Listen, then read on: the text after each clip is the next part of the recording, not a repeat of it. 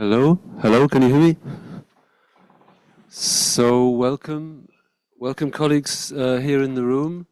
Welcome to all the people who are joining us also online to this conference with the rather long title, Innovating and Experimenting for Union Renewal in Europe and Beyond. Where are we at and where do we need to go? So normally I don't need to read the title of the conference out. I normally remember it, but that was actually really quite a long one. Usual procedure in Brussels, let me start off with the languages. So we have interpretation in English and in, that sounds better, in English and in French if you need it. So let me welcome you, first of all, on behalf of the ETUI, a jointly organized event with CRIMT, and Dalia in a moment will say a word on behalf of CRIMT, but let me say I'm the General Director of the ETUI, the Research and Education Institute of the European Trade Union Movement. Dalia will introduce herself and her organization in just a second. I don't want to spend too much time because we have quite a packed agenda. We have 6 sessions to get through today to examine this crucial topic, and I'm sure you can look forward to a very stimulating day. Amongst other things, we'll have the General Secretary of the ETUC, Esther Lynch, speaking to us.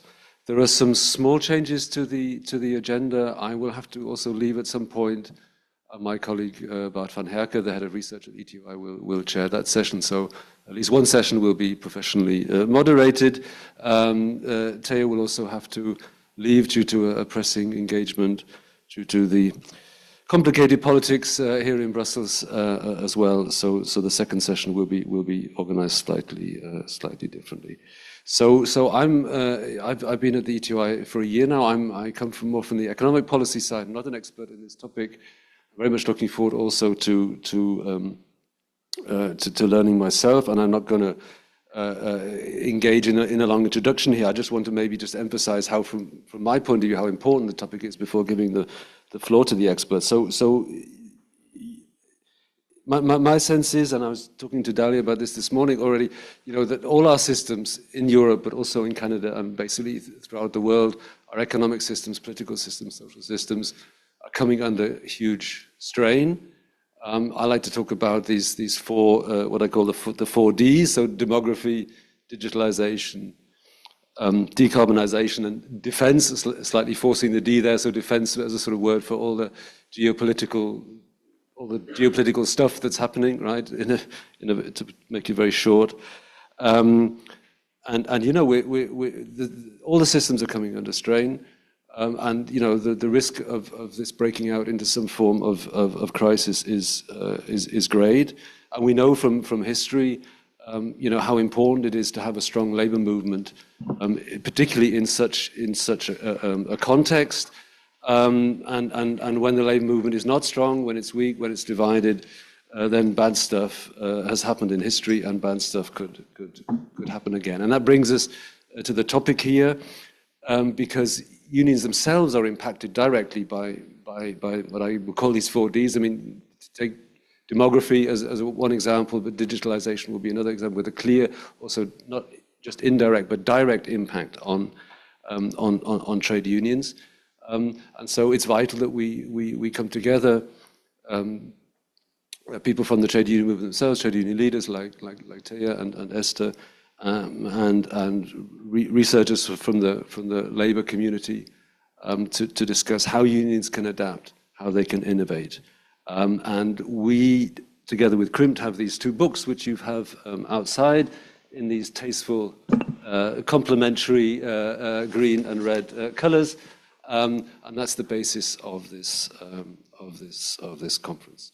So on the first panel we have Thea Yates, the ETUC General Secretary, and she has, as all the Confederal Secretaries do, a lot of responsibilities, but one of them is indeed for trade union renewal and digital trade unionism. Dalia from Krimt, who will introduce also difficult surname, which I think I won't even try to pronounce, but no, I will. Gesualdi Fecto, professor at the University of Montreal, director of Krimt, and four of the book editors, Kurt and Bianca from the ETUI, and Melanie Laroche and Gregor Murray from the University of Montreal, and Krimt, who will say a word about the book. So I will start by asking questions to the first two panelists, and I'll start with Thea, and ask you, Thea, why you at the ETUC are particularly focused on these issues of experimentation and innovation and for trade unions, and what the ETUC is doing. Maybe you could say a word about that to help affiliates with all their differences in meeting these challenges. Thank you so much, Andy, also for inviting me to be here with you, because indeed this topic is becoming more and more important at the ETUC as well. And it's not necessarily a new topic, because we know that trade unions have been changing throughout their growth and throughout the decades, and they are open, they are trying out new things, they are experimenting, but it wasn't necessarily so easy to discuss it out there in the open, that we also face challenges, that we do need to change, that we do need to adapt, that our membership is declining, that our collective bargaining is declining, that collective bargaining coverage is declining.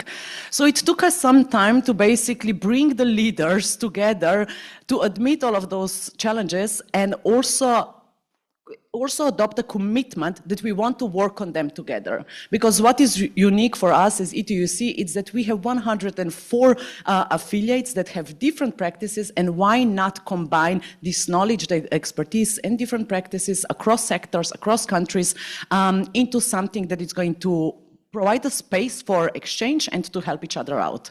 So I'm very happy that at the last Congress, we managed to commit ourselves that we are going to invest in the trade union renewal, and even more so, that we're going to establish a trade union renewal center.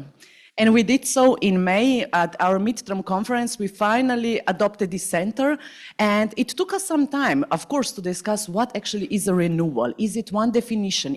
Can it be several different definitions? Is it only one approach, or is it a very broad approach? But at the end of the day, we managed to put the focus of the center in three main areas. And this is, first and foremost, membership growth. So how to retain members, how to recruit members, how to reach out to the vulnerable groups, how to include young people, women, migrants, platform workers. So it's all about providing the basis for the unions. The second aspect, it's of course about the main thing that we as the unions do, and this is collective bargaining power. So in the second aspect of the Trade Union Renewal Center, we're really focusing on shop stewards, or on building the capacities, on reaching out to the emerging sectors that are not covered yet. And the third aspect of the center, it's all about trade union vitality. And here we look at our internal structures. We ask ourselves, are we participatory structure? Are we democratic structure? Do we allow each and every member to have a say, to be included? Do we have youth committees, women's committees? Do we maybe have quotas in order to ensure this inclusiveness? And we also look at the processes that can support this, such as the educational pathways within the union, and also into the digital trade unionism, which is connected also with the campaigning. So in the center, this is the main content focus that we are trying to address, and we do this through capacity building activities, through training, seminars, tailor-made approach. We do this through basically providing a platform. We also have an online website that it's a meeting point for all of the unions, where they can raise initiatives, where they can find partners if they want to join, if they want to develop a new project. It is a library or a connection with all of the publications that also you publish, but also others.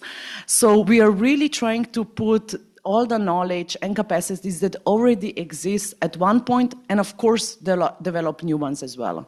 But yeah, maybe just to close down so that I'm not too long, I really just want to emphasize that, yeah, I believe that renewal has been going on for many, many years. It's not that we are at the starting point, but we are at definitely the point where we need to push it even further. Because as you have said, there are new emerging challenges coming, and it would be very important that trade unions have the capacity to respond to it and to play a role in these challenging, difficult times.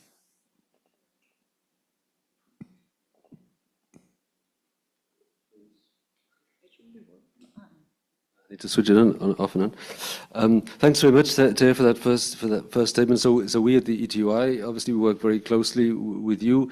We hope that our publications are also useful for your work, and I'm sure the same is true of the CRIM colleagues. So maybe you could say a few words about the books also, and any key insights that you've seen there that may be helpful for your own work.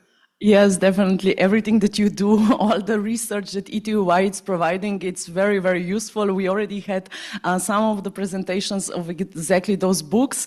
There are so many insights that I can take from them. So I'll try to structure them. But maybe the main lesson for all of us should be that renewal, it's not a one-time thing. It's a process. It's a long-term engagement and a commitment that needs to happen at all different levels. We need to have leaders who are committed and open for changes. But we also need to have other colleagues, maybe organizers, maybe shop stewards, maybe young people. So it's not a thing that you do for once and then you hope that you solve all of your problems. I think it's more about the mindset and the willingness to adapt whenever it's needed and to seek new approaches. And maybe another lesson is that for the renewal, it's also good that we reach out, we expand ourselves. And when I say expand, I mean that, we need to reach out to more diverse workers. Because nowadays the labor market is changing. So we do need to reach out to the platform workers. We do need to reach out to the domestic workers. We do need to reach out to the workers that there are no unions there yet. Otherwise, we're going to miss out. We do need to reach out to migrants, to young people, to women, to vulnerable groups. When I also say expand, I also mean that we need to expand the topics that we're talking about. Because part of the renewal could also be, of course, addressing bigger societal changes. So, for example, more and more unions are talking about green transition because this is a topic that relates to the workers as well, about gender equality, about tax justice. So really maybe also rethinking how can the unionism again be the social movement that it was born from. So not only services that we provide for our members, but really a grassroots movement. Or at least, again, with an expansion, thinking about alliances that we can make. So yes, can we make the alliances with the grassroots movements, with the NGOs, with people who have something to say and maybe they haven't thought of saying those kind of things with the unions or even within the unions, because then of course it's good that we recruit them. And then one of the insight for me was also that crisis can be an opportunity. You do not necessarily only start a renewal when everything is good and perfect. Many times the crisis can be this incentive that pushes you to try something new, simply because you have to, but also because even with limited resources, you can do a lot, or even in difficult times. And yeah, I'm coming from a very small country, from a small union, where basically we started a new union after the previous economic and financial crisis of 2008, where it was a huge increase of young unemployed people, precarious workers, and we basically established a new union that is exactly for young unemployed people and precarious workers. And it has grown into now organizing also platform workers. So I think that, yeah, we need to see the opportunities where there are.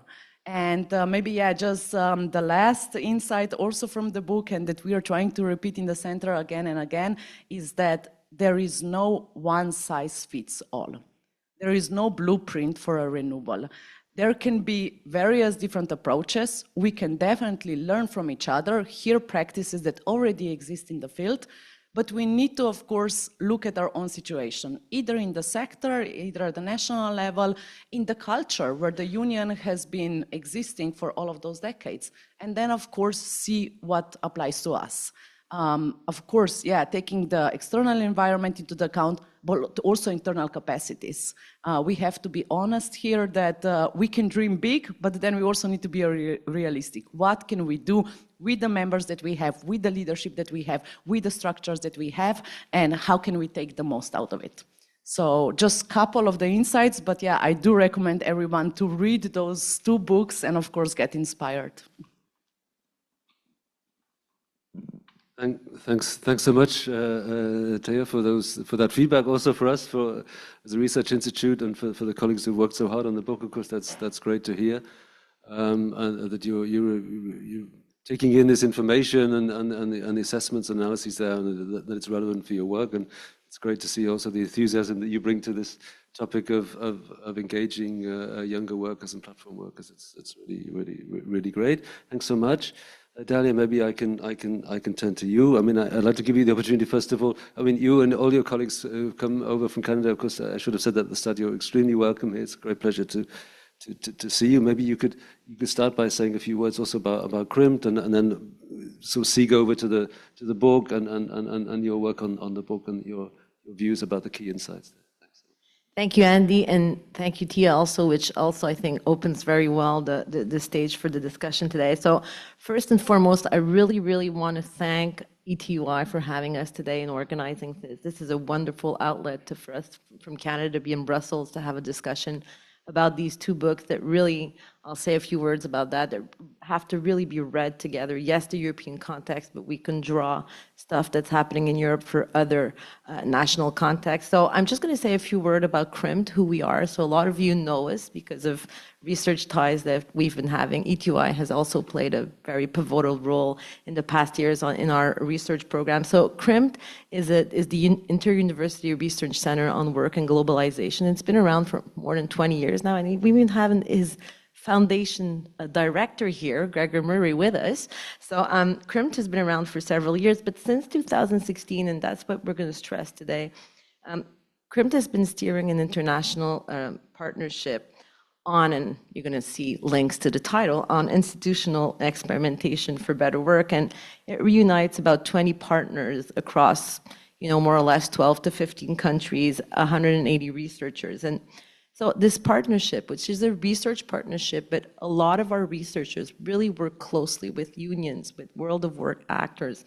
And the goal was really to provide and provide a unique, and I think we managed to do that, but a unique outlet to really do comparative research, but not only just to understand what is experimentation, but also to know how, and to better understand how experimentation is designed, implemented, sometimes contested, and scaled up. And I think these 2 books are extremely good examples of what we had, or what Gregor and others had in mind in 2016 when this partnership was laid out.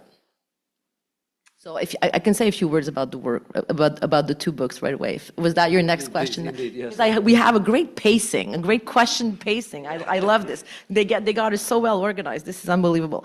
Okay, so I have notes because frankly, I read both books and there's so many things to say, but I'm going to try to really draw high-level insights and trying to draw the 2 books together. And I think that one thing that came to me when I was reading these books was, you know what? We've been around for 20 years. CRIMT has been around for 20 years. And I think the word union renewal has been around since the beginning. I mean, union renewal. And a couple of years ago, I was beginning to be tired of hearing this expression of union renewal. What's union renewal? What does it mean? Like, concretely, does it say anything to unions? For some reason, the pressures, disruptions, and tensions that the world of work is facing really brings back the agenda of union renewal in the front force. And I think what's really interesting from these 2 books is that the union renewal narrative for the past year, in my perspective at least, was largely dominated by this gloom and doom narrative. Oh my God, decline, erosion, everything is going wrong. But really, these 2 books break with this framing. And I think that's the most important thing and most important insight is that they show, and the important thing also is that they show not only convincingly, but empirically, which is important, how unions are at different levels, laying out strategies, experimenting with new repertoires of action, and building new forms of engagement, and also with the research world, more and more engagement that's tied to the research world, and that can really draw innovation and experimentation. So these two books have examples of very small-scale initiatives, but also broader, anchored policy strategies. And they show a diversity of pathways that can lead to capacity building. And this is what, in my perspective, we have to really keep from these two books. They show that, yes, there's organizing, bargaining, coalition building, policy intervention, but that not only they destabilize or rethink the power resources of unions, but they also help create new ones. And that's fundamental because unions have power resources that they put to play and also throughout coalitions, but experimenting in the union renewal perspective also helps to create new power resources. So the other thing is that it's not only, these books not only show little vignettes or best practices. I really have a hard time with that expression. I think best practices, it has to mean something. Best practices have to be upscaled. They have to be portable. And this book shows us how best practices or how experimentation can be upscaled and can be portable.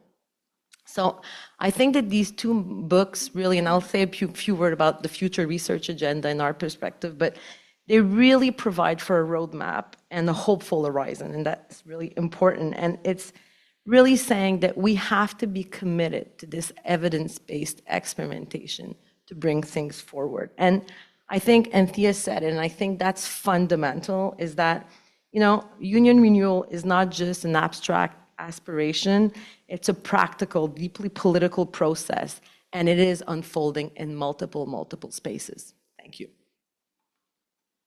Thanks so much, Dalia. So maybe I can move on to the book editors. So it's great to have the four of you here on the podium. Also, so recognition of the huge amount of work that, of course, that's gone into the books by the individual authors, of course, as well, but by you as editors. So we've decided the choreography is going to be a sort of pairing of CRIMT and ETUI researchers. So first of all, I'm going to turn to Melanie and Kurt, and ask you to explain a little bit, maybe from your different perspectives. I don't know, you know, why the experimentation by unions, why innovation is so important in the present context. I'm not sure who wants to go first, but is this on? Yes. Yeah, I would like to highlight some similarities between the purple and green book. I think first, the two books focus on something that unions can actually control, and that is their own strategies for dealing with turbulence in their environment. When unions face challenges, ongoing or new, experimentation becomes important for them because the old recipes don't always work anymore. And like in any bureaucratic organization, unions can face internal resistance when trying new things, but small experimentation can also provide acceptance and confidence within the union.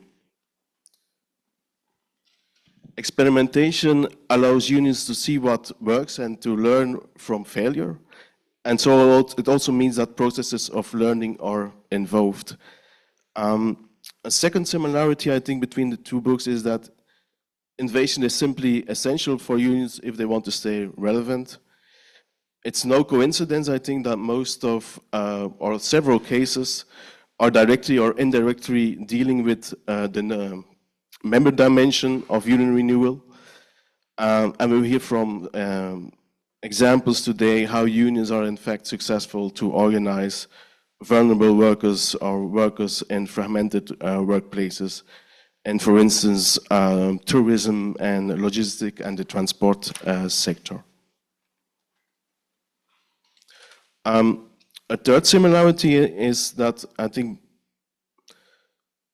both books show clearly that at least some unions in Europe and beyond do experiment and innovate. So we have an proof of about 29 cases in total in the books. Maybe not all unions innovate, and maybe not all do not always to the extent that one might expect, but I think the stereotype of unions as dinosaurs stuck in the past and inflexible does not hold. Innovation should, of course, always be understood in their context. What is an innovation in one place is not always an innovation in another place. Innovations are also not always brand new, and most of the innovations are mostly layered upon existing practices within a union. And fourth, I think there's no shortage of good ideas. What becomes clear to me is that it's not good ideas is not necessarily the hardest part within unions. We have union activists in the union, sometimes activists external but close to the unions who are quite creative, and also it happens that union leadership is creative. What really matters is how small-scale innovations are scaled up and out in the union organization and beyond. And from innovation, we know, from innovation theory, we know that it matters if the innovation is testable and if it's adaptable to a new context. And this makes it more easy to diffuse or to spread the innovation. And a starting point of this diffusion process is, of course, awareness of the innovation, and I hope this conference can contribute to this. Thanks so much, Kurt. Melanie, please. Thank you. Well, I think that those two books are a good toolbox for unions because it shows that innovation is never comfortable for unions, but in times of disruption, it became essential, like you mentioned. So experimentation is a strategic mindset. It asks to union to challenge familiar routine, to test new approaches, and to evaluate what works and what can be translated into action. And successful innovation rests on two pillars. I think that those books show these two pillars. First, strong leadership, and second, a culture that accepts risk. And very often, unions face very internal tension. Resistance. What is resistance in English? Resistance. Okay, I'm gonna get over my jet lag. No worries. So they will have to test new approaches, evaluate their action, and being that mindful of continuous learning in the union. They need new space to operate a real laboratories and place where ideas will be tried, refined, and implemented. So every experiment, even if it succeed or fail, will produce new knowledge that will strengthen our collective capacity. And union activists, I think, live in permanent motion. They are constantly reacting, negotiating, mobilizing, always fighting the next fire. And in that context, reflection is not spontaneous. So it must be protect, plan, and institutionally support. And the book shows that innovation emerge very oftenly when organizations intentionally map their goals, align their resources, and work across multiple arenas. So we mentioned it already, there is no magic formula. Innovation comes from unions who dares to experiment, dare to make mistakes, and dare to transform themselves in the process. So it comes from courage, discipline, and the conviction that the future of labor will not be inherited, but must be built. Thanks so much, Melanie. Thanks for overcoming your jet lag there. Not an easy experience. I'm well aware. So passing now to Bianca and Gregor, a little bit the same issues here for you. How you see the two books? Are there complementarities maybe between the books? Maybe you could guide the people in the audience or the people watching from home and from their offices towards the books where there are maybe some common elements in there, some complementarities, maybe also some differences, and what do you think are the key lessons that we can draw from those to inform the debates of today? Excellent. Is this working all right? Yeah, I think so. So first of all, thank you very much for coming today. It's been these two books have taken a great deal of our working time, and it's really a pleasure to see it printed and here at the event. And it's really nice to see also new and familiar faces. And well, thank you for this. So it's difficult to summarize two contributions in just a few minutes. So it's going to be a very bird's eye view. But I think the key message that does link these two volumes is really that, I think Thea mentioned this already, so the right action, the right practice can work in one case, but might not be as easily replicable in a different context, in a different sector, in a different field. So I think the difficulty for unions is really trying to build the organizational capacity to learn, adapt, and absorb all of these innovations. And as Melanie was saying, this obviously does require a whole load of risk for the union as well. As Kurt was saying, these two books show that unions are no monolithic, old-school actors. They've been doing a whole load of innovation. And they've been working hard to try and reverse the membership decline that has been going on for the past 20, 30 years. But what perhaps is missing in the literature as of now is, what happens after innovation has taken place. And I think these two contributions show that for action to then spread and sustain, it needs lots of care and effort in the aftermath of the innovation that's been put into practice.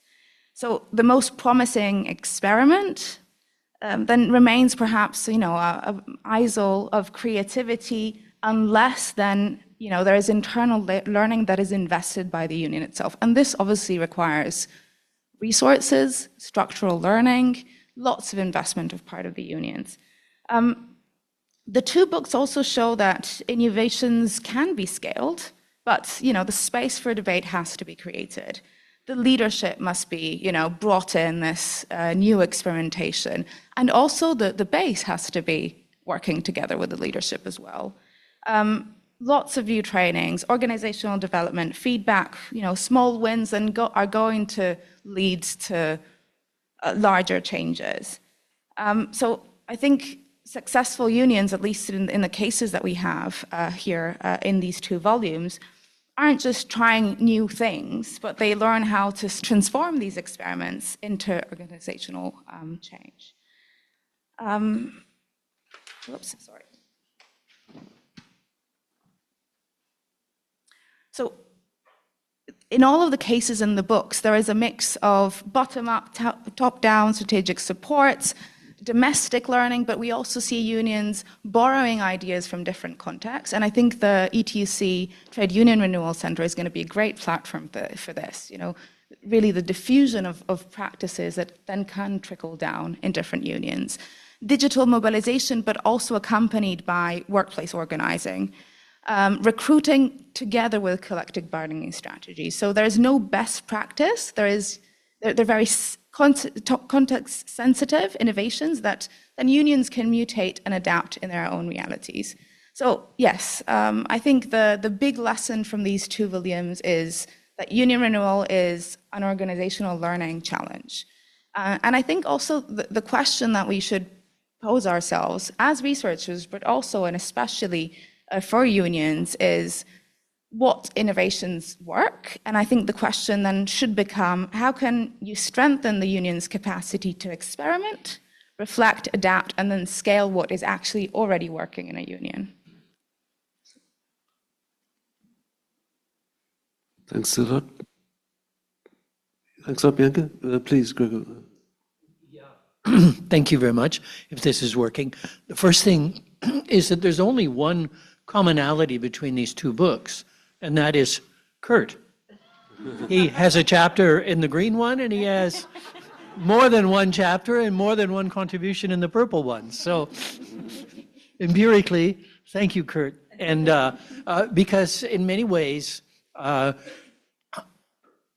Dahlia explained, we've been, look, you know that we've been trying for a long time to finance and find ways to create safe spaces in academia to do progressive work, faced with a range of neoliberal initiatives in the academic sector. And we're able to get certain research grants. It's not a self-selected group, it's just how we were able to do it and then to make this happen.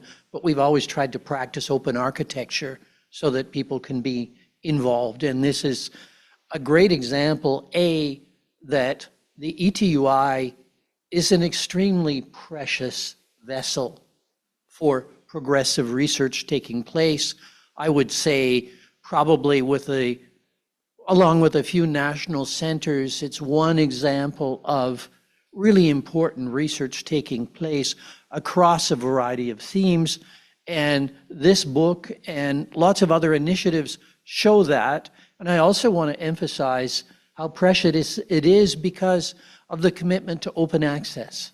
So that, and that was our point of departure of saying, well, it's wonderful to do Oxford University Press, and some people are going to get open access, but actually the open access works through university libraries. So welcome to the Ivory Tower. We talk to each other, but are you actually able to talk outside? Well, the ETUI is very precious in that sense in allowing us to connect with a broader group. And I will confess that in the Green Book, we were extremely tough taskmasters of saying, you're going to do the chapter this way.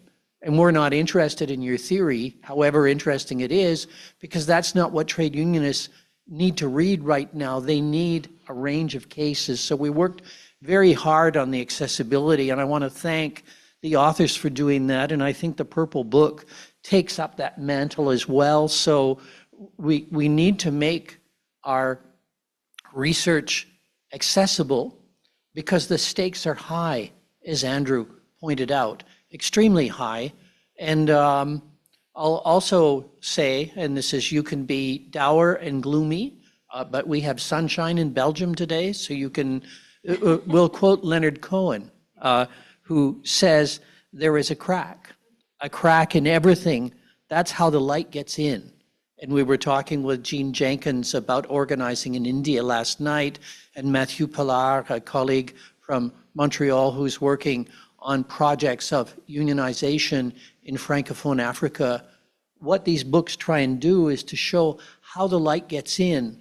And sometimes it's really very simple in the sense that we were able to take a Chinese case and just show, now it didn't work everywhere where it did, but how the training of delegates, union representatives locally, was seized as an opportunity to actually introduce deliberation and democracy. And that had a transformative effect. And for the first time, they actually engaged in collective bargaining. Now, you like to think of somewhere like China as quite homogeneous, whereas it's not at all homogeneous. And the way that workplaces work, as we know well from any other country that we're familiar with, you need to see these varied geometries and how they work.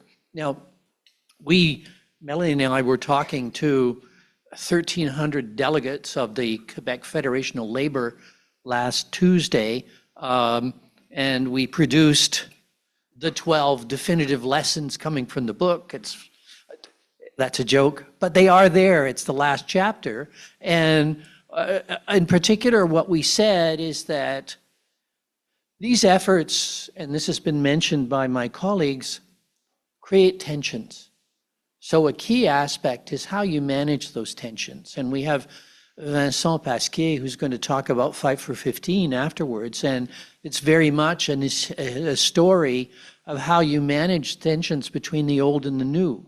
You have to create that space for risk, but you can't throw everything you can't throw the baby out with the bathwater, but you need to do new things as well. So it's how you manage that. And I mentioned last week that one of a very innovative union in Canada actually introduced a training on managing tensions and conflicts, which go beyond that because, you know, social media and everything else, to look at how that, and then Bianca has mentioned learning, and I always like to quote Rainer Zoll on the learning because of the types of learning.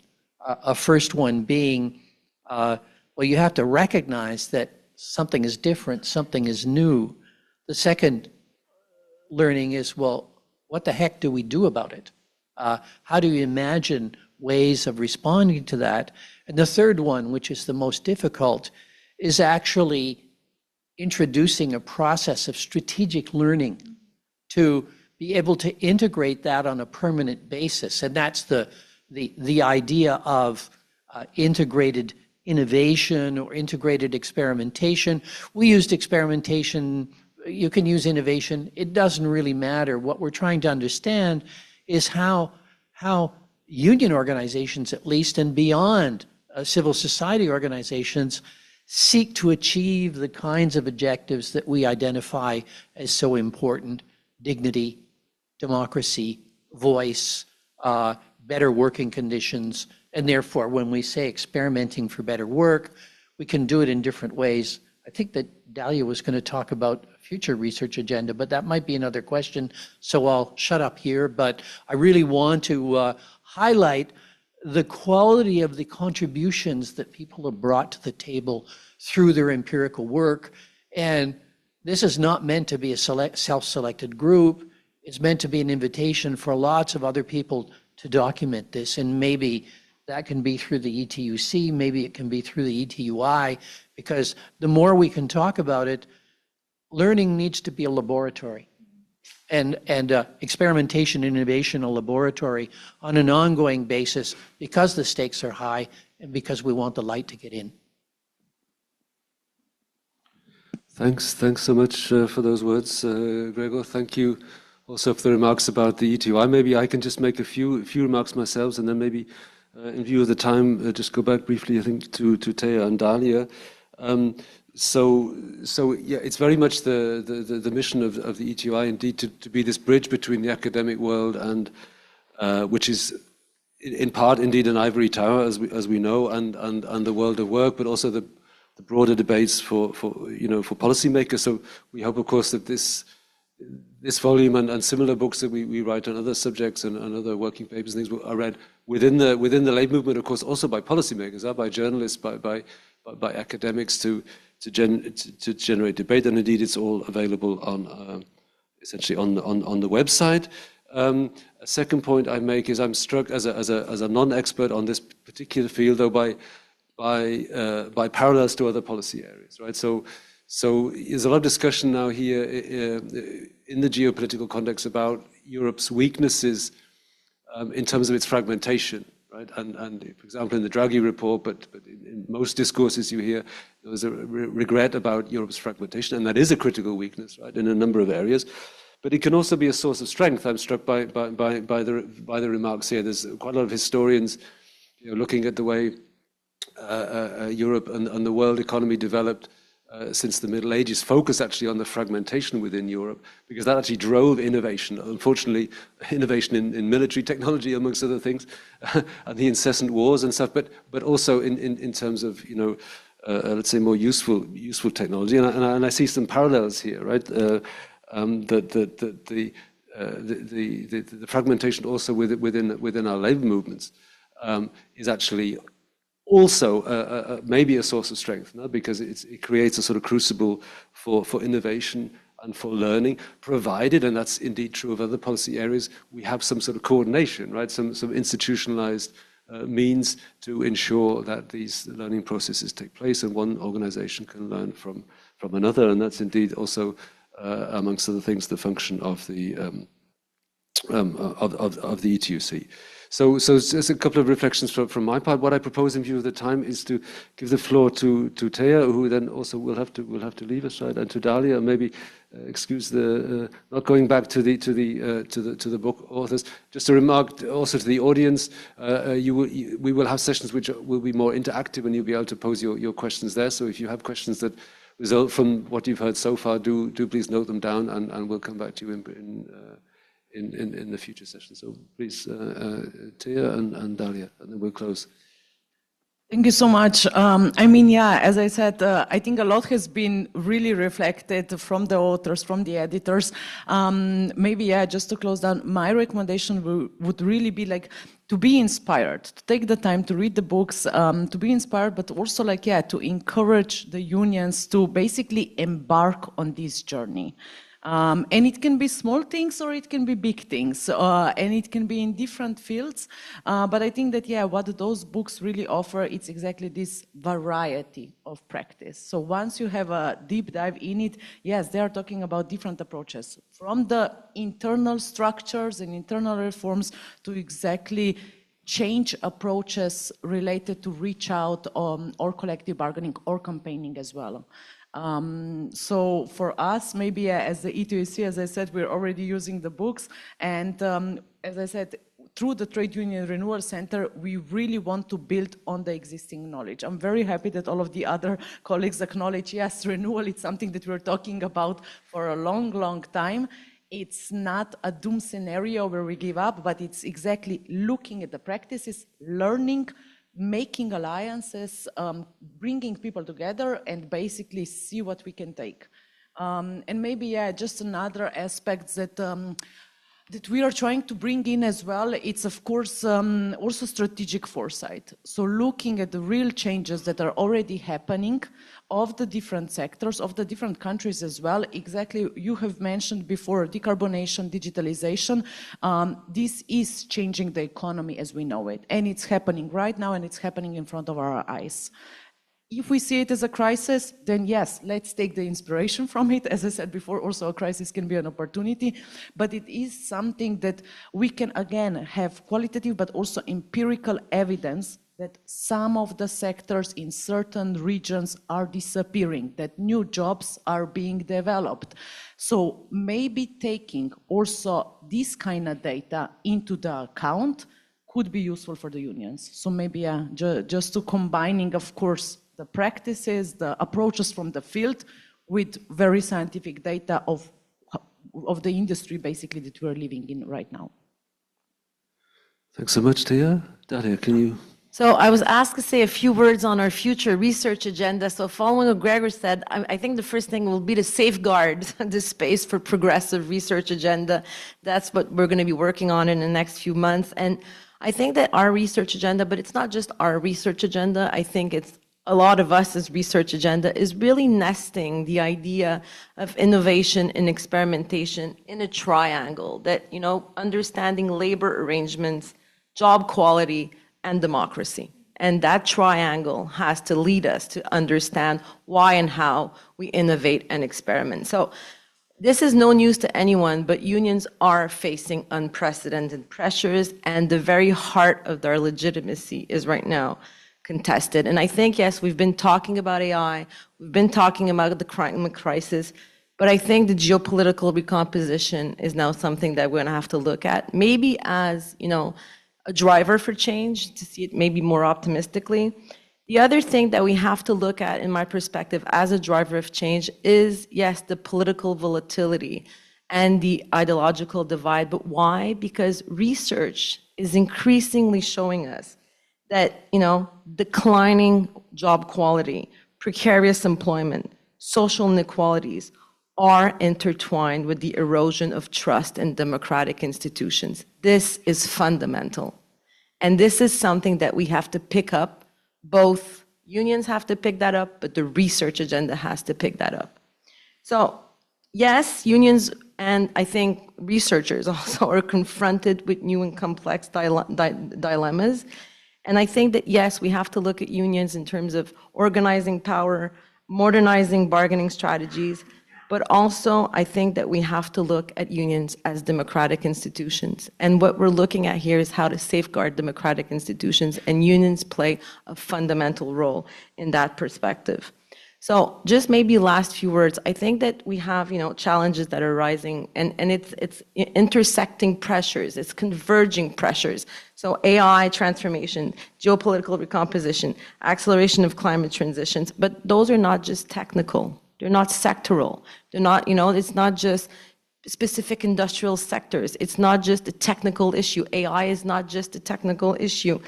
They raise questions about who gets a voice, who exercises power, and how workers have a say, and how we shape the future of work. And that has to shape our agenda, the role we have to put the worker at the center of what we're doing, to understand how they shape and how they can have a voice in shaping the future of work. So I really hope that when we're done our own next research cycle, because in academia, we have these research cycles that are linked to how we're funded, but I really hope that we'll be here in Brussels in 6 or 7 years to launch new books, that will be joining our forces, the E2I and CRIMP, to show how, maybe against odds, but also, taking benefit from what's happening, and yes, part of the pressures that are facing, but how unions and others are experimenting, innovating in response to these pressures. So I think that, we have to believe, and I'm going to just leave us with a little note of hope, because I think we need that. And even, we do have to face what's happening. But, if unions have the right resources, alliance, and institutional conditions, and I think part of those alliances have to be brought with academia and the world of research. That's not just happening in the academic work, and the ETUI, as Gregor said, is a fabulous example of that. But unions will continue to innovate and to improve working conditions, and I think that their role fundamentally, again, is how do we shape and understand a more fair and democratic future of work. So I'm going to stop there. Thanks. That's a great way to end the session. Thanks so much, Dalia, Thea. Thanks to all the four book editors. Thanks for that well-deserved applause. So thanks. I know, Thea, you have to leave. I'll pass the floor to Bianca straight away, because the next session will start, and she will now have the whip hand, as it were, to organize the second session. Thanks very much. All the best, Thea, for the...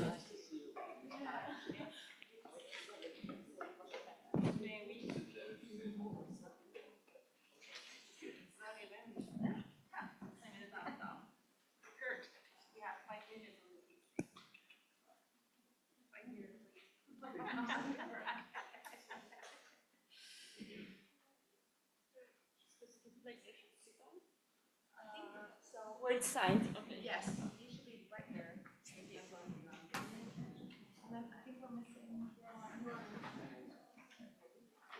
Would you like to...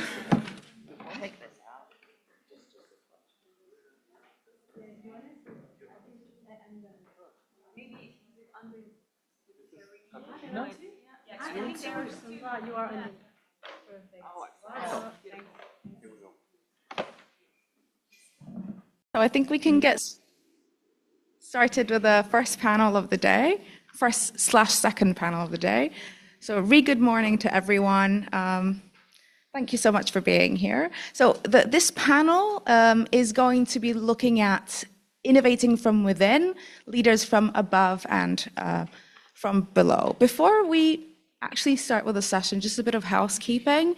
So interpretation is available, so you should be able to get some headphones from the booth at the back. It's also available online. I think channel 1 is French and channel 2 should be English, just in case. So we're really lucky to have 4 excellent speakers today. We have Melanie Laroche from the University of Montreal that you have just met. Katarzyna Rakowska from the University of Warsaw, Blandine Emilienne from the University of Bristol, and Joanna Speck from WSI. So the purpose of this first session is really to try to understand what emerges from within the unions. So across the 2 edited volumes, there is a clear theme that stands out. that yes, some innovations come from external pressures, but others, and most of them actually come from inside the organizations. Sometimes the innovation is top-down, and other times it's bottom-up, pushed by members, workplaces, representatives, and so on. And other times, the innovation emerges from a combination of these two, top-down and bottom-down. So I think we're trying to delve in this internal dynamic and how this plays out, and I'm really looking forward to hearing the main takeaways from your contributions. So I'm going to ask a first generic question to you all, if that's all right, so that you can just situate your research a little bit and just tell us about your case, and if you can locate it in time and space. So perhaps, I can't remember exactly what's in the speaker notes, but I think we can start from Lundin and then continue. So thank you, Bianca. My case is about a union located in the southern Basque country, Egoalde, therefore the Spanish region of the Basque territory, ELA. ELA translates to English to the Basque Workers' Solidarity. And we, together with Christian Dufault and Adelheid Ege, who used to be at IRES, at l'Institut de Recherche Économique et Sociale, we have been looking at this union in an action research approach. So we've been working with them. Christian and Adelheid had been working with them for years. I arrived a bit later, and it was more of a research where we were even going out on the streets with them. We've been almost living with them to understand how their experimentation doesn't only occur in terms of how they respond to external dynamics and the disruptions that were happening within Spain, but also within their Basque region, but also how their experimentation takes an internal turn for this union. If you ask them, are you doing okay? They will say, never. We're not good enough, and we will never be good enough. And I think this set the tone for us to understand how this union has developed self-reflexivity over time. And perhaps I will come back to some genuine examples, but two examples in their experimentation was how they decided to explode the number of federations that they had, to bring back 3 main federations, to to have an interprofessional approach within how different regions within the southern Basque region was being managed, so that people will interact across professions and occupations. And the other part of this experimentation led to union delegates on the shop floor to even share delegation hours, so that others who were not adequately represented within precarious employment would also have the support of shop stewards who would come from other industries or other companies. So there was an approach of trying to redefine workplace-based unionism while being attuned to how sectoral bargaining suffered some reforms within the Spanish context. They were reacting by saying, we have our own way to develop interdependence among our members, and also to redefine what we mean by class unionism. I'll stop here for now, and I'll come back to some examples later. So I think, Katarina, you can go. Thank you. I was analyzing the case of Workers' Initiative, that is grassroots independent militant trade union in Poland, operating in Amazon warehouses.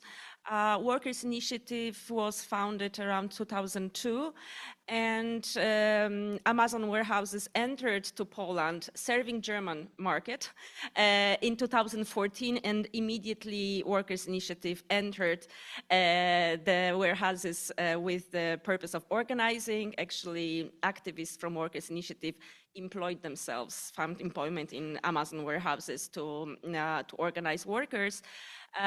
So my research covers almost over a decade, from 2014, of different strategies. In detail, I covered two strategies of attempts of gaining leverage over the retail giant. I'm writing about two strategies, defensive and offensive, one concerning strategic liquidation and defending unlawfully dismissed workers, and another one is focused around occupational health and safety in the warehousing and reducing physical workload. I'm also the member of the union, so I'm in a double role here maybe, because through these years I've been participating in the debates around both strategy in Amazon and how this strategic engagement in Amazon affects or impacts the union, and probably we will talk about it in the next part. Thank you. My turn. Hello again. So my case is about the steel workers in Quebec. So a very traditional unions in Quebec which used, I think, very traditional means of action. So they had a strong bargaining power over the time, but in a certain point of time, they realized that it was not enough anymore.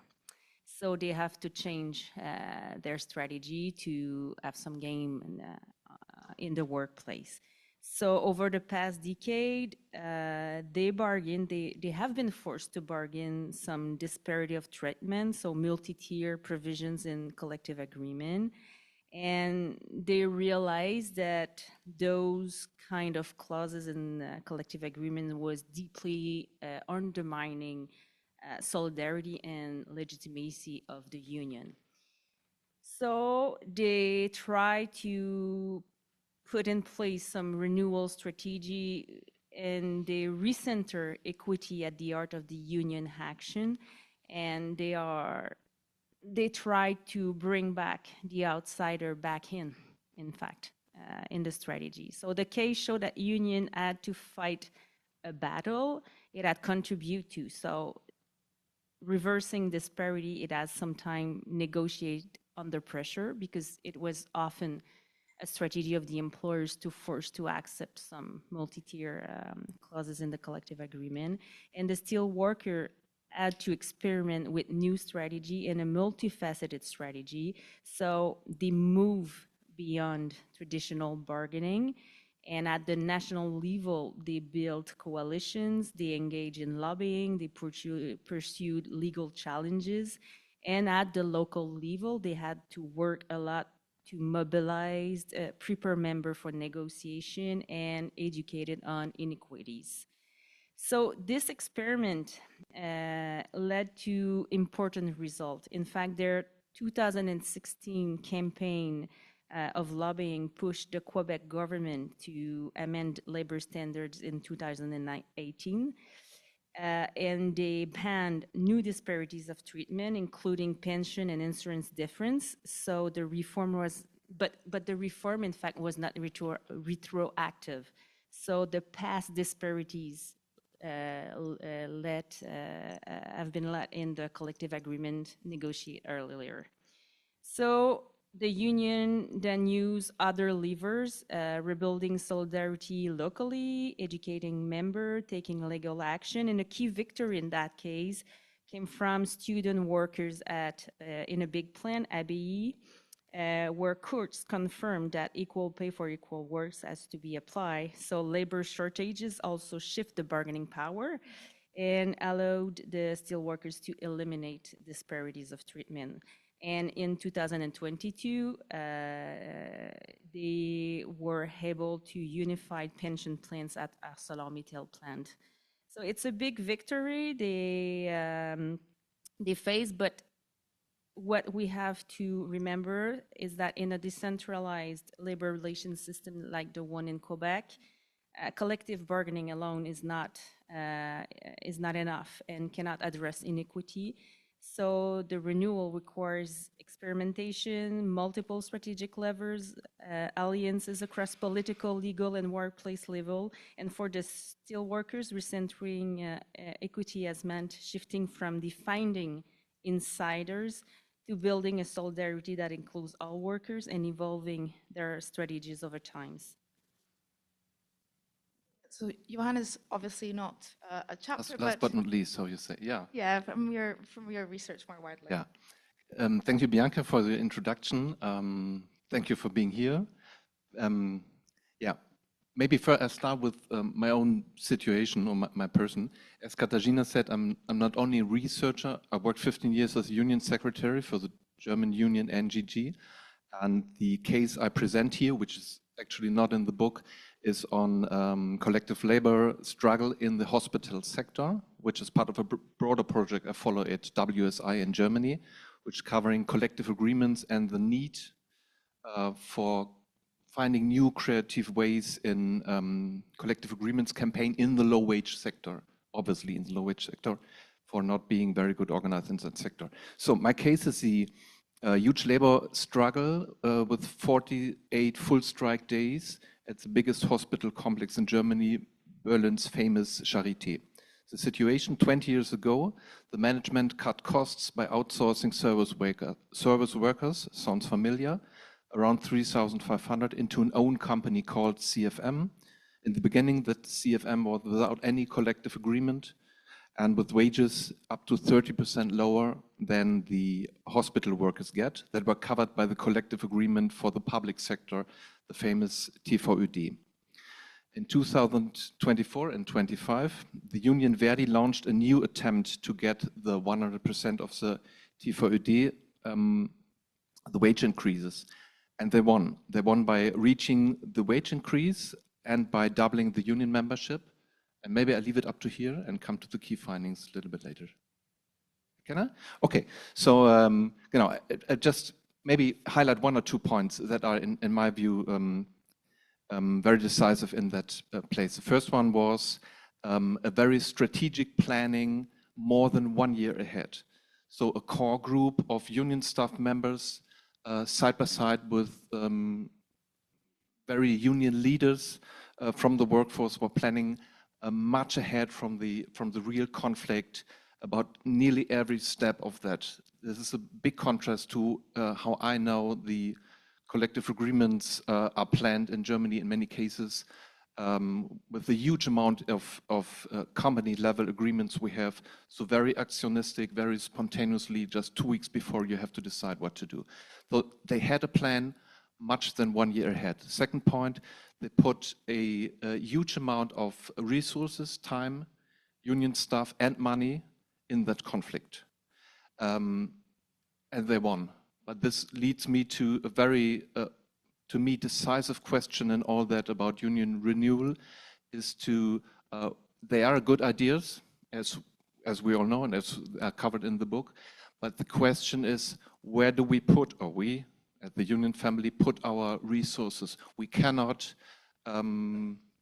preside in every branch and in every collective agreement, every organizing attempt with full power. This is not possible. So the question of the strategic choice and focusing of resources is, in my view, very, very crucial. And yeah, they put it really focused on that point. So that means it is impossible to get into every conflict at every hospital in Germany by that manner. It's really impossible, but it was highly strategic and in my view, very important to take the one really, to highlight that point, the biggest hospital in Germany, Charité, very well known, to win that fight so that it could spread like the good example. And, but realistically, it needs, let's say, 10 years more to go step by step to other big hospitals to try to gain that. So that means, yeah, focusing, and at the other side, staying on the plan that you decided on, but be realistic that it needs years and years and years to go on like this. Thanks. Thank you so much. So the next question, I think some of you have already touched upon these elements, but perhaps it would be useful to drill down on them a little bit in more detail. So I'm going to start with you, Melanie, if that's okay. So what really was the spark for this experimentation?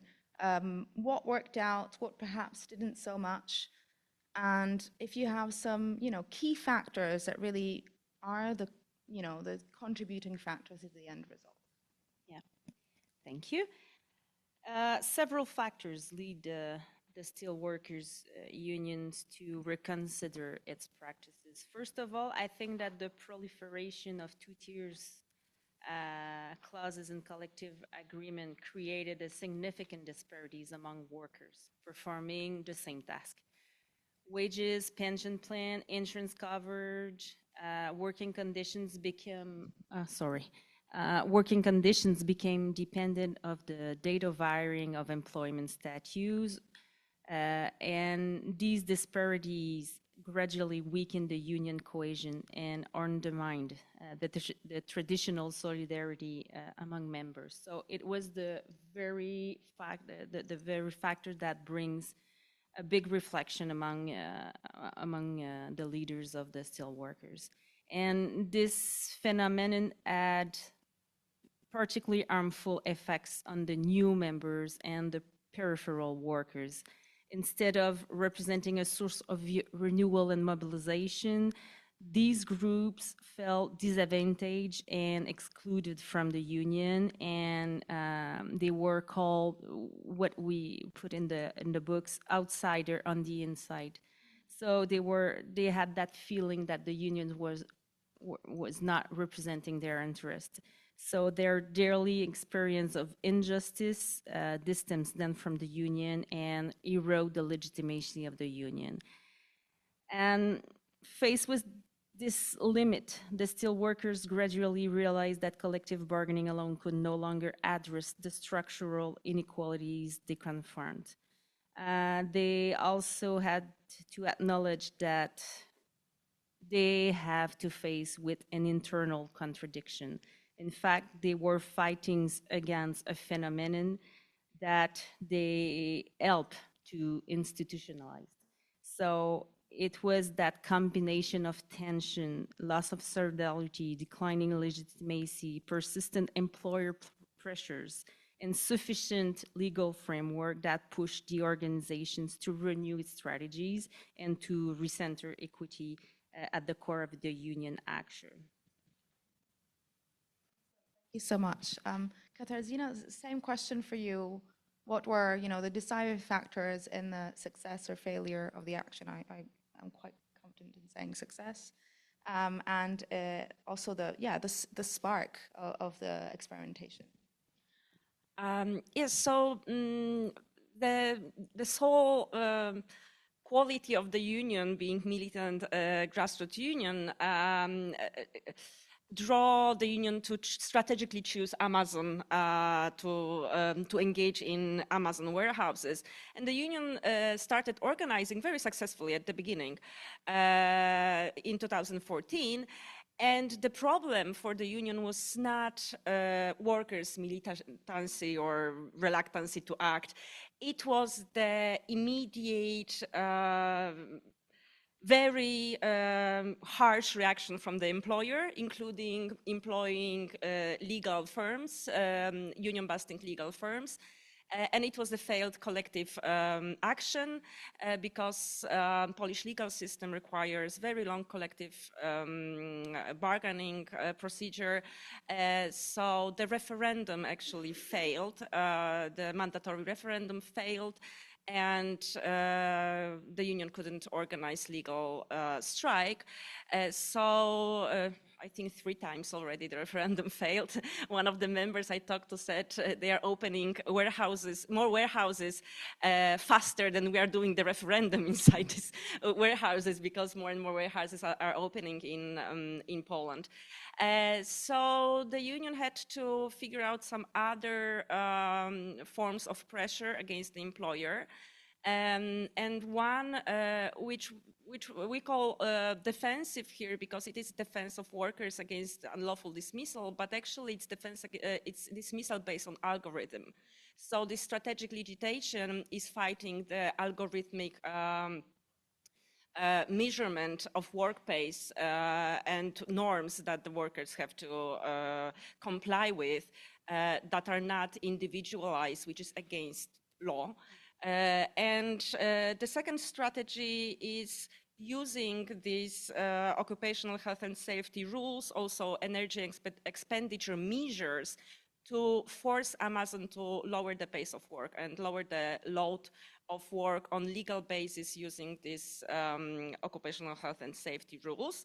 And actually today the interview with the main lawyer of the union engaged in this process just came out on the website, and they are expanding they forced State Labor Inspectorate to do more complex control this week. It's happening in Amazon, and also because of change in government in Poland, they managed to get some leverage in the government, and they are starting campaign to changing labor law to be more complicit with labor's with this energy expenditure and workload in new industries. So another maybe partial success. So successes were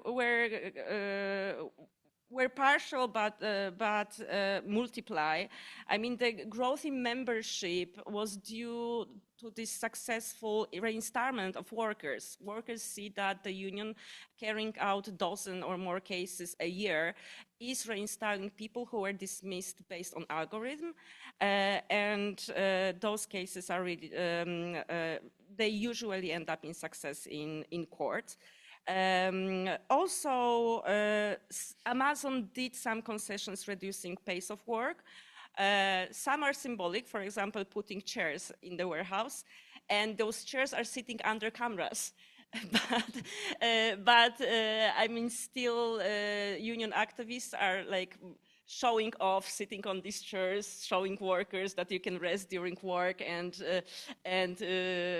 also try to convince workers to use their rights to rest. There was some horizontal dissemination within the union, so other warehouses and workplaces start to use this strategy of measuring energy expenditure at work. And I think the international campaign was a success, together with especially German unions, but the international campaign of Amazon Workers International. It was narrative success more than a work to rule mobilization, but it went global, and it helped to build narrative around pace work in Amazon warehouses. And what is, I think, common to many of these stories in both books is the engagement of activists who are called union rebels. And I think that people engagement, activist engagement, not only professional organizers or lawyers, legal teams, but real activists, shop stewards engagement was really behind this success. As well, of course, as building some administrative capacity within the union and strategically putting resources into this campaigning. That, of course, has what is also in these many stories. It brings some tensions. It brings some power struggles within the union, but it is a necessity with this kind of strategic engagement. So much, Claudine, the floor is yours. Thank you, Bianca. With Ella, we're talking about the largest union in the Basque region, and I think somebody mentioned this tension between having a strong leadership and the risks that this may entail, and I think this case allows us to navigate between these two dimensions very precisely. So what sparked the experimentation, this union would tell you they've always been in experimentation, and yet they've been navigating through reforms around sectoral bargaining in the Spanish industrial relations system with rethinking their autonomy from this larger system. And what does that mean? It would mean having less funding, being financed much less from the Spanish system, and having to develop their own funds and their own autonomy in this sense. So they've taken some risks in this respect by increasing their union fees. This union is very much in favor of strike, therefore the strike funds fund becomes, I would say, an intrinsic and an essential tool within their politics and what they are trying to advocate. The strike fund is something that comes back and on which other researchers have also, like John Las Heras, for example, has been writing a lot about this, because it's a fascinating case about how their movement in the streets is built around how strong their strike fund is. But we're also talking about a case of experimentation that could be analyzed, to be honest, in any school of management, because this is an organization that rethinks itself as much as a union organization, as a citizen, as an organization that is a citizen within its immediate environment. I use this case even in more management-oriented classes to show how you might be trying to advocate a certain product, which is your militancy in a way, but at the same time you have to rethink yourself and you have to walk your talk. And in this case, this union navigates with tradition. It is a pro-independence union. It promotes Basque independence from the Spanish system. It has also been advocating its fight against patriarchy and patriarchal institutions, and they've taken some measures in this respect. So I have two examples. One is to lower the age of the senior executive members, the retirement age of the senior executive members. So members have to leave. It was first 58, now it's 59, with a package for social advantages that allows them to take their retirement earlier. That was an initiative to rejuvenate the executive body as much as possible. And in parallel, this union has been working with a firm in an action research endeavor to feminize their staff. So their experimentation lies very much into their human resource management in parallel with adjusting to union membership needs. And they have been recruiting more legal officials coming from female legal advisors, so more feminine, more female workers have been joining their different federations, and they are scattered across the 3 federations that are now centralizing the work that 12 federations, comarcas, were doing before. And this is ongoing, and they are testing. It's trial and error. But this is also trying to reflect the diversification of their members. And the last, I would say the last union industrial action that I was able to look at while I was traveling towards them to do the research was a group of care home workers, mainly feminine, who were undergoing multiple strikes to try to get their collective agreements signed after more than a year. And this has also sparked the need to rethink, who are we representing? I think Melanie Sims has always been asking, what are we organizing for? And I think this union and the Basque region asks itself, who are we organizing for? And this inclusive solidarity has implications. What doesn't work, and I will finish here, is probably when you're trying to be pro-independence and you have national sovereignty in your DNA, and you're now working with a more diversified workforce. This includes ethnocultural diversity. How do you manage to keep your tradition, your culture, your language, euskera, while trying to cater for more migrant workers? I think this will be the next step and next phase of experimentation, and hopefully we'll have more to say in a few years. Very much looking forward to reading the sequel of your case and your chapter. Joanna, same question to you. What sparked the innovation? Some key takeaways, what worked and what didn't? Yeah, I try to keep it very focused on 2 points. The one is strike, and the other one I will start with is really working with the workforce. So I would say, otherwise, like in the public visibility, it was it was 48 days of strikes. But if you say in the public visibility, everybody would say the struggle was around 2 months, 3 months in Berlin, and everybody was aware of that. But I would say the most important part in work was done month before in really working with the workforce. So the service workers at the hospital, mostly women, mostly migrants, and many in part-time. This is exactly that what we have in other parts of low-wage sectors, as you all know, and what is very problematic sectors for union organizing. So they really put time, money, and external organizers. They brought external professional organizers in Germany to work in the hospital, to go into one-to-one talks to workers, held regularly meetings in the hospital to not only inform, that is obviously, this is what unions do, to inform workers, but to trying to get them empowered and try to engage them, but really engage them, not just like a symbolic, say, okay, you can just, maybe you can vote on, you like this one or that one, but to try to get them as one key point, as delegates, as they call it, Bereichsdelegierte in German, on their workplaces, because the service workers are really worked in small teams isolated. So we had the cleaning sections, sterilization sections, transports, technical workers, different ones, and many different, let's say, language group or ethnic groups. So trying to get one workforce, which is not really possible, but trying to work on that, then they needed months and months to do it. And that was, in the end, one key point in the success they had. The second one, I would say, is strike.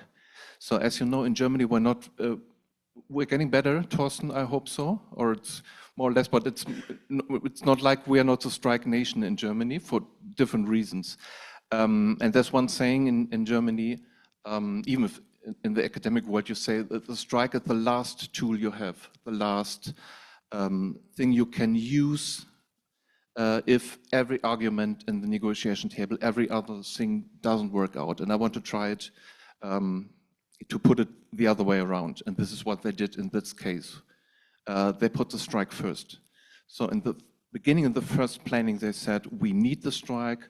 We have to get into huge and big strike actions because otherwise we won't get that aim of reaching 30% pay rise in one of the big hospitals in Germany. And be very transparent around that in the communication with the workforce. So not like telling the workforce, okay, maybe in 5 months we need you for a strike action, but telling from the first moment on, if we want to reach that aim, we need to go to strike. And that was, in my eyes, decisive because you cannot just use strikes just like pulling on or off of a water tap. We said, no, we need strike or we don't need it. Maybe this is working in very good organized sectors in some companies, but it's definitely not working in that field. And if you are unclear about what your aim as a union is, you produce uncertainty, and that uncertainty leads to a passive role of the workforce. They don't do anything if they're not true about what is your aim. But to be very, very clear about that, we need hard strikes, we need long strikes, day-long strikes. And so I think this was the second point, which was very decisive in that. Let me get just one sentence maybe in that. It was said before here that trying to get new ways for organizing or collective agreement actions, campaigns, leads to tensions, and that really is to be taken serious, I think, in many ways. One example, which I see in some cases there, if the unions only treat that, let's say, transparency or getting more involved of the workforce in that collective agreements or organizing actions is just symbolic. In the case of that, they, in the beginning of a collective agreements round, this is more just fast the normal, let's say the normal way that they do it in some unions in Germany. They ask the workforce, okay, what is your opinion? We need 5% pay rise or 7%, and maybe another question, and that is claimed to be involving of the workforce. And I think it's not to be underestimated. The people know if if it's meant right or not. So they don't want to be just used for something, and that this to be claimed for me. This is this is a big transparency we have. It is not. So on the other way, on the other side, to really get into contact and to work with, as I said, it was a month-long work with this in this hospital sectors to get these people organized. This is impossible to do in all sectors at the same time, but it could be more productive to follow in some sectors the really normal way we do collective agreements work and campaign work without any changes.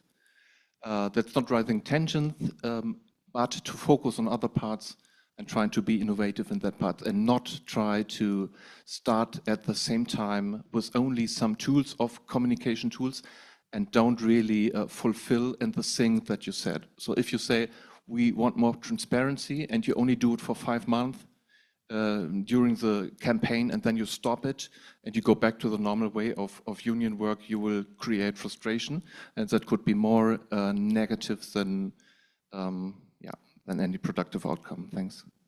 Very much. So I have a final question for all of the panelists, and then we can open the floor with some questions. Just to wrap things up, and I think, Blondine, if that's okay, I'll start with you. So can you see a red thread between all of these cases? And if you don't, also if you could explain why. Thank you. Certainly. I think le mot d'ordre, the main word would be the importance of the strike, the importance of being out there. And even for a union like the one I was analyzing that was looking at its insides rather than, its response first, rather than just its response to the external world, the strike remained at the core of their introspection, the importance of the strike. And I join Johannes here. And I think we take it for granted probably in Europe, but when you look around the world, and Jean will probably be talking about the global south as well, it's not a given. It's not a given that the strike remains that important for union experimentation and as part of the DNA. That would be my first thing, that perhaps when we're documenting, these are, as researchers, these are questions, our questions need to gear towards the importance of the strike. That would be my advocacy as a researcher. The second thing is, also, I join Johannes here, talking about renewal is also, or is mainly talking about sustainability. Because when we do these snapshots and these, whether they are slow or quick ethnographies of our cases as researchers, we might move forward, and I make that mistake sometimes of moving to another case because you want to discover something else. However, change is slow and change happens over time. And for having done research in the Global South myself, I realized that sometimes there's an election, a general election, a certain reform, and everybody gathers around trying to make some change, and then it's forgotten once there's a new election after 4 or 5 years. Whereas we have cases here where there is a need to look at the long-term project of these unions. And the thread for me about experimentation, the processual aspect of experimentation is important. The case that I was looking at was not so much for excellence, but they were more for trial and error. So failure is not really failure. Failure is data. And failure is good data, at least from my perspective. And I think we should carry on with doing these comparative conversations because we can see that some of these unions have the same issues. Migration and ethnic division is one, and how we talk to our new members will remain part of this sustainability project, I would say. Blondine. Katarzyna, the floor is yours. Red thread, if there is one, and if not, why? Yes, thank you. We are talking a lot about resources, but as I've mentioned before, I think that no matter how much resources we put in each case, there won't be success with those on-ground, on-floor activists. And I think that if we are looking for institutional change within the union and this sustainability of change is appreciating and using these rebels that we are talking about, because we are talking about people who sometimes work on voluntary basis. We have one paid organizer, one person on facility time, and then 5 activists who are spending 3 years, 4 years, decade in constant struggle, and they are facing health issues, they are getting divorced because of that, and they are facing repressions. And then as unions, we are not using this unique knowledge. They are experts in their sector and in law, and we are not using as unions. And there are some cases, examples like, for example, it's sometimes because of the industrial relations systems we have, that it's workplace-based, but there are examples like from Czechia or from France to try to build structures across workplaces and across these systems. Maybe this is a place we can use this knowledge. Academia is another place that we can use this knowledge and appreciate those activists who are struggling for years. And I think appreciating this knowledge and this experience can lead to organizational, change within trade unions, especially that we are facing as trade unions organizing in sectors that there won't be stable fees, union fees, because of a turnout of workers, and all the work would be voluntary. This is algorithmic management, this is new care sector, all sectors that are based on migrant works. These sectors won't bring us stable fees to trade unions, and the organizing will be voluntary based, and we need to appreciate these experts in organizing. Thank you. Yeah, my turn. Okay, thank you. So I think that all cases show that even a traditional unions can change. Once steel workers realize that their bargaining power and collective bargaining was not enough anymore, they accept that they have to change. And in that way, I think that a key takeaway of this case, but also from other cases, is that when you want to change, you have to put some goals very clearly for all the people in the organization. You have to align the strategies to these goals, and you have to put some sufficient resources. It's not just an amount of resource, it's also aligning those resources on the goals that you want to reach. And for the steel workers, the elimination of inequities between members in different workplaces, we require that clear visions of what we wanted to achieve. And I also want to put in the discussions that external resources are also vital to change. For the steelworker campaigns, we have to realize that they have that big gain in the collective agreement because of the work shortage in Quebec that we face.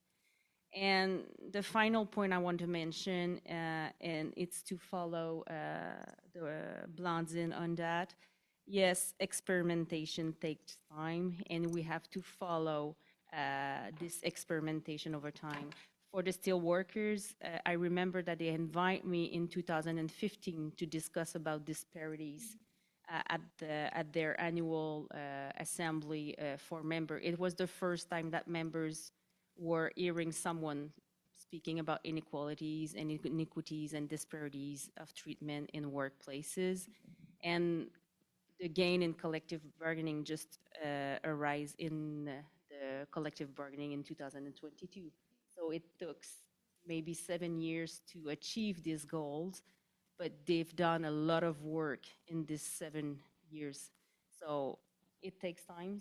We have to prepare members for that, and we have to educate members, and we have to put some strategy in place to have this alignment of this strategy and achieving goal. So yeah, last but what can I add? What can I add? Blondine, Katarzyna, Melanie, you said so many things that I wanted to say. So I'm really lost here in my. Let's take it with one part. Katarzyna, you talked about the question of resources and on the ground activists. And I think this is really true. But that leads me to one point. It's not that we didn't talk so much about today, that the role of the union staff, the local union staff, is really changing. And this is a different question. I said before, I think we need more strategic discussions and strategic choices in the unions. But this is more or less, let's say, discussion. But it's at the end, it's a decision, a top-down decision to say, okay, we trying to get in the hospital sector, or we more focus on fast food or wherever, and focus on resources. But at the level more below, at the local level, the role of the union staff is really changing. So the union secretary is could not longer be the person who represents the union, who leads the people into the strike, who's organizing the negotiations and is a speaker of the union, but maybe more like in the organizing model as we know from the United States, to be the one person to try to work with these organic leaders, to find these organic leaders, to look what they need and to let them speak and not speak itself, like in that way. And I think if we don't also focus on that point also, what does that do to the normal union staff? They lose their role that they had before. So they have to adapt maybe to a new role, they have to learn tools. And I think, in my view, the best way to do this is not by that they follow courses, but by that they are engaged in that campaigns. And this is why I think it's so useful that you edited these books. It's so useful that we have these cases in all countries, because all the union staff members then are engaged. Part of that union campaign is learning by doing the new tools or its new roles. And by that, every new campaign is adding to a more broader inside union front, that maybe for them it's totally natural to say, okay, sure, we have to be more transparent, sure, we have to go to strike. And so it's a top-down question, but also a bottom-up question if we talk about the union as an organization. Maybe put it like this. Thanks. Brilliant, thank you so much. I think we can open the floor to some questions. Because we have run a little bit late on time, we have 10 minutes or so for the questions. Perhaps we can collate a few and just have the panel then respond to the questions collectively.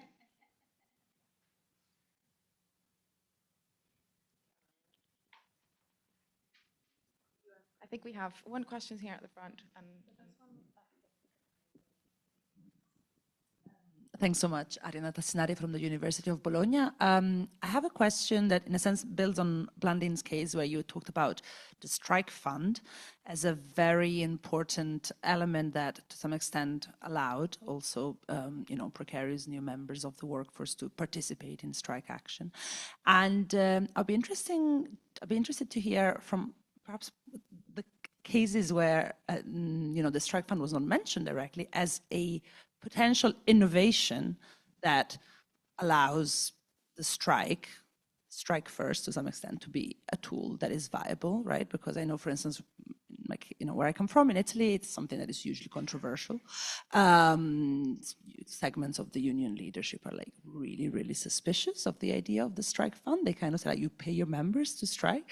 And so I'd be kind of curious to see how this specific form of organizational innovation is perceived in your other context, and what that might tell us also about kind of different cultures of unionism and how they shape what innovations can work or not. And I'll pass it over there. Okay, great. My name is Gerhard Bosch from University of Duisburg-Essen. I would like to come back what Johannes said, and what remains of experimentation after 5 or 10 years. I've done a few research projects on experimentation, and after 3 or 4 years, there are no additional resources anymore,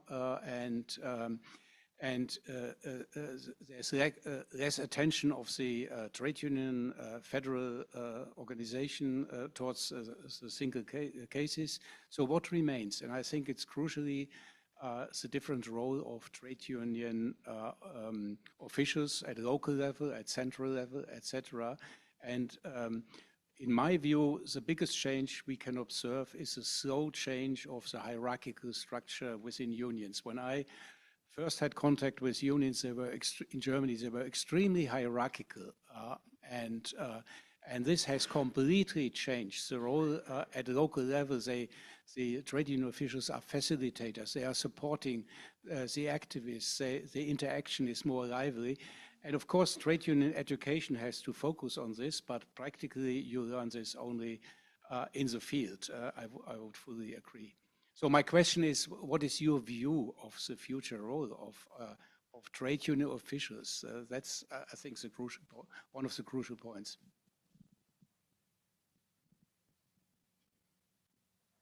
Jotting down some words. I think we have another question at the back, but before we take the question, one of our panelists is going to respond in French. So if you need a headset, please take one at the back of the room. And I think the English channel, Maria, correct me if I'm wrong, is number 2.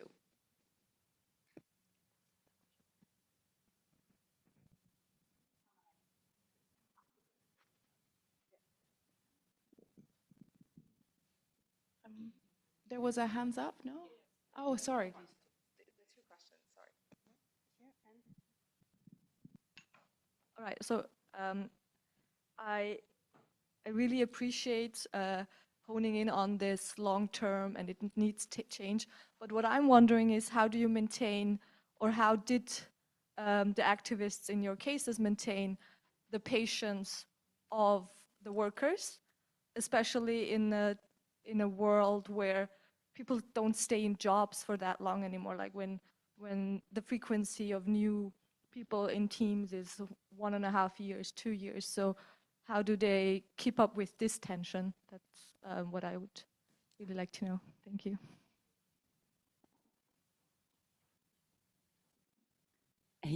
Yes. I have a more transversal question. So I'm working on union democracy, and I just to say I really loved all the reflection that you've been bringing.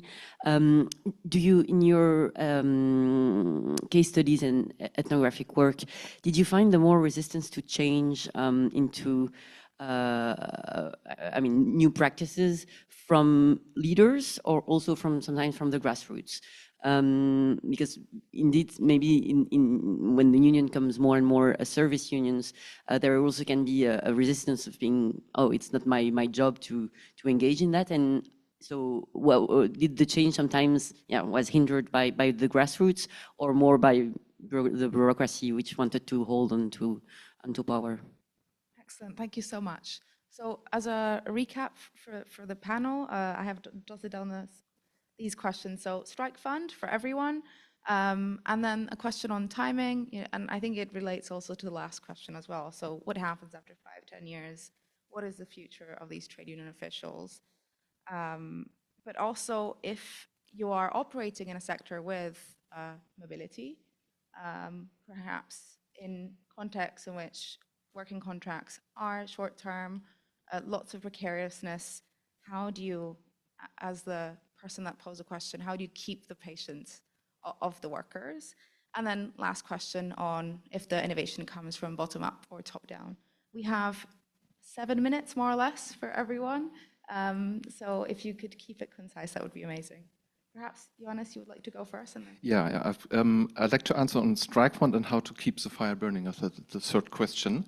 How to keep the patience of the people involved, the workforce involved. I think one thing I see in the cases I analyzed is that the leaders in the workforce are not, they are precarious, okay, but they are not like short-time, mostly not the short-time workers in that places. So that in the hospital sector, in fast food, you have people that work 15, 20, 25 years at that job. And that brings them to be to a special position, even if 80% of the workforce have a very high turnover. So we have to make a differentiation between the leaders, they are long-standing people, and they don't need every week a new impulse to get involved. They are involved. But for the second one, the workforce, I think you need, it sounds contradictory, you need a long-time plan to go, but also you need to focus on that every maybe 2 weeks, the workforce in the conflict needs a possibility to participate. So you cannot say, okay, the next collective agreements round is in March, and we have to wait for a result, because in that time, 1/3 of the workforce is not even there in March. So you need to think about, as a union, that every 1 or 2 weeks, you make an assembly, but also small demonstrations, public actions to get that people all the time in activity.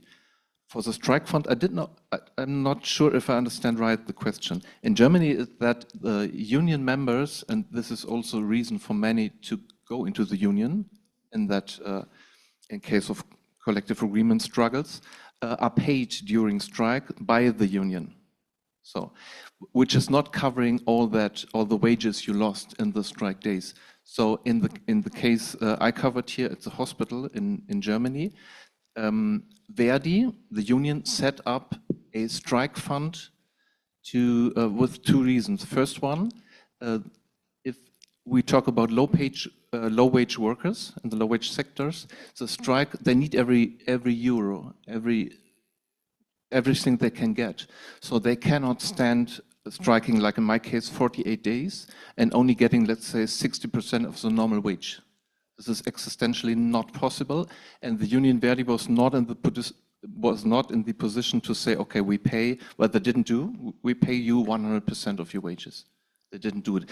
So they set up an external strike fund to get the workers who are in strike paid by the union and additionally by that strike fund. And it was a second effect that was, in my view, very important. You can give the interested public a possibility to participate, even if it's only by, I give you 10 euros because I like your strike. And so by that, they covered, I think it was 70,000 euros in some weeks, and which is a big amount of money, I think. So this, helping the workers, but also doing publicity work by that strike fund mechanism. And I'm sure that all of the rest of the questions can be answered to during the break. Melanie, your turn. So it is the moment that the French Canadian that I am will assume his nationality, and as long as you pay for translation, we will try it right now. Donc, la première question qui porte sur le Strike Fund. Au Québec, on a des négociations qui sont décentralisées, donc évidemment qu'il y a des fonds de défense professionnelle qui sont constitués pour supporter les conflits. Donc il y a des fonds de grève qui sont versés par les organisations nationales souvent, ou les syndicats nationaux. Et il y a aussi au niveau local des fonds qui peuvent être constitués pour donner des prestations de grève supplémentaires lors des conflits. Et on est dans un régime décentralisé. Les leaders syndicaux au Québec vous diraient que c'est le nerf de la guerre. Donc, être capable de supporter la capacité financière des membres à résister à un conflit, c'est important. Et on a eu des exemples récemment de conflits où les salariés n'avaient pas accès à des fonds de grève, puis c'était une expérience douloureuse là, pour ces syndicats-là. Donc, des professionnels dans le milieu de l'éducation qui n'avaient pas accès à des fonds de grève, puis on s'est aperçu que même pour des salariés professionnels avec des bons salaires, passer à travers un conflit, c'est pas si simple. Et on s'était amusé il y a quelques années à croiser 2 courbes bien particulières, la courbe d'endettement des ménages, puis la courbe de l'évolution des conflits, qui sont exactement à l'opposé. Donc, les ménages sont de plus en plus endettés, les familles sont de plus en plus endettées, fait que les syndicats doivent constituer des fonds suffisants pour pouvoir faire face à ces conflits de travail-là. Ce qui reste des expérimentations 5 ou 10 ans après, c'est une excellente question. Au Québec, c'est une loi améliorée, en fait, qui viennent limiter les disparités de traitement dans les conventions collectives. Mais ce qui reste surtout, entre autres chez les métallos, c'est ce réflexe-là de se demander dorénavant ce qu'on est en train de faire, est-ce que ça va créer des disparités dans le milieu de travail? Est-ce qu'on est en train de différencier les conditions de travail pour différents statuts ou pour différents types de travailleurs dans le même milieu de travail? Donc, ce réflexe-là de s'assurer que pour toute forme de travail égale, ça prend des conditions de travail qui sont égales, c'est enraciné maintenant dans les mémoires chez les métallos, puis ce n'était pas si évident que ça auparavant, parce qu'on avait facilement permis à l'employeur de négocier des conditions différenciées pour les étudiants, pour les salariés à temps partiel, pour les salariés occasionnels. Et là, on a ce réflexe-là au sein de l'organisation de dire non, quand on performe ou quand on fait exactement les mêmes tâches, ça prend les mêmes conditions de travail. Et il y a ce réflexe-là de faire un pas en arrière et de dire, bien, ce qu'on est en train de faire, c'est-tu de créer des conditions pour emmener certains membres, encore une fois, à se désolidariser ou à ne plus trouver ou considérer le syndicat comme étant légitime. Sur la résistance au changement, c'est une excellente question. Elle n'est pas simple, en fait, à répondre parce que ce qu'on a vu dans plusieurs cas qu'on a étudié, le cas des métallos, mais aussi d'autres cas quand il s'agit d'intégrer les femmes, quand il s'agit d'intégrer les personnes racisées ou les personnes avec une diversité de genre au sein des organisations syndicales, il y a énormément de résistances qui viennent à la fois des leaders locaux, rarement des leaders nationaux, mais des leaders locaux, et il y a aussi des résistances de la part des membres. Donc, on voit que ces tensions-là sont ressenties très fortement à l'interne, parce qu'on change les façons de faire. Aussitôt qu'on veut intégrer des groupes plus marginalisés au sein des organisations syndicales ou s'attaquer à un nouveau répertoire, bien, on change les façons de faire traditionnelles, on bouscule un peu l'agenda syndical. Il faut essayer des choses nouvelles qui sortent les gens de leur zone de confort. Puis cette zone de confort-là, elle est maîtrisée à l'interne. Et donc, oser sortir de cette zone de confort-là, ça veut dire qu'on n'est peut-être plus la personne qu'il faudrait sur ce X-là, à ce moment précis-là, puis il faut oser intégrer des nouvelles ressources et faire confiance à une nouvelle frange du membership, et ce n'est pas évident à faire. Et je pense que dans les deux livres, ce qui ressort assez clairement, c'est que les syndicats qui ont connu des succès dans leur innovation, c'est les syndicats qui ont osé sortir de leur zone de confort, qui ont osé changer les structures pour se retrouver finalement à être exactement où les membres sont, c'est-à-dire être légitimes, être représentatifs, c'est-à-dire aussi changer les façons de faire traditionnelles parce qu'on ne représente pas les salariés de la gig économie comme on représente les steel workers au Québec, là. Donc, il faut changer ces stratégies-là, puis il faut changer nos façons de faire. Thank you. I think we have just a few minutes, if that's okay, to close the panel off. So that yes, I try. Thank you. In Poland, strike funds are common. Workers are not paid full wage because usually those strike funds are too little. So 1/4 of wage or half of wage for striking hours. Also, those who are not unionized but take part in the strike, they are usually some fundraisers organized for them to cover their expenses. What remains from experimentations? And one more thing, in Poland, strike funds are not a subject of execution. So if you lose a court case, your strike fund is safe. What lasts from experimentations? There are some things that last for years. Usually those are things that do not need shift of power in the union. But for example, electronic voting in referendum. Or, for example, social care workers, because they work in very small towns and they cannot go on strike usually as social workers, they do shaming on billboards in their small towns. And they experimented once, it worked, so now they are putting faces of directors in these small towns on billboards to make pressure, and those are some innovations interesting, and they keep doing that in other towns. When it comes to resistance, it is from the leaders, of course, but it's not always about power and fear of losing power. It's often of fear of the costs for the unions. Experiments might be very expensive, especially with this huge offensive of legal firms that are sitting on the unions. 2 days ago, I talked to a guy from Kaufland supermarkets who has 12 court cases against him in Poland, both as a union, as shop steward, civil cases for defamation, and just being organizers. Organizing can be very expensive, and this also brings leaders to be more conservative. As for workers, I think constant campaigning and information is what helps to retain workers in this and bring more members in these highly precarious workplaces. So it is like organizing needs to be a constant campaign because people are losing the jobs, are going out of jobs, but newcomers are coming. So the union has to be very active and inform the workers all the time about the actions, what they are doing. And this helps, as we see in Amazon, that has great turnover of workers. Very much, Blondine. So I'll try to touch on the 4 questions through one answer. Perhaps starting with the patients, what I find from my case is that it's the balance between momentum and the groundwork. If unions are seen as an industrial relic in some places and some sectors, it's not always because of the services they are provided. It's because of the lack of education of what a union is for and how it positions itself within its society. That hasn't been done in hindsight and upstream.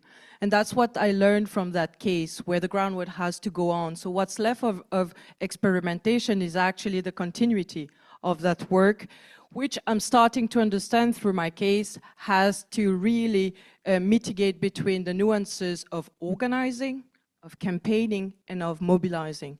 There's a moment to organize, maybe all the time, but there's a moment to think of mobilization, and there's a moment to think of campaigning. And we find in other cases that sometimes unions don't make this nuance adequately, and thinks that campaigning is the same as organizing, when actually they have to be timely, strategic, mechanic, not always organic, and have to be really, really thought up. And perhaps I will touch on the last question in this relationship, in regard to the resistance. Part of this work, of this continuity, will be to build the leaders very mindfully. And the case I was looking at was doing, I will say the word human resource management within their leaders. We'll find another word at some point, I'm working on it. But they really included a managerial approach in that moment to try to rethink the skills, les compétences of their leaders to match what they were trying to portray and to convey to their membership. And this work stays after and consolidates the experimentation that has been based before. I'll stop here.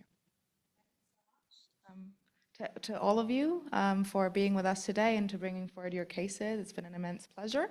I think we can now enjoy a cup of coffee. We're a little bit late on schedule, Kurt. If you allow me, I would give a little bit of extra time for everyone to have a break. Perhaps we can reconvene at 11:45. Is that all right? Perfect. Excellent. See you in a bit. Thank you. Is it possible to have John? Yes. Okay. Perfect. Excellent. You have to put on your camera, John. Yeah, apparently. but you see, but then I look like Big Brother behind everybody. See, that's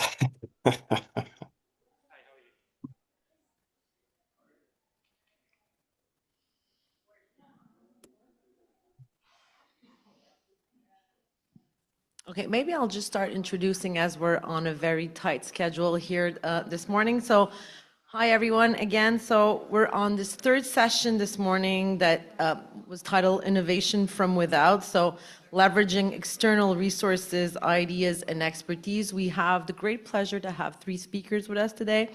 So John Peters, who's online and will soon be us on the big screen from Memorial University in Newfoundland in Canada, and Jean Jenkins from Cardiff University, who both have chapters in the Green Book. And we also have Ben Egan with us from Uni Europa. So are we okay with... John, you're still with us? yeah, I'm here, Dalia. Okay, we don't see you yet, but oh, there he is. John Peters. Okay, great. This is working really well. I love it. Okay, So as mentioned, the two chapters that we're going to discuss in this session and the contribution from Ben also will show how unions have or wish to leverage external resources sometimes to innovate and to experiment. So my first question is going to go to John and Jean, and just because Tia unfortunately had to leave us, they have just an extra little seconds from their initial 90 seconds to present their case. So just maybe give us a quick overview, and we'll start by you, John, from far away, to give us a really brief overview of the case you're presenting in the book. So I wrote about and still writing about Climate Jobs New York and the Climate Jobs National Resource Center, both of which are still ongoing over a decade later. The Climate Jobs National Resource Center is a labor-led organization which oversees the establishment of coalitions across the United States, all pushing for major climate investments, but also at the same time for major labor standards to be attached and apprenticeship agreements to be attached to any spending on either things like renewable energy, building efficiency, in new transportation. All this is seen as a major win for labor. So the Climate Jobs New York coalition was initially established after a hurricane in Hurricane Sandy in 2012 in New York State. And then it officially became a true union coalition in 2017. And then it subsequently won big pieces of public legislation. And after that success, then it decided many of the people who were involved, both the unions as well as the Cornell's Workers Institute, decided to move forward on a national level and establish the Climate Jobs National Resource Center. And it's the first, certainly North American labor organization that's seen both success in drawing in labor on climate issues, and not only in drawing in labor, but actually seeing real impact and policy impact, and as well as real impact in terms of unionization and better jobs and apprenticeship programs for workers in the states and the local communities. Jean, turning to you. Okay, so our chapter brings together two cases. Both cases look at experimentation with systematic data collection, which might not seem very exciting, but it's the basis for showing impact. And the one case of local grassroots organizing is work that we did with an NGO and a union based in Bangalore in India, South India. And the other case was work that we did with the Clean Clothes campaign on their urgent appeal mechanism. Now, the connection between those two things is that for grassroots unions in the international garment sector, very much like what my colleague was talking about in terms of Amazon, this is a transient, fragmented, feminized workforce which is eminently replaceable and finds it really difficult to find any sort of leverage at local level. Trade union activists are under overt attack. Anyone identified as being a trade union member is victimized inside workplaces. There is no access to workplaces. There is no collective bargaining. Trade unionists organize at gates, so they stand outside factory gates and organize where they can't be easily identified amongst the crowd of workers coming out of work. It's very risky business. So membership for them is a goal, but it's a secondary goal. They are unlikely to get members. They have to show impact. And so their focus is on resolving worker complaints, resolving worker grievances. And in order to do that, they very often have to draw upon international resources. And so the sort of urgent appeal work that the Clean Clothes campaign facilitates is really important, and being able to access knowledge through that system is crucial. Okay, thank you both for this very efficient overview. John, we're going to turn back to you now, and you mentioned that your case was prompted by large disaster that got a lot of media press in the North American space. So maybe you can tell us, researchers, trade unions, another group came together to start this initiative. But what was I would say, the key element that made this possible to scale it up? And what would you say that your case can be replicated in other spaces, in other national contexts, other regions? Well, I think certainly the Hurricane Sandy in 2012 was a major wake-up call for the unions as well as the construction trade unions in New York State. Not only did it hit communities and cause billions of dollars in damage, and hit members' homes in Long Island and elsewhere, and destroy infrastructure in many of those cases that took years then to build. But then the initial response at both the federal level as well as at the state level was to simply, throw cash to contractors who are non-unionized. And I think many of the union construction trades, as well as some of the transport workers and utility workers, all saw this as a major loss, not only in terms of their homes and their community, but also a major loss and a major loss of opportunity for unionized jobs. So I think that was the first big wake-up call. And it's interesting, that doesn't always happen, in the wake of some of these extreme weather events, but that was certainly the case for the construction trades there in New York State.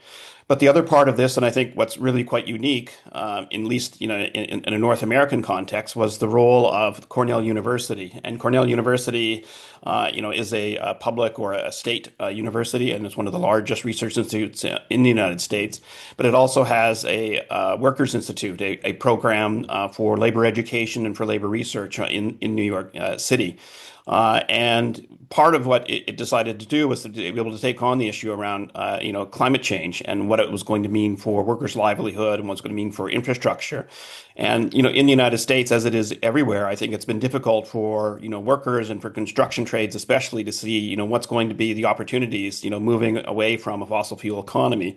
Most of it, in terms of the politics and the political discourse has always been that, moving, to direct, renewable energy or to a clean energy economy is going to cost everybody jobs. Well, I think what, the most, innovative part was for the Workers Institute to begin to turn that whole, discourse around and to say, this is about a job opportunity.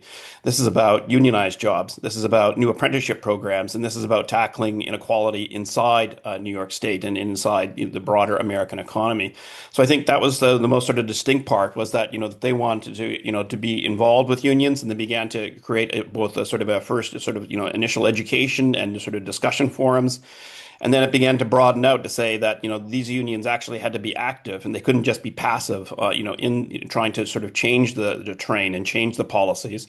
And so it took about 5 years before they officially launched, but they got the unions themselves to, put in cash. And they got the unions themselves to begin to hold education sessions with their members.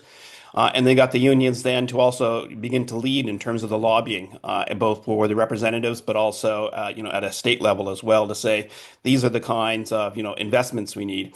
And that partnership between the unions, and this involved both the construction trade unions, but also utility workers, as well as transportation workers, as well as private service workers across the state and especially across New York City. They all began to say that, we needed, real sort of scientific goals and priorities in terms of the amount of new renewable energy we needed and, what kinds of new building efficiency and, how we were going to get there in terms of solar and wind. And I think that was really taking a proactive role. And when we began to discuss this with them, when we first heard about this initiative, everyone's eyes opened because it was the sort of the first thing that we had heard where, certainly labor has, been involved in just transition debates, but to actually begin to lead on these debates and be able to take seriously as a real political actor in terms of trying to move it forward. And I think that was the amazing thing was that, you had all of these trade unions, which represented about 2.6 million workers in New York State, all become involved in discussions around what kinds of new investments they need, what kinds of new apprenticeship programs, and how were they going to win the labor standards, what are called in North America project labor agreements or prevailing wages that would ensure that the workers would get the actual jobs and they would get the apprenticeship programs necessary to staff and provide the workforce for any new kinds of new climate investments.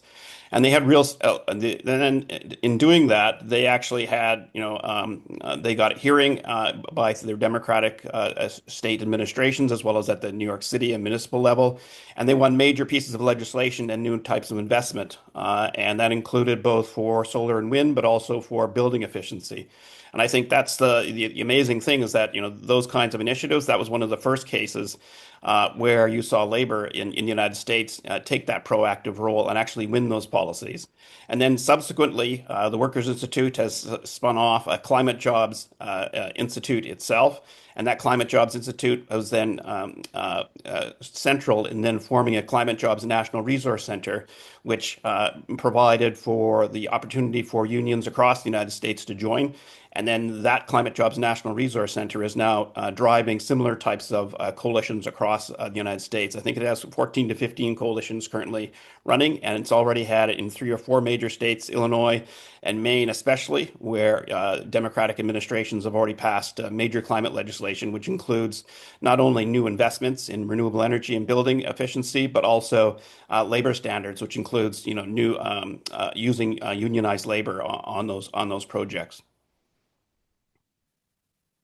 Okay, thank you so much, John. So turning back to Jean, I think one of the important contribution of Jean's chapter is that it takes place in the global South, and I think there's a lot to learn about there. But could you tell us, because it does involve actors also from the global North, so this internal-external dynamic of an actor that's external to the trade unions, but also from the global North, so it's a double dynamic, I guess, there. How did that impact the link between the internal and external resources, and how did it ensure that the innovation actually took place, even though the environment could be perceived as somewhat hostile locally? Very hostile locally. I mean, it was a difficult situation here because we were also external actors. I mean, our research was funded, which meant that we went to a local union in the south of India, and we said, we don't want you to do anything different. We just want you to collect your data, and we're going to give you the tools to collect it. I don't think we appreciated how much of a strain that would put on them. They're working in deliberately chaotic conditions. Okay, so I think we need to see the employer's strategy involved here. They deliberately fragment, they deliberately disrupt, they deliberately target workers inside workplaces with any supposed links to trade unions, to humiliate them, to use them as examples in front of their peers, to say, these people want to close your factory, you need to exclude them. So we were coming into that situation where activists on the ground are challenged daily and saying, right now, we need you to do something extra, we need you to write everything up.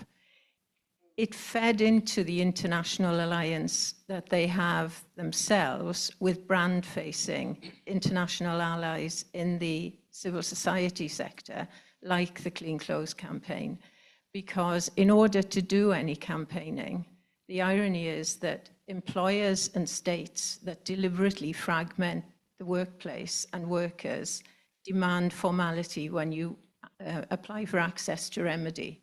So if you're going to ask for anything to change, you have to say how many workers are involved, how many people are affected, what's their gender, how will their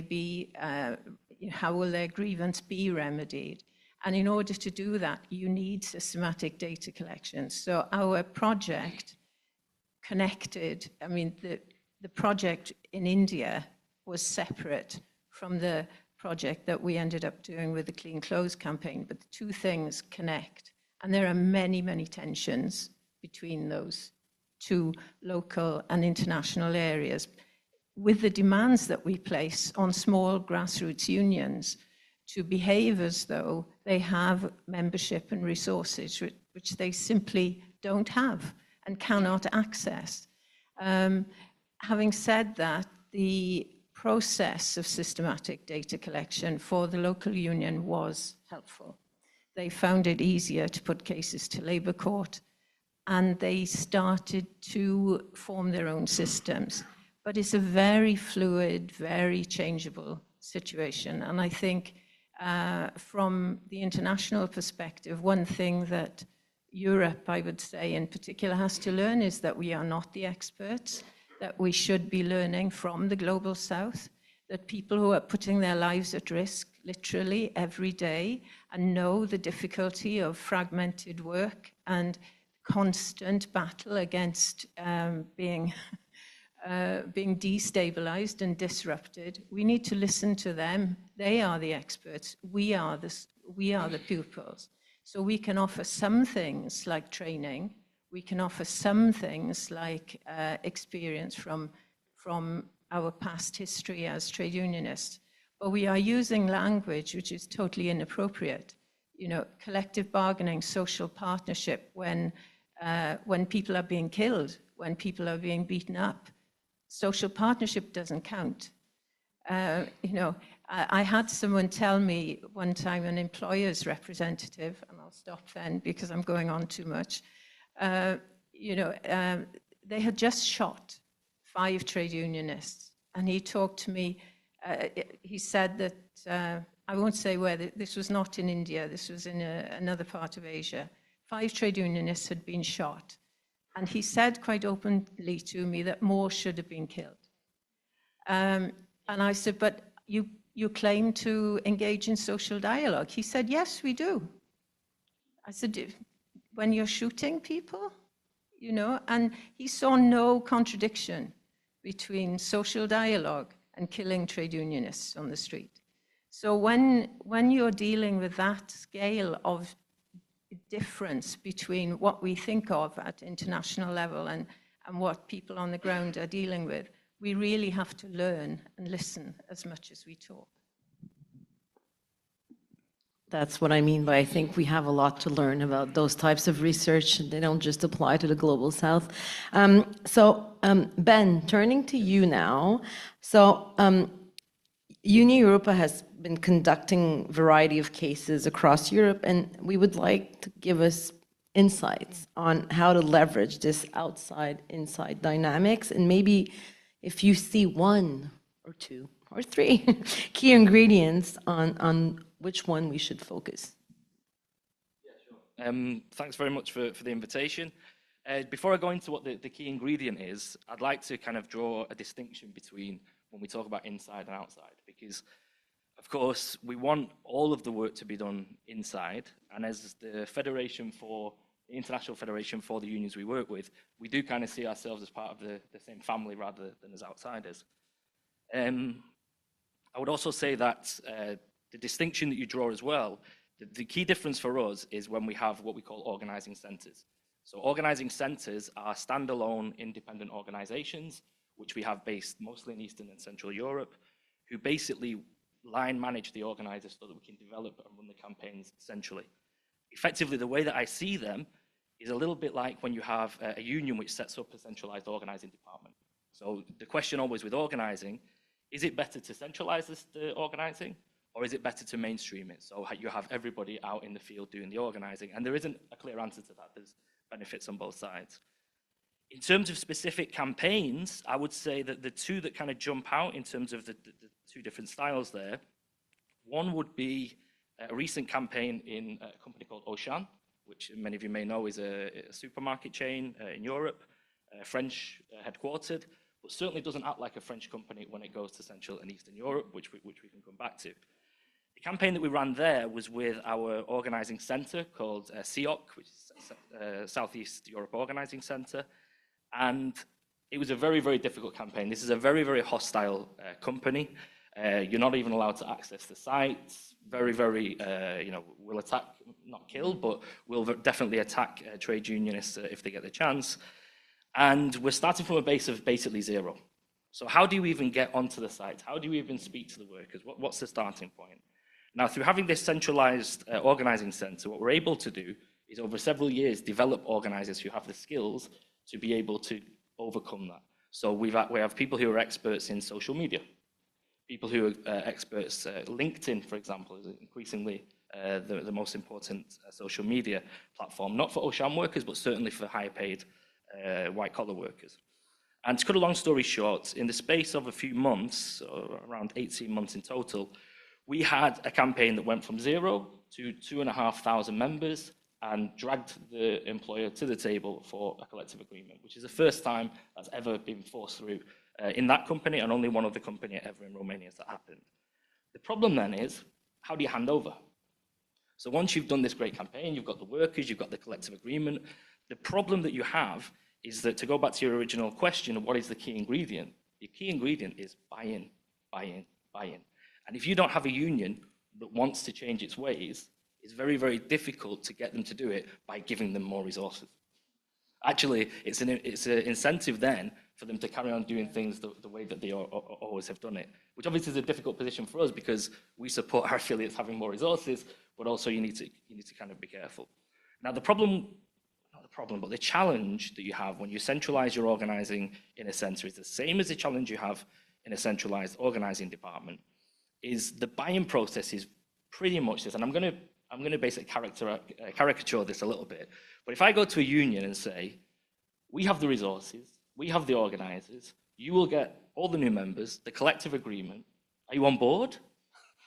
Yeah, sure, that's fine. And I'm going to counter that with the second case, which is the EPOC program that we run, which is working with advanced unions, unions which perhaps have sectoral collective bargaining, certainly would have a key role in the industrial relations systems. The flip side of that is they have the resources, but it's very, very difficult, let's say, to teach an old dog new tricks, or certainly to have an entrenched union which does things in a certain way. One example I'll give you, which was really successful in the early, when we first set up EPOC, was in Austria. So I don't know how many people, do we have any Austrians in the room? Yes, okay, so I'll be very careful that I don't mischaracterize your industrial relations system. So in Austria, you have, of course, very, very highly codified industrial relations. You have sectoral bargaining, which basically covers everybody, but very, very low membership. So certainly in the white-collar services, so we were in the ICTS sector, very, very low membership. So we decided to do a pilot. There's no organizers. It's not a function that exists in Austrian unions.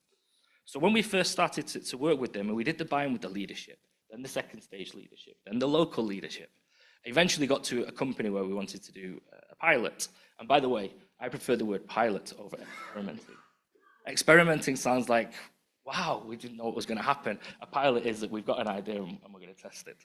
So we went to the leadership of this company union and basically spelled out what we wanted to do. He agreed. And then we did a training program for basically 2 of the paid officials from the central union and then the works councillors from within the company.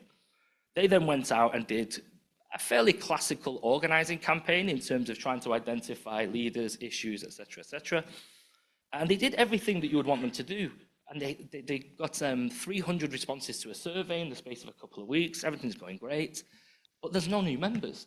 So then I said, what's going on here? You don't seem to be signing anybody up. So then what they did was it basically transpired that there was a cultural barrier, that people were scared, and this is quite common, it's more common than you would think, of basically shop steward level people treating signing up new members like asking them to marry you. Like, what if they say no? It doesn't matter. It doesn't matter. You need to get used to it because people will say no all the time. So we then agreed to basically do a training specifically on signing up new members. Now, in the meantime, this national official who I mentioned earlier got impatient of waiting for me to come to do it. So she basically did the trial that we'd done in this company. She used the same techniques into sectoral collective bargaining, brought together all of the leaders from all of the main companies, and ran a really impressive escalating campaign on the basis of about a 3-day training. It was really, really impressive. In the end, they got a 17% pay rise in the sectoral agreements for the lowest paid, and a 15% increase in membership. So this is just one person. So the resources you're putting into it are much less, but actually the outcomes can be much higher.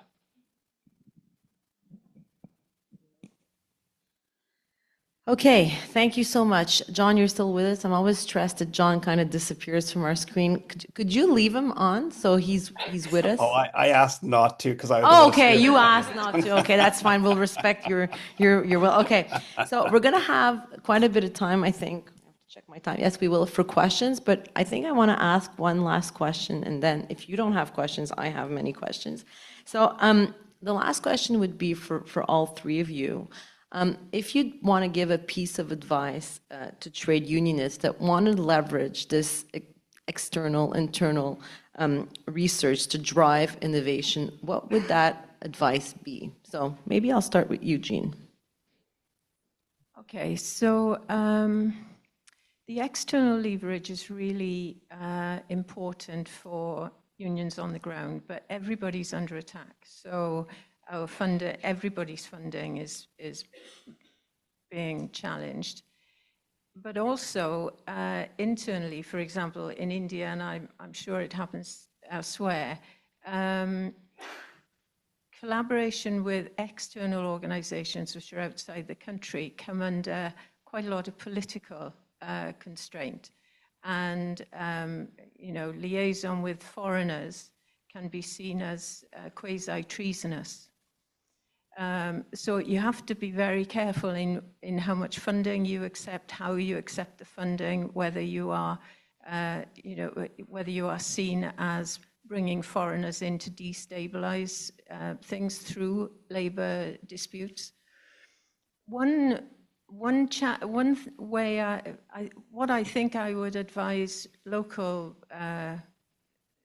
grassroots trade unionists to try to do is to use the international alliances that they have, whether they be through international global trade unions or international CSOs, to form stronger local alliances. There's a huge amount of competition between grassroots trade unions representing the same people.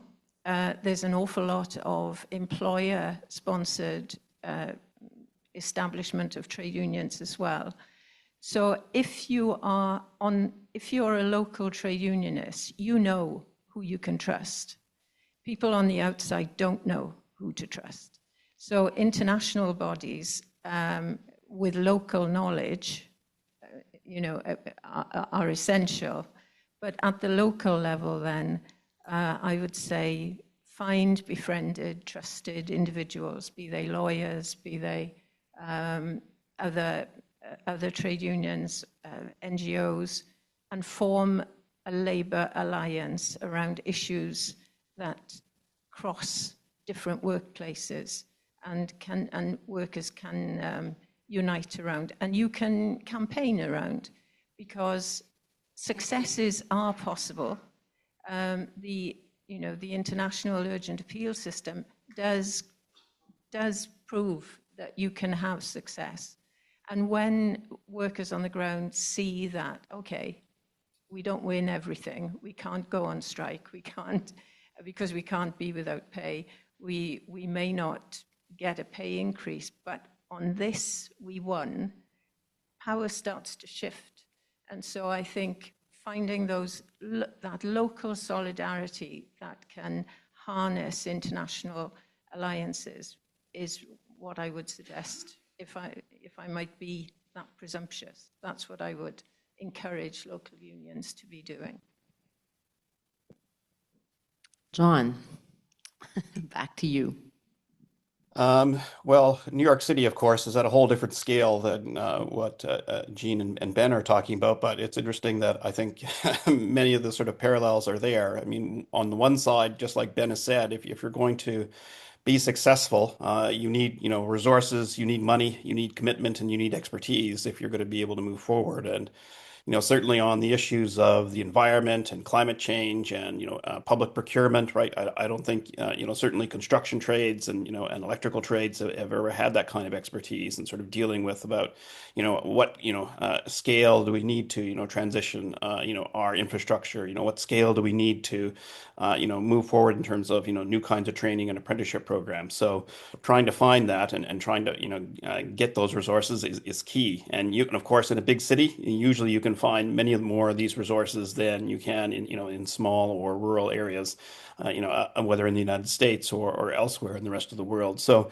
certainly, that's, Ben's point is well taken. I think Jean's point is also important, right? But, and if you're in a big city and a major, metropolitan area, local alliances do mean a lot. And I think what's most unique about in this case is also the fact that you had, a new sort of inter-union coalition, amongst, unions that don't necessarily have always talked to one another. Yes, they would be all part of labor councils. Yes, they would be part of different kinds of federations, but would they actively, work together with one another and coordinate with one another? And I think that's that was certainly very much the case in New York, and that's certainly how these climate jobs coalitions are now working across the United States as well, is trying to get unions to actually be out front and to work with one another and to be the face of trying to move climate policy forward. And I think that's that's the key. It's about also then changing the narrative and changing the goals for those unions as well. And I think by moving away from, a jobs versus environment, type of worry to a climate jobs goal, then that completely flips the idea about what, moving on the environment means and moving on climate change means. It actually means better jobs. It means unionized jobs. It means lower inequality if you can, get the apprenticeship programs to bring more people in. It means a safer long-term future for people. So all those sorts of key kinds of goals, right, build solidarity, but it also changes how unions themselves are perceived, and it also changes how unions themselves can participate, and have the legitimacy to participate in real climate policy debates. So doing that, I think, is the last part, of course, is that also you need to take advantage of real political opportunities. Climate Jobs New York, as an official coalition, was struck during Trump's first administration. And that was because New York State itself had already begun to move on issues around climate change. But with the major cutbacks and rollbacks to climate policy introduced by the Trump administration, New York State itself wanted to forge ahead. And by doing that, the climate jobs coalitions themselves were able to take advantage of that kind of political context to say, look, there's lots of Democratic politicians here that want to move on this. They want to be against the Republicans. They want to be able to move forward. Let's take advantage of this, and let's have the unions out front and being involved. And I think it was that sort of confluence then of money, time, commitment, of taking advantage of political opportunities and building those kinds of local alliances that were able to move that forward. And I guess lastly, to speak to Gerhard's point about long-term, what are the long-term, implications? Well, I think one is if you can actually build an organization that stays in place, like Climate Jobs National Resource Center, then suddenly you have changed how unions themselves think about it, but also where and how unions act. And I think that's one of the sort of the big things. But then the second thing is also about changing what unions do and how unions think about what they need to do.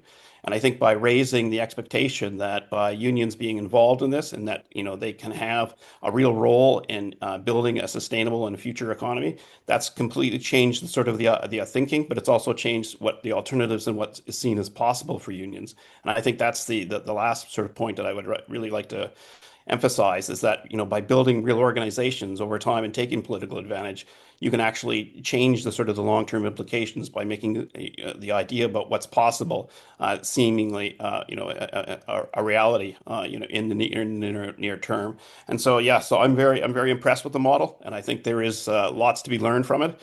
And certainly in the North American context. And I think there's also, lessons that can be learned in major cities across Western Europe as well. Thank you, John. Last words to Ben before we open up for questions and comments. Okay, okay, thank you. I'm going to do three, but I'll be very, very quick. So firstly, what I would say is when you're thinking about which unions to work with, so I'm thinking from our perspective, is back unions, not campaigns. So one of the things that has historically happened within UNI, being a global federation, is that the centerpiece of organizing campaigns within multinationals. And that was kind of centralized globally. So you would have resources put into unions in particular countries because the global campaign needed it. But actually those were not the right unions that we should have been backing. They were not unions who were looking to change, who had a real plan for renewing themselves. So my advice is always pick the right unions and then worry about the campaigns that you select them for further down the line. The other thing as well about those unions is always work with unions who know that organizing and renewal is a priority, but that their resource allocation represents that. Because everybody finds it really easy to go to a union congress. What's our number one priority? A big, strong union. And then you look at the staffing, or you look at the way that the budgets that are allocated, and it doesn't represent. So I'm always really cautious of looking into that. Secondly, remembering that perspective is key. So one of the things that comes up with the kind of organizing workshops that I've done with around 40 unions over the last 7 years is that It's not a case of going to unions and teaching them how to do organizing. You know, the biggest group of unions I work with is Nordic trade unions. And I'm sure many of you are perfectly aware, there is a checkered history of Anglophone people going around Europe trying to tell people how they should do organizing. So when I go to do a first initial buy-in with a Nordic union, of course, the way that you temper that, the way that you kind of position that is really important. And the thing that we bring to the table is perspective. Is we're not going to come and tell you how to do the things you already know, but what we are going to do is tell you the stuff you don't know. The bird's eye view that we have, I'm very, very fortunate in that all of the unions I work with, I just steal their ideas and pass them on. So that you can kind of give a perspective. And the other thing as well is even within the politics of a trade union, you may have the organizers saying, this needs to be done, that needs to be done. But when an outsider comes, it's crucial that I'm not a full outsider. You're an affiliate of this global federation. I'm a friend, but at the end of this training, I'll go home. And that's that kind of crucial distinction that you can give those unions kind of more difficult home truths and play the bad cop in a way that the organizers can't. Finally, and I may have been you, somebody said earlier about defining what we mean by success and failure. This is absolutely crucial. So the thing that I say in every single workshop with every union is you will have the objectives of your campaign. Whether that's a pay rise, a new agreement, whatever it may be, they're the objectives, but they don't define success and failure. Success and failure for me is very, very simple. Does your union come out of this campaign stronger or weaker than it went into it? If you stick just to that principle, you may not win every single fight, but you won't go too far wrong. Thank you very much. So we're going to open the floor to questions and comments. Do we have anyone who wants to go first? We have to circle Vincent Pasquier, Jane in the back, Blandine. Nice, I know all the people who are asking questions. This is amazing. Yeah, the microphone, I can also go in. I think Vincent was first right there on my left.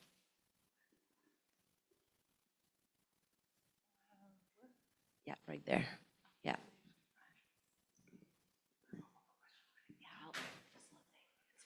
Hi, everyone. My question goes to Ben. I guess it applies also to John and Jean, but the question is to have a successful campaign, organizing campaign, you have to have a good target. And what's your criteria selection, for instance, to choose Auchan in Southeast Europe? Why were there a good target and maybe not so good? Take a couple just so we get the wheel turning. So Blandine was also second, and then Jane in the back. Yeah, thank you. So my questions are small one for John and then one for Jean. Jean, you show us how the fine grain analysis is really important. We're looking at, when you look at the European Union, we're often at the macro meso level, and you went really micro. And my question was related to your case in India, if there was any other inspiration that can help at least give some ideas of experimentation. Is Bangladesh, for example, an example, or any other countries that could have given some inspiration as how to deal with this relationship with the international alliances? And John, hi John, this is Blandine. I have a question for you regarding the climate job. Sorry for not remembering the name, the National Resource Institute. I was wondering if concretely these alliances translated into some new clauses in collective agreements or some new terminologies now that we're using in the collective agreements that you may have seen during or before what happened before the disaster. I'm just trying to understand whether core and peripheral actors to union experimentation are actually changing how we're doing negotiation, how we're doing bargaining in concrete terms. Okay, maybe I have two questions, and then we'll go Jane Parker in the back, and then in the front. Right in the back. Yeah, thank you. I could get up and pass the mic. Yeah, go ahead. Yeah. Okay, thank you very much. Really, I'm following on from Blandine's questions and points, and I want to thank Jean also for flagging the idea of knowledge transfer from the Global South. We're currently wrapping up an ILO ACTRAV ETUI global study which suggests the same thing, that a lot of the creativity and indeed the verve, if you like, is coming from other regions, not just from Europe. So my question really, and it's for everyone, but primarily Jean, is the best way of disseminating that back to, say, Europe and other regions from the Global South, given various contingencies and challenges upon workers and representatives in that area. Thank you. We'll take one last one from the colleague in the front. I'm sorry, it's not because I know you that everyone knows you. So if you could present yourself maybe before asking your question, right there. Thank you so much. Thank you. Thanks a lot. This is Irmak from Leuven University. I have a question to Jane, actually, because you mentioned the power imbalance in knowledge between employees and employers, and you give an example of India, but I'm thinking also in Europe with the new technologies like algorithmic management, there is a huge power imbalance too. And have you had any exemplary cases where NGOs and or other organizations work together to figure out, let's say, how Uber technologies worked, how in Amazon case, like in any other cases, were there any instances where the unions collaborated with other organizations to make this power imbalance turn other way around? Because I think it's also much needed. And also maybe for Ben, you mentioned the budget differences between unions, which comes to also information about technology. And some unions have no resources about what is data, what is technologies, how to resist and ask for these collection procedures. Do you have instances where big unions have also resources to share with the unions with fewer budgets? So thank you very much also for all this talk.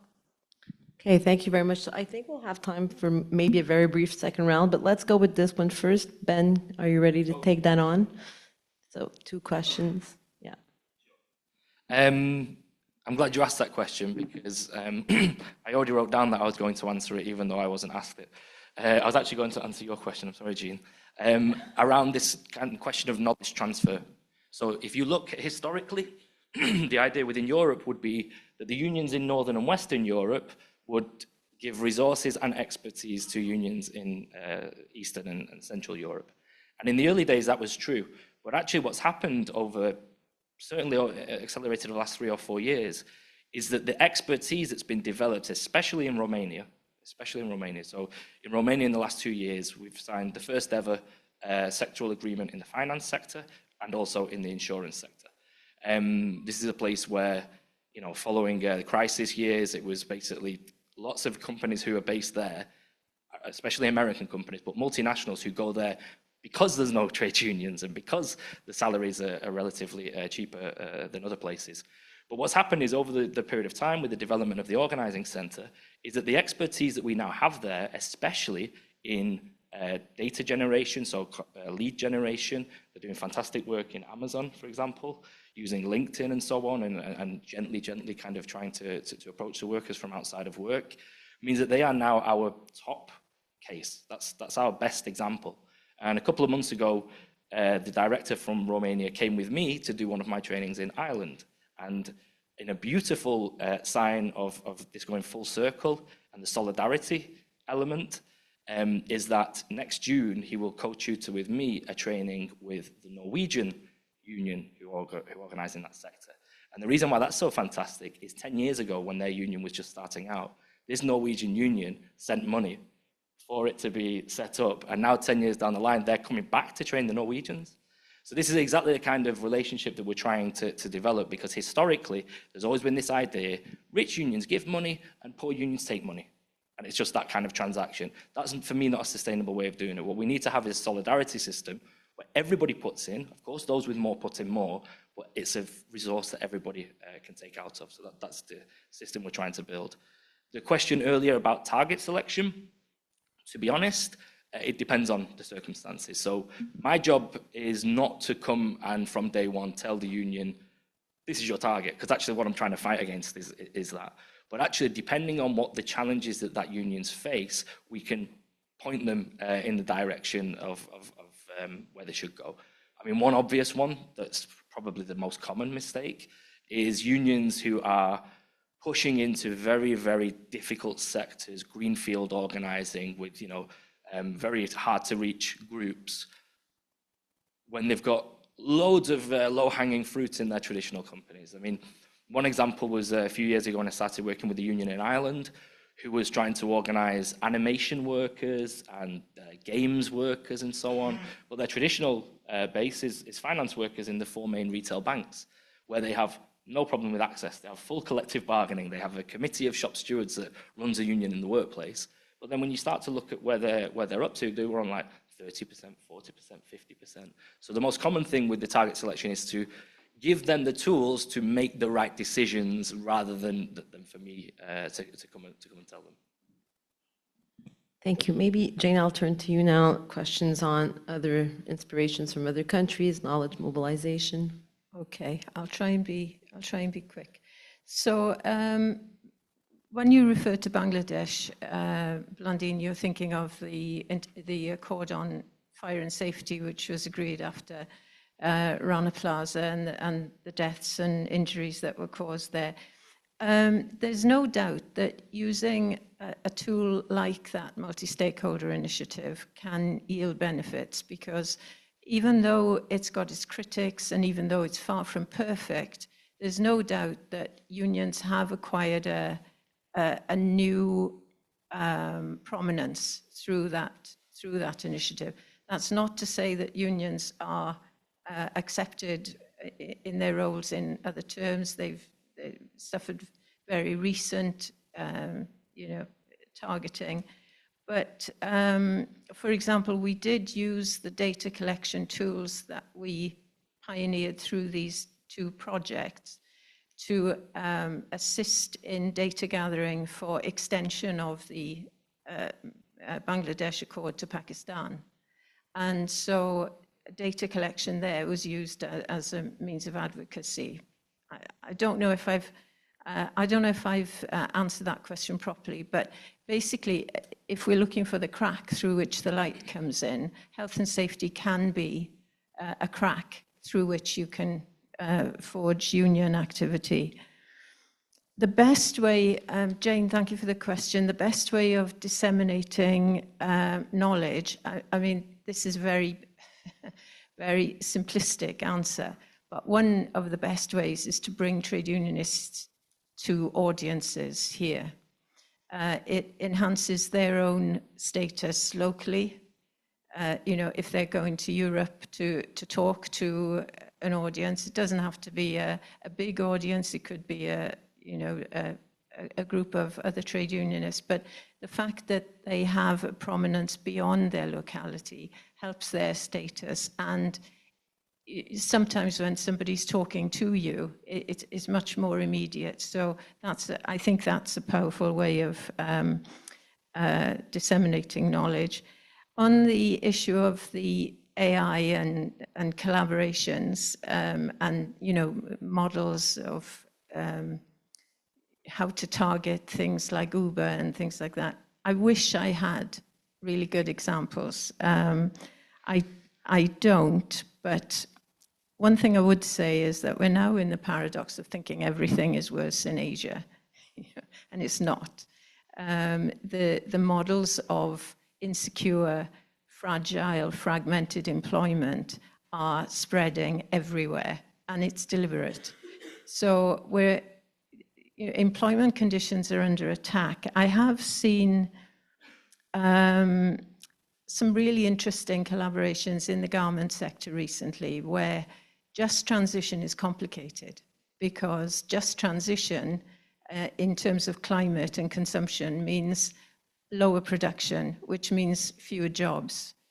And so when you're going to somebody who's already just about below the poverty line and saying, well, now you have to give up your job for climate change, you're not going to be able to organize around that. There's a serious problem there. So what I am seeing is real collaboration on this issue of how do you define a just transition in labor terms, not just in terms of climate. That's the most powerful collaboration I'm seeing at the moment. And on AI, I think employers, I'm talking about the garment sector, It's a real fear which is being engendered by employers, but at the moment, people are still cheap enough. So they don't need AI because they've got a ready supply of human beings that they can exploit. But the fear of technology is being used as leverage. And so if we can bring collaborations together to just focus on the targets that we need to be focusing on, I think that's something to work on. Thank you, Jean. So maybe last answer from John online. Blondine's question on core and periphery, and maybe Jean's last comment is a good segue to your intervention. Go ahead. Yeah, so all the big issues about power imbalance, about knowledge transfer, about capacity building for unions. These are all strategic questions, and there's certainly key questions now about how unions can tackle climate crisis and how they can be directly involved in trying to get something like a green economy or a Green New Deal. And I think in terms of, wake-up calls, there was no question that, having a hurricane, decimate a good part of your city, and then thinking about how it's going to be rebuilt, I think was certainly an eye-opener. At the same time, then, how do you, get people to, go beyond, about what they need to do and how they need to rebuild? And I think that's the sort of the big sort of question. I think that the fact that you did have an external resource like the Workers' Institute at Cornell University to be involved in those discussions, to broker those discussions amongst those unions, I think that was critical and that was key. Are there other kinds of institutes, and other kinds of knowledge that, available for unions now in these kinds of situations? I think there are, right? I think there's much more knowledge now, 12 years, 13 years later, right? I was just in Sweden this past summer, and I thought, I was talking to my Swedish colleagues and joking that, if anyone, we want to save the world, as the Swedish, universities and research institutes need to sort of go out and, talk to people around the world and share their perspective about what they need to do, because they definitely are out front. But in terms of knowledge transfer there for those targets is to say that if you're going to build a renewable energy economy, it's going to be labor intensive. If you're going to build new infrastructure for offshore wind or for onshore wind, you're going to install solar panels. You're going to improve building efficiency. You're going to build more public transit. Well, all of those are labor intensive jobs, and they're not just construction jobs. They're engineering jobs. They're service jobs. They're architecture jobs. Their supply chain jobs, right? So, it's a huge, employment opportunity, but it's only, not only just an employment opportunity, it's a huge opportunity to, make sure that people are going to have good jobs, and they're going to have the labor protections, and they're going to have the labor laws to, make sure that people, and the training necessary to make sure that people are going to get good jobs out of this at the end of the day, and their communities are going to be sustainable. So that's what the targets are, is trying to get that knowledge transfer about how moving towards, a clean energy economy is job intensive, and where and how that, has to move forward, not only with the unions, but then in terms of policy itself. And Blondine's question was, what's happening in terms of CAs? Well, I think, I can't really speak to. I mean, how much more apprenticeships, are changing, for some of those construction trades. I think that's a good question.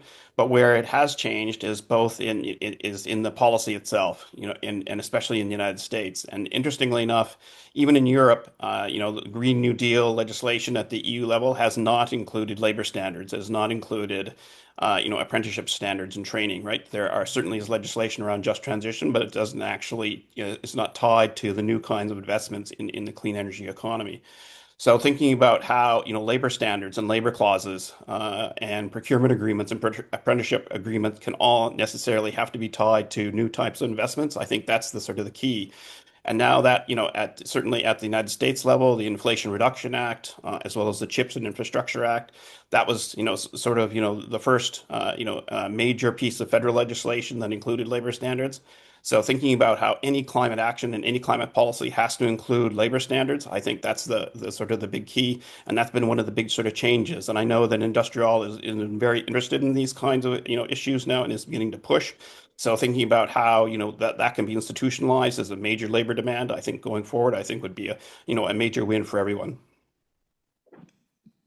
Well, thank you very much to our three speakers. I think we're going to halt this session to keep us on track on time, but I don't have details about lunch. Is it It's on this, okay, so I guess you go out and you follow lunch. So thank you very much to our three speakers. Thank you all for your questions, and see you at 1:40.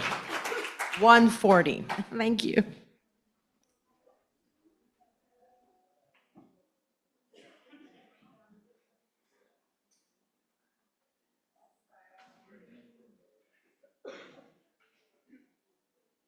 Ladies and gentlemen, I suggest you take your seats if you haven't done so yet. Welcome back to the fourth session of our meeting today. Why am I don't know why I was holding two microphones. So, welcome back. My name is Bart van Herke. I'm the director of the research department of the European Trade Union Institute. So, welcome back to our event on innovating and experimenting for union renewal in Europe and beyond. Where are we and where do we go to? Welcome to about 80 people here in the room in Brussels, but also something like 40 people online. Very happy that this topic is raising such an interest from all of you. Now, we started today with a session on what, why, and so what on the topic, where we heard, amongst others, from the book editors. And I have to start as the director of the research department to really congratulate Bianca, Melanie, Gregor, and Kurt for having produced in a few months' time, or with a few months time lapse in the publication, 2 edited volumes on the topic that we're discussing today. And I'm very happy and proud about those publications, because this is not just research. These are tools for trade union organizations. And I really hope, and as my sincere wish, that trade union organizations, whether it's the ETUC or the federations, the confederations at the national level, will pick this up and use it as a tool to work towards innovation. We then continue with a session on innovation, innovating from within, where we discussed and heard from scholars from different parts of Europe and the rest of the world. And then to continue with the session on innovating from without, focusing on the resources, on ideas and expertise. And I wrote down just one point made by Jean Jenkins from Cardiff, I think, who talked about how, in fact, the Global South can really teach us a lot, or to put it more positively, how we can really learn a lot from the Global South with regard to innovation and experimentation. And this is very much in line with the report that we are drafting for the moment at the E2I for the ILO, and which sees the same kind of learning potential from the Global South. I also want to mention that in June next year, we'll be organizing a conference on bottom-up democracy linked to the trade union movement, Demo Plus. You will hear more about it. So all good and an excellent preparation for this fourth session. Where I would like to invite in a moment Esther Lynch to join us here. And so we'll be discussing expanding the boundaries, diversifying repertories to the unorganized and beyond. We'll have 3 panelists talking after Esther. We'll organize the panel a little bit differently than we're used to, but you will see about that in a moment. So first I would like to welcome Esther Lynch, General Secretary of the ETUC, and on the day, Esther, I believe, of the publication of the Jobs Quality Package. So the floor is yours. Thanks so much, Pat. So I want to begin by saying I want to nominate for an award the best title, which is Union Rebels with Applause, because I thought that was a fabulous title. And I really enjoyed, haven't managed to read them in depth, but I really enjoyed going through these 2 really valuable and important publications. And I think that the work that the E2I is doing and the authors are doing is critically important, because it's part of building the infrastructure of solidarity and support between unions and between union members and between confederations and indeed in the ETUC. We can't take for granted that everybody always knows what everybody is doing. So the value of this research shouldn't be underestimated, and I'll make sure to also bring it to the attention of the ETUC executive. My first personal experience of organising people into trade unions was when I was a shop steward. I was a shop steward in a factory a very long time ago now. People joined the company. I'd go and sit beside them. I'd hand them a union form and I'd say, hello, my name's Esther. I'm your shop steward. And if you have any questions about work here, or if you want to know anything, be sure and come and tell me. I'll be back at the end of the day to collect that form. And the next branch meeting, the next company meeting is on the following days.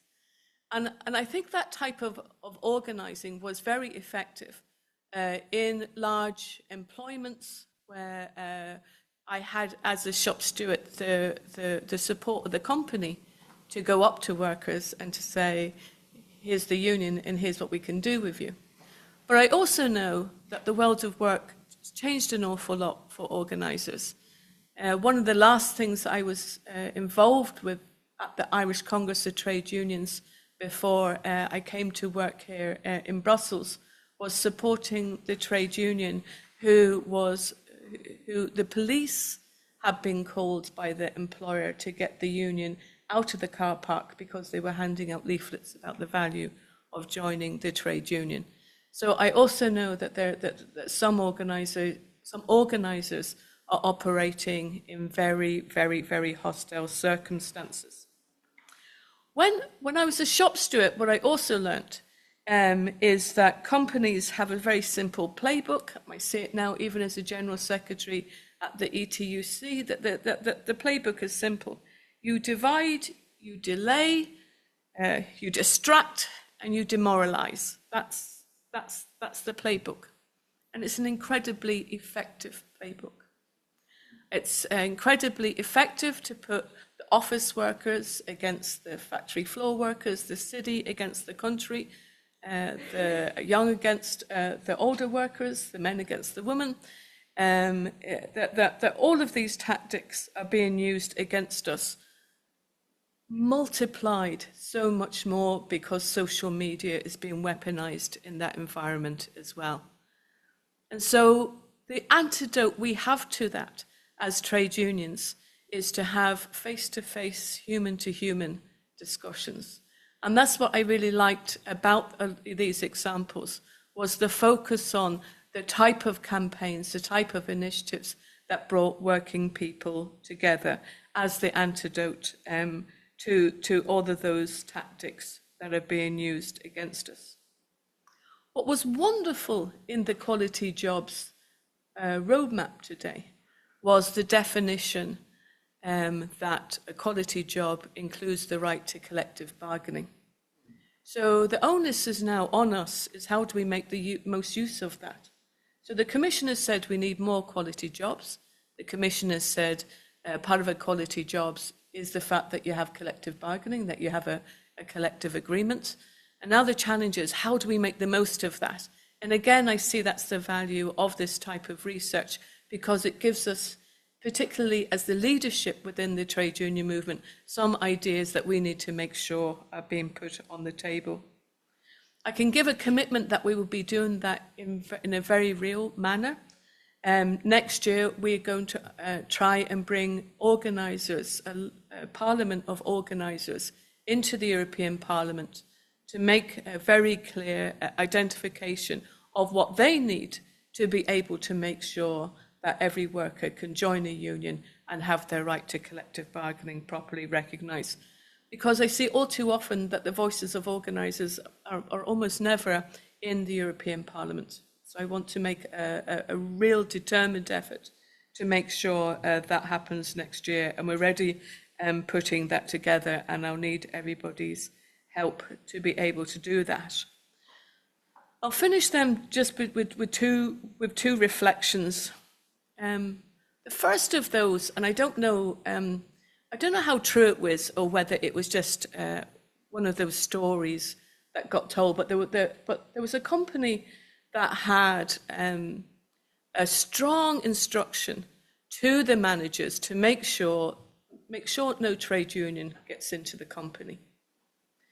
And it had a training session for the managers in which they were told, watch out for signs there's union organising.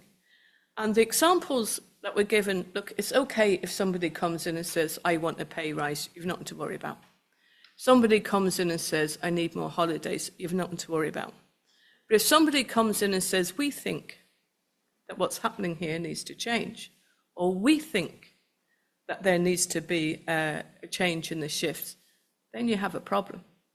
And that really what it comes down to is how do we build a strong narrative of working people as a unified we?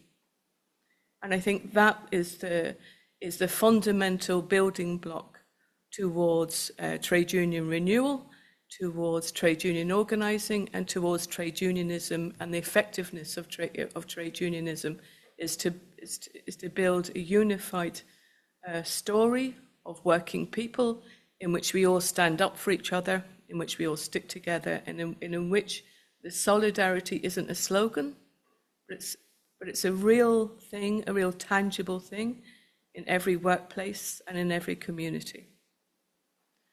And the second reflection I have is we shouldn't underestimate the enormity of that task, because in every cultural dominant media, whether it's films, music, TV, soaps, social media, there's hardly ever a representation of the we in the modern time. What there is the individual entrepreneur winning everything on their own, and because they do that, they deserve everything that they're taking. And that's the cultural dominant representation that's given to working people all day, every day, in every media. If you think about it, when's the last time you saw a positive representation of a trade union in the modern moment, in a film or on a TV program? One of the only times I saw unions in the imagined future represented was Deep Space Nine, but then it was a mining planet. So even in the future, the unions were about the past. So we really have to develop a strong cultural, a strong a modern-based narrative that people can identify with and see themselves reflected back. Because if you never see something, it's hard to believe it.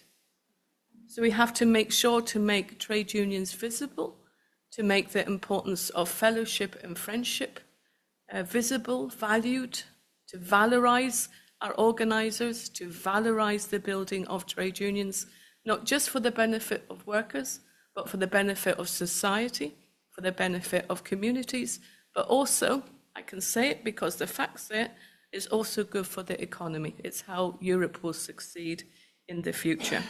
So I want to thank the authors for doing such a great job of valorizing the activities that are underway.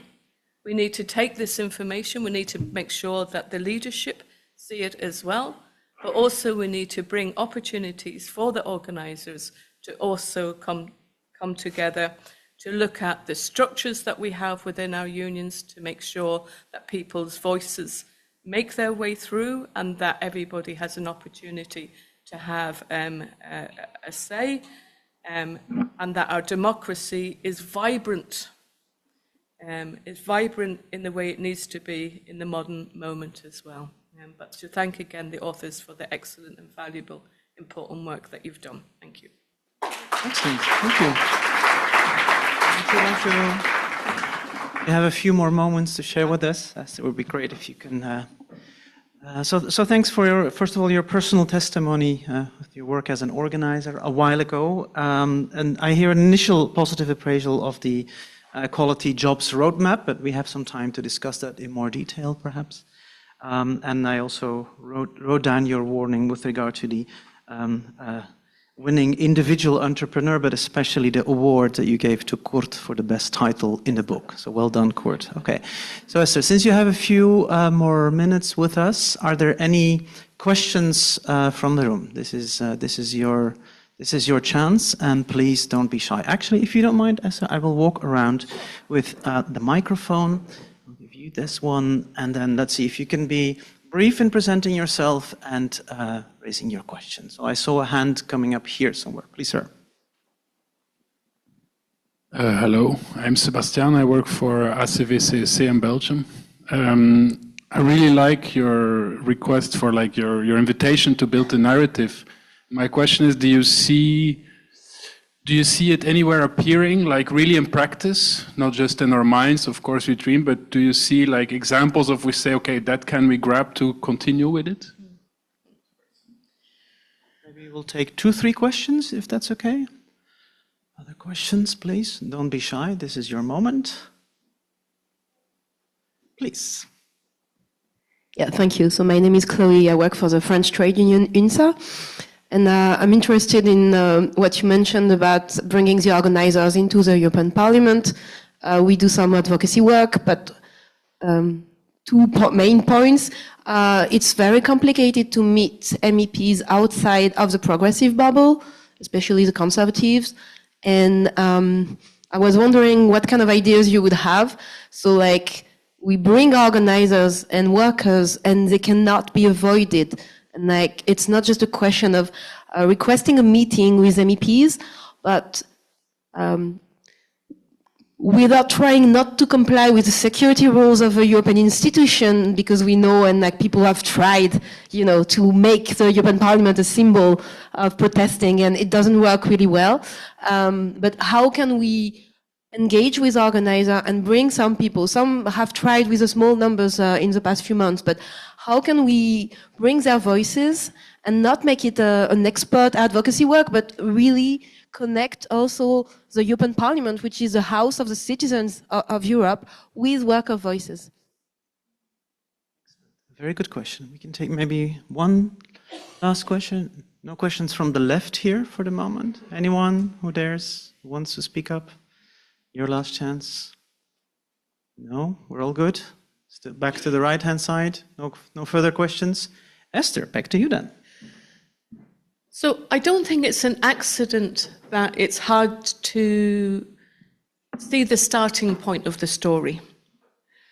Because I think over a long period of time, that is the way we have been presented with who's successful and why they're successful and what success is. And it's always presented as the lone person who, because of their fantasticness, that they succeed. It's hardly ever presented, well, actually, there's public services. There's schools, there's hospitals, there's infrastructure that's paid for by working people out of their taxes, and that's the bedrock on which every single piece of success is there. I think that Professor Mazzucato has a really interesting analysis of that about the entrepreneurial state, in which he identifies that nearly every single success that there is out there, that the state has had some, say, seed in investing or in developing in it. So I think that there's the importance of us talking about that the real success of competitiveness or of the European economy is the bedrock of working people who get up every day and go to work, do a hard day's work, pay their taxes, go home. Very often are the people who have a sports club do the local community, do everything, like everything that makes Europe successful, the social model, all of that is underpinned by working people, not just one or two people who are taking everything at the top. But I look forward to. I believe there's a hunger for that type of conversation out there, particularly among young people. That they're somewhat sick of the superficialness and the divisiveness, and that they really want to look at, how do we create a future for all of us that we can all feel good about. And so I think that union meetings and union branch meetings, and I know that your union does this very, very well, which is to have a wider agenda. So for sure, paying conditions number one, and health and safety. If we're not getting that right, and if we're not getting the just transition stuff right, then people begin to lose faith in unions. But we can also do and have a wider agenda, which is about what's the type of society.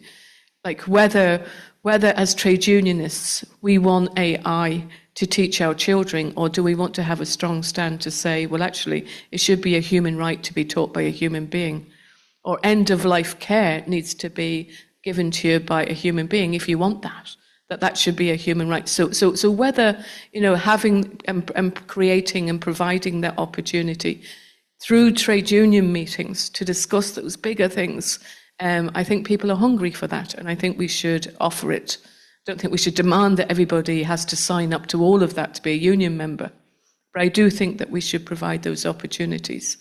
And that brings me to the question about, as I see in the European Parliament, one of the very, very few groups which is still managing to hold, say, and have a good bridge between the different political parties is the trade union intergroup.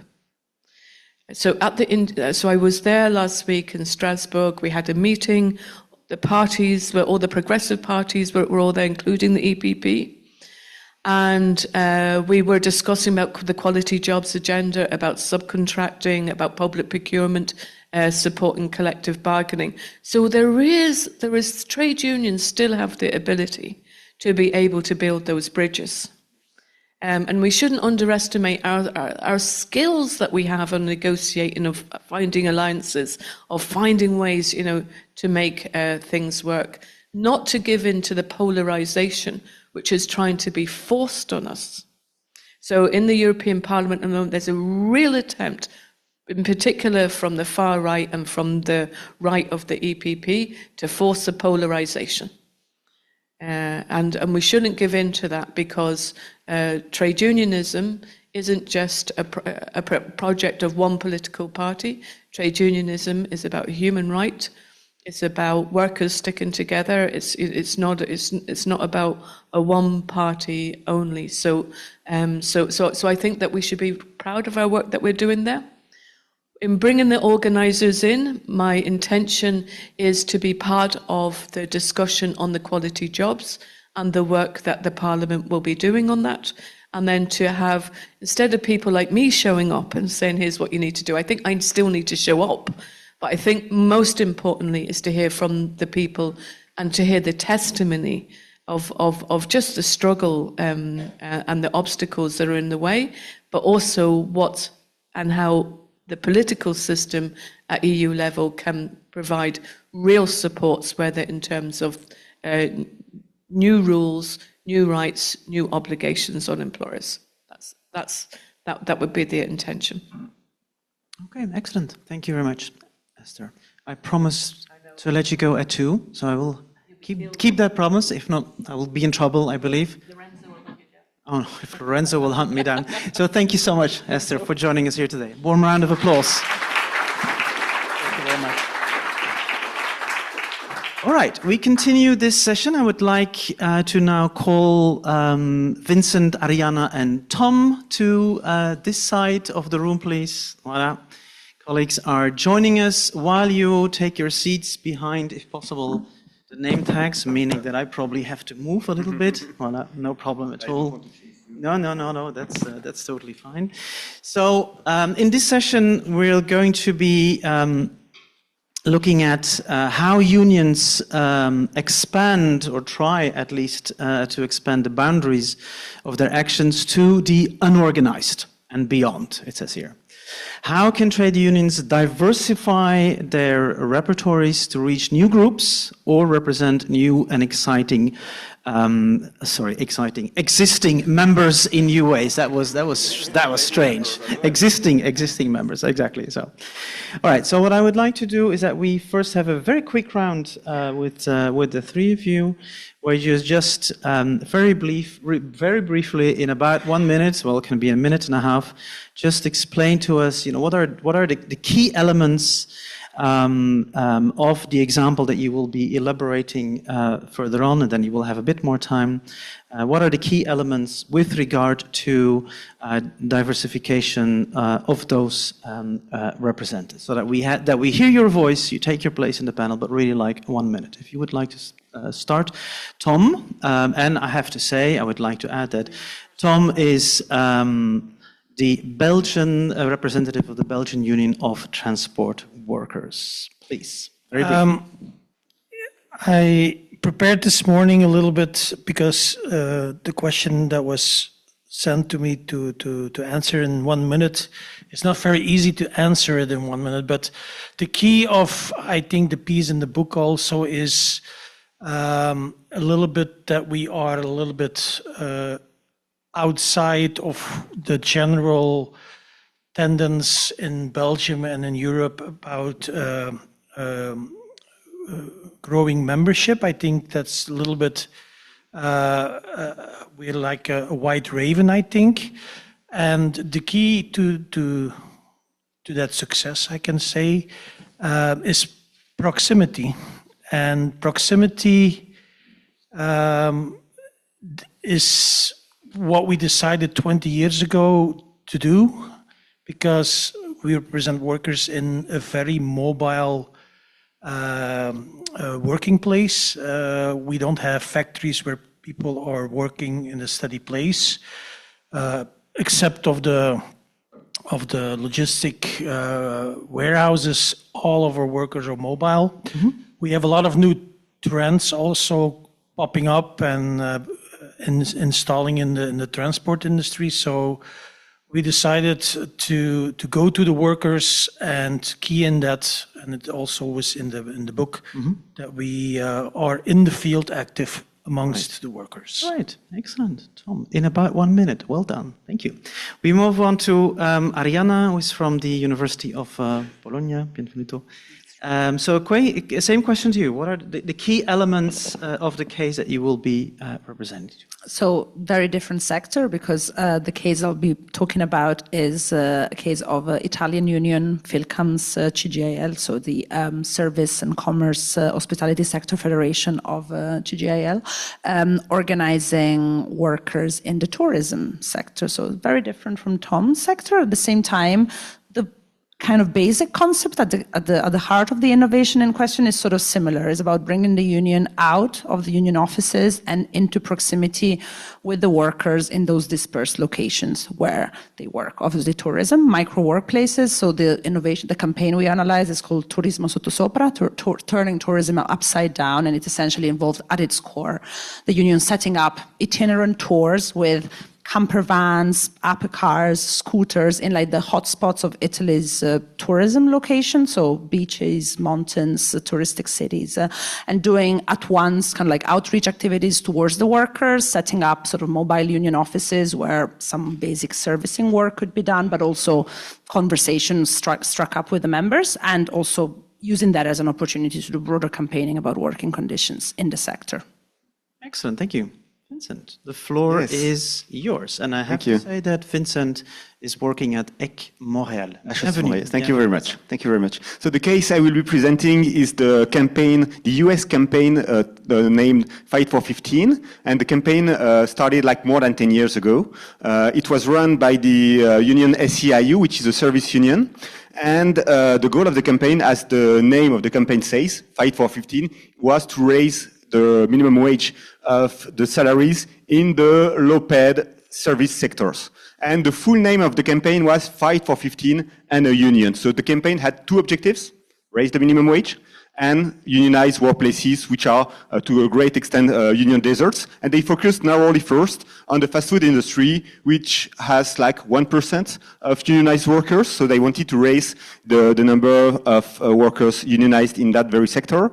And the case is super interesting because it's been really an innovating campaign to a great extent, which drew inspiration from new social movements and highly connected social movements such as Occupy Wall Street or the Arab Spring, etc. So to renew the repertoire of union action. And it's a super interesting case as well because it's been successful to a great extent. They've managed to raise the minimum wage in many states, in many cities, and in many companies. So it's been a game changer for millions of low-paid workers in the US. Un grand merci, Vincent. All right, since, Tom, you said ladies first before, we will now start the second round with Ariana. Sorry, that's what happens now. So you've already highlighted a little bit the case that you want to discuss. The question is now, it often seems that unions get stuck in routine. I think we can be blunt here, even under non-Chatham House rules. It becomes difficult, it is often difficult to experiment and innovate. That's also what we see in the two books. And at the same time, we see some very interesting and positive examples of where it does happen. So how does the case that you that you will reflect upon and discuss with us about Italy in a specific sector, how does that illustrate this difficulty to innovate? Does it highlight your case tensions between more traditional demands of trade unions, including with regard to wages, etc., and new priorities, including, of course, finding new types of members? And what are the skills or the resources that have been used to get over these inhibitions? The floor is yours for 5 minutes. Thank you, Bart, but please do give me a sign for timekeeping because I don't know. Oh, I will, no much. problem. Great. So I think my answer is going to be mixed, right? So in the case I'm talking about that we wrote about is a case where, to a great extent, the innovation came actually from the union leadership. There was great awareness that the labor movement on the whole, I mean, I would say it's never not been in the back foot in the Italian tourism sector because we're talking about a sector that is like structurally characterized by like immense fragmentation, a great incidence of illegal or informal working practices, right? So it's a very hostile context for organizing, and it's never been a hot, like a sort of bedrock of labor strength. But even in the context of already like a difficult sector structurally to organize in, over the last 15 years, collective bargaining has been under immense pressure. It's been really, really hard to renew collective bargaining agreement. Wages, working conditions have been deteriorating, and especially in the post-COVID juncture, it became clear that to some extent, like the sector was at a little bit of a breaking point. But that also offered an opportunity, to some extent, a window of opportunity that to politicize and kind of put on the agenda a little bit the issue of working conditions in tourism, that it's sort of kind of become normalized as like bad, tourism work is just bad work, right? But in the context post-COVID, where it became really hard for employers in the tourism sector to actually find workers that were willing to work at such bad conditions, the union leadership had, I think, the foresight of understanding that this was the time to kind of like try to come in the public sphere a little bit and trying to pose sort of publicly the question of like, okay, what is this tourism industry that is being marketed to us as like the new petroleo, the new oil on which we can build Italy's recovery?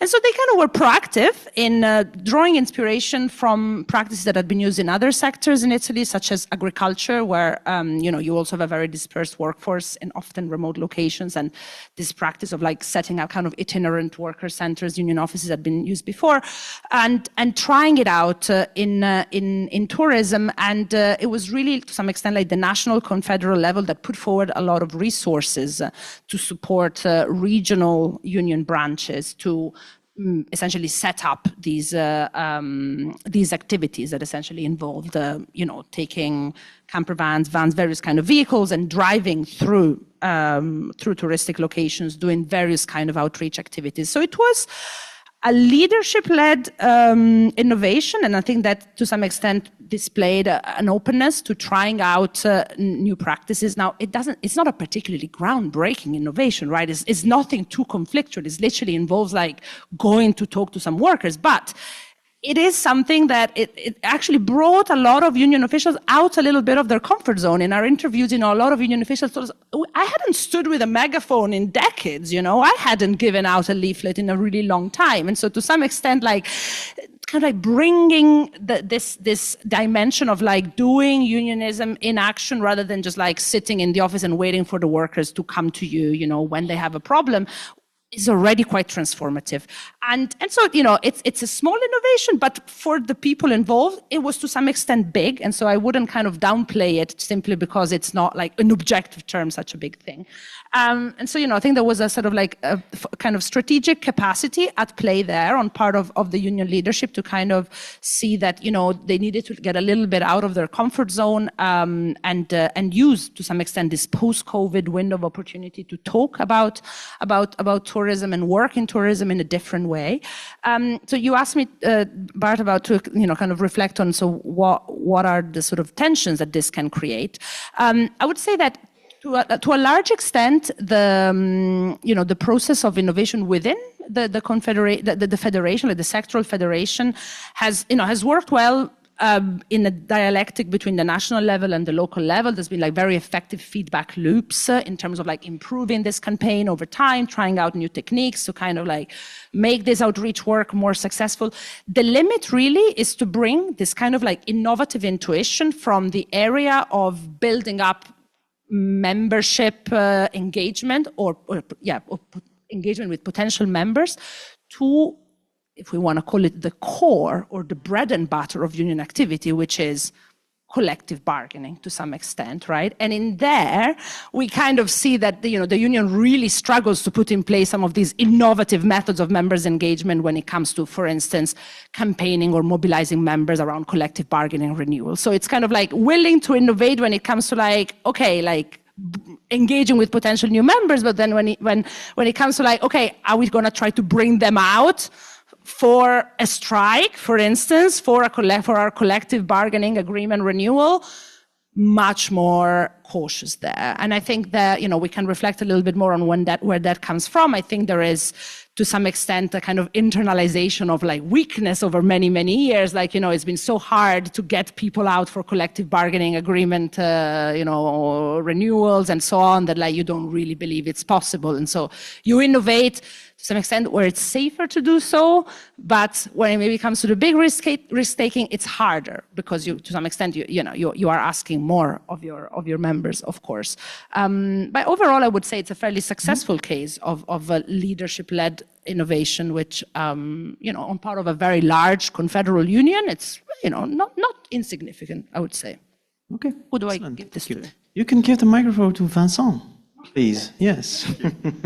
So Vincent, same question to you. Stuck in routine, how do trade unions manage to get through that? And any differences with the Italian case? Yeah. So there is an interesting common starting point, because in both cases it started from the head of the union, but then the story really diverged from the one you told, because the campaign was not led internally by internal unionists, but it was to a great extent externalized to experts, the campaigns. So one way to deal with the tensions for this Fight for 15 campaign was to create an ad hoc structure with lead strategists.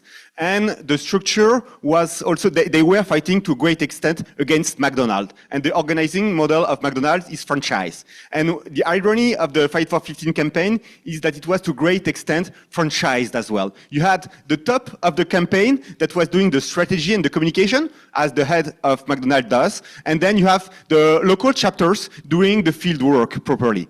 And so that was one of the innovation of the campaign, to have this kind of two-level organization, and it was planned in advance, as the case of Johannes presented this morning, and it was also heavily funded. We don't have the precise figure, but the one that circulated were around tens of millions of dollars over the course of 3 to 4 years. So it was a massive investment in terms of money. And so what was the labor divide between the top and the bottom of the campaign organizations? So at the top, they were doing the strategy of the campaign. And among the key skills they developed were the communication skills. They've been amazingly good at communicating with media, among other things. So how did they spend their millions of dollars? First, they've been hiring communication consultancies. They've been hiring also social media managers, community managers, online community managers to communicate online. And that was one of the key success factors of the campaign.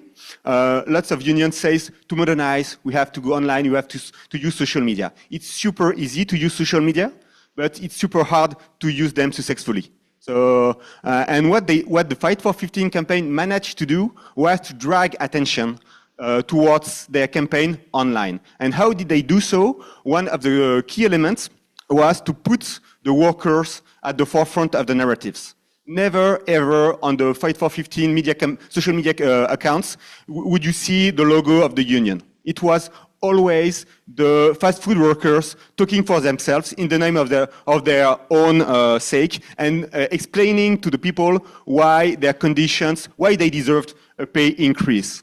And that was really framed, told, expressed as a campaign by the workers for the workers. Obviously, that was not the case. It was strategized by the big union. It was thought in advance by the big unions, but it was presented as a campaign by the workers for the workers, and that's the story the media have been buying in the US. And it's been amazingly positively presented in the media. Esther said it's super unusual to have stories circulating in the media with a positive presentation of the we. That was a good example. The Fight for 15 campaign was a good example of that, of a positive presentations of workers fighting for themselves. And to a great extent, their skillful use of social media helped them to frame the message of a campaign for the workers by the workers.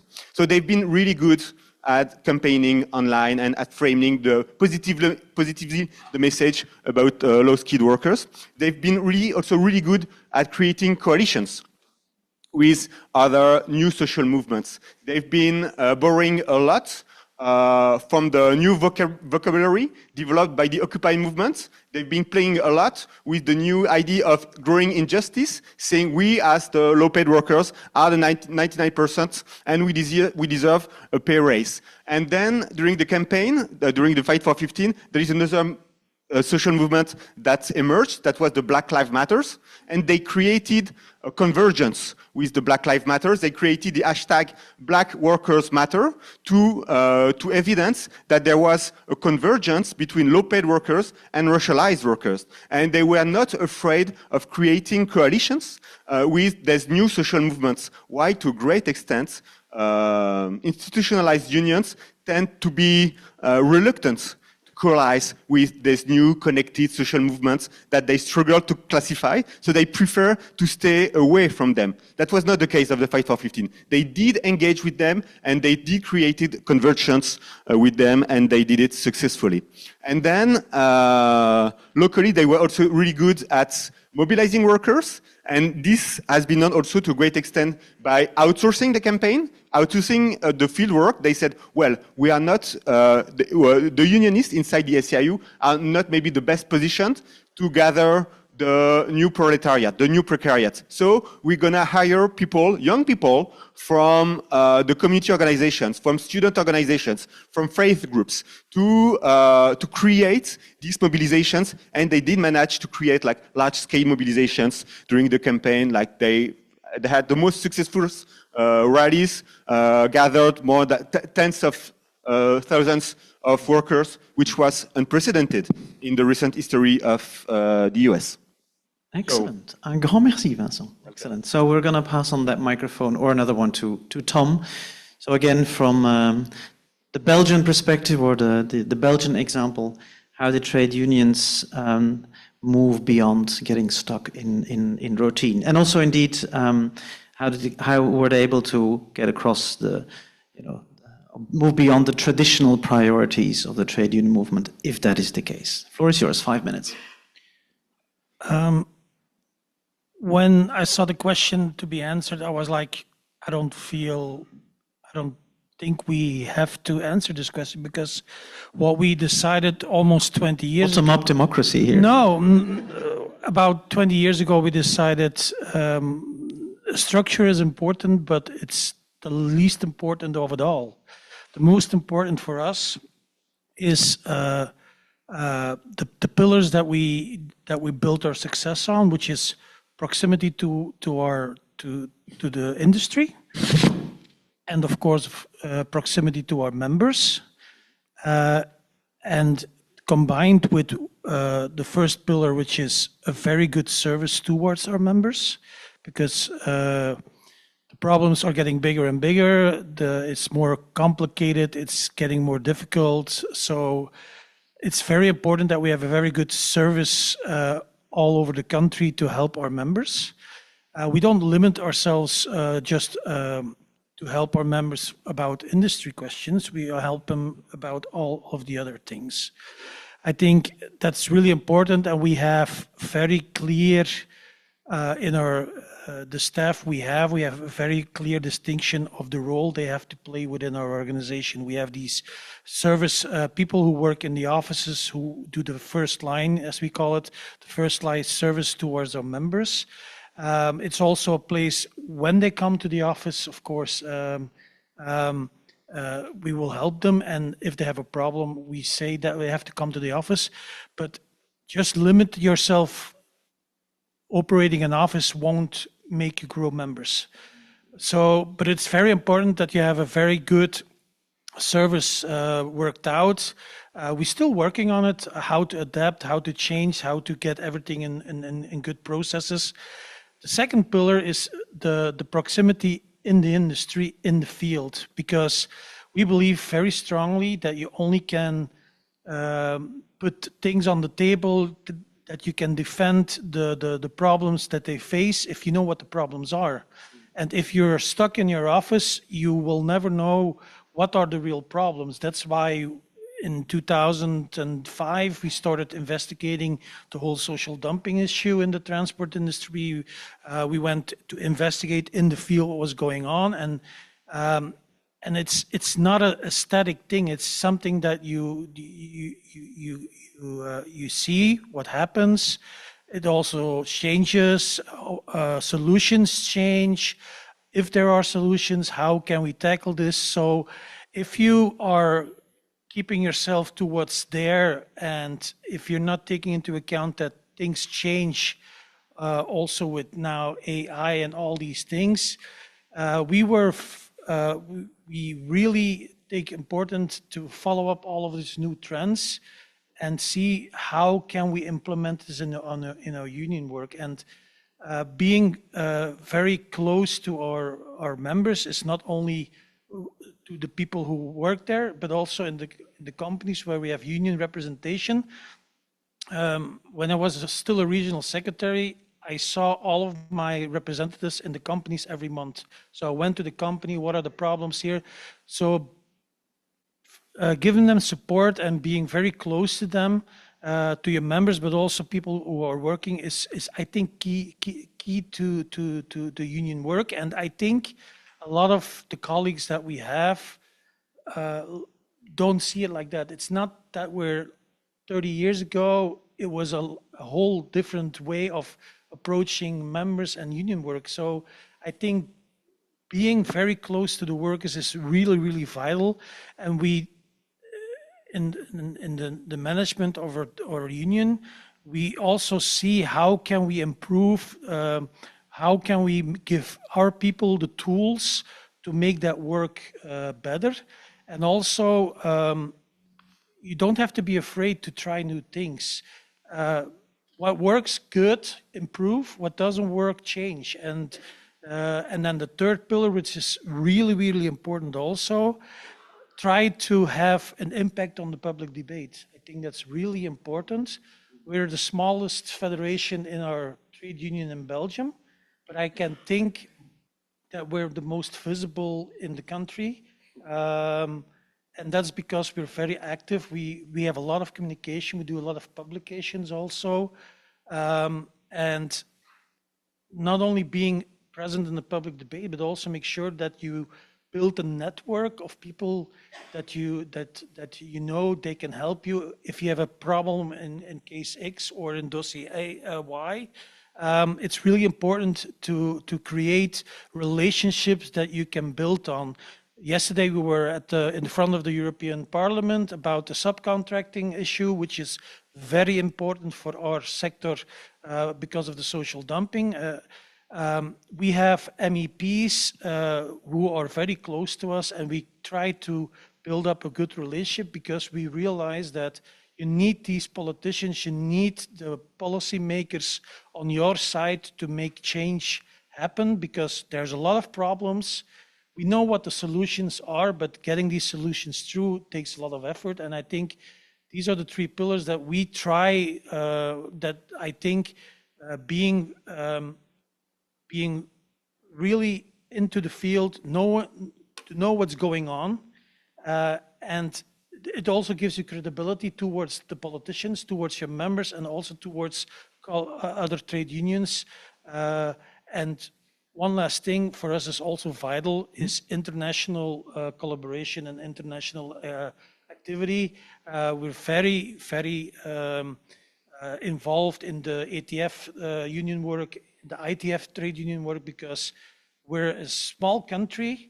Transport is mobile and global as it is, and that's why you have to go out there, literally on the street, but also outside of your country, because you can learn also a lot from other trade unions. That's why I think this book is a very, very valuable. I stole not only one copy, I stole a couple of to give them around. So I'm glad you took all the copies we offered you. Excellent. Thank you, Tom.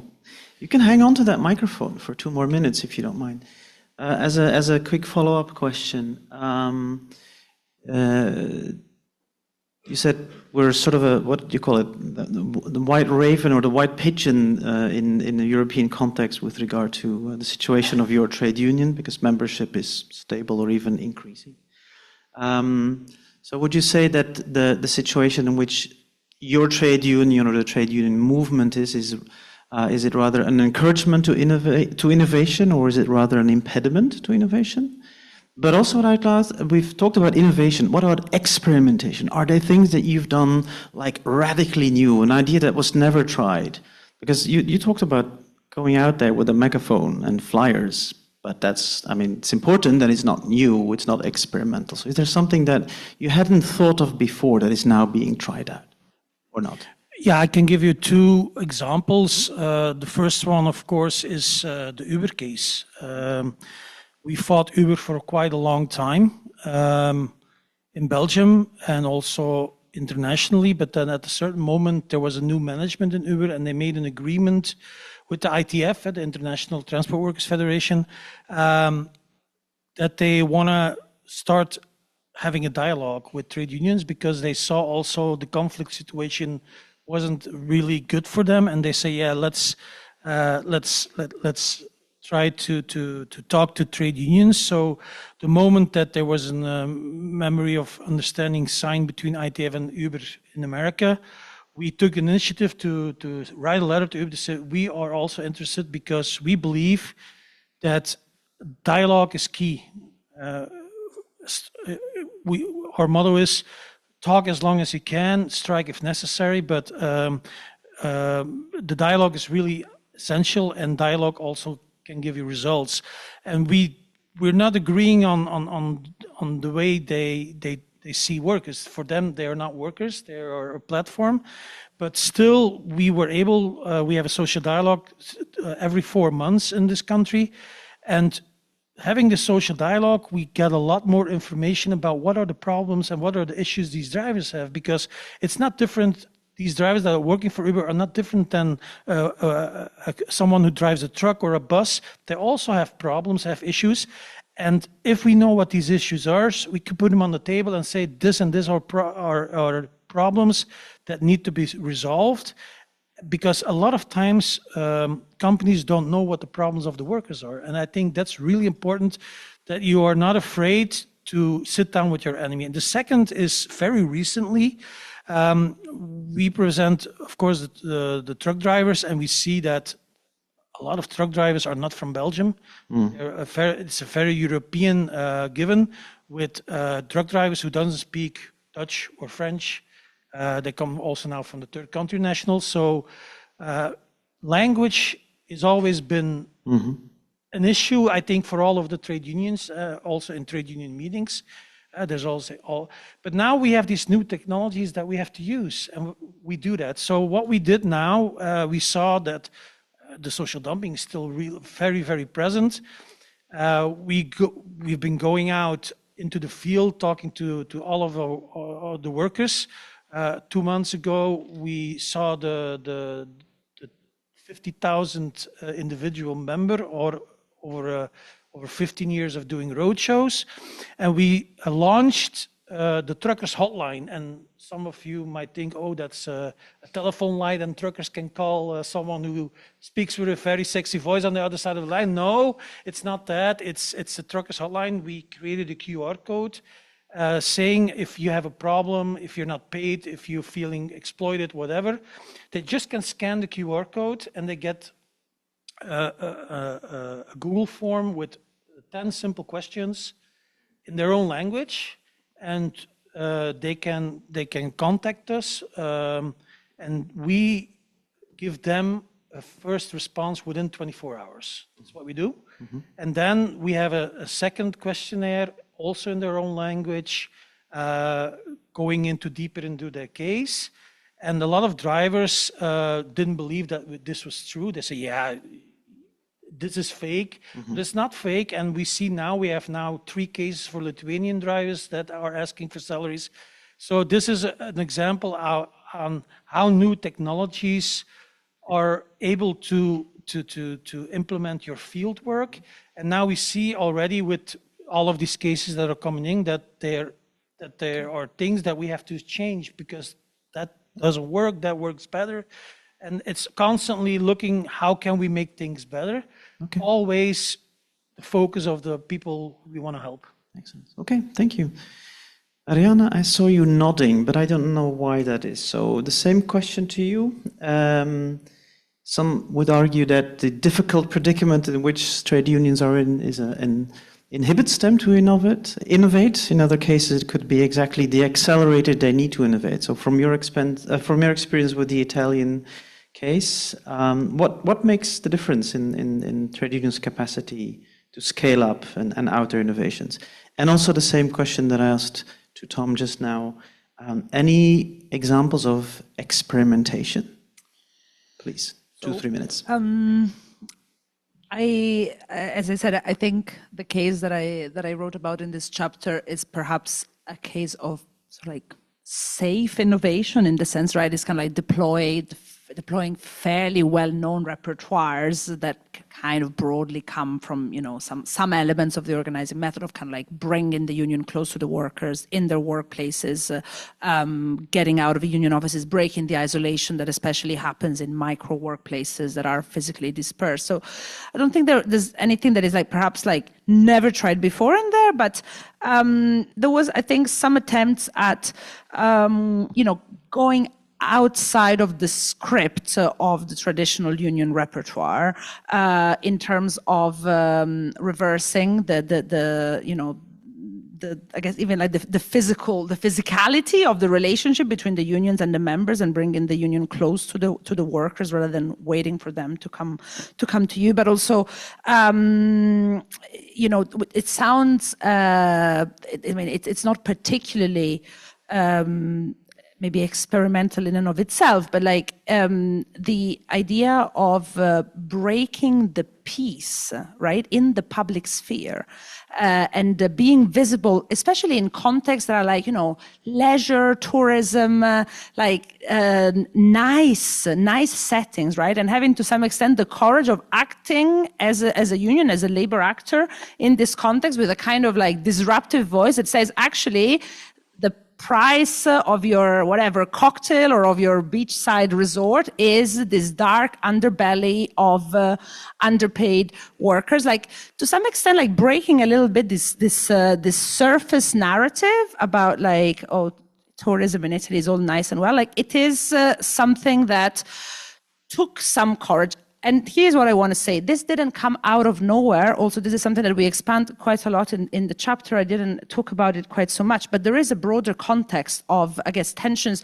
within the broader landscape of unionism in Italy, right, where we have, so the unions that we've been writing about is part of one of the three largest confederations, but there is a growing and important, universe of rank and file unions in Italy that have been increasingly important in various segments of the service sector in particular, and for instance logistics, but not only, that have been really experimenting with this much more, say, militant methods of campaigning, in which you literally bring a picket outside of a hotel that doesn't pay its workers, and you don't move until they agree to meet with the union rep and pay back wages, or whatever. And this is something that for the confederal union movement has been always like quite a big, a big challenge, because, the attitude has always been kind of like dialogue first, strike and the last. But this idea that like you dare to break the peace,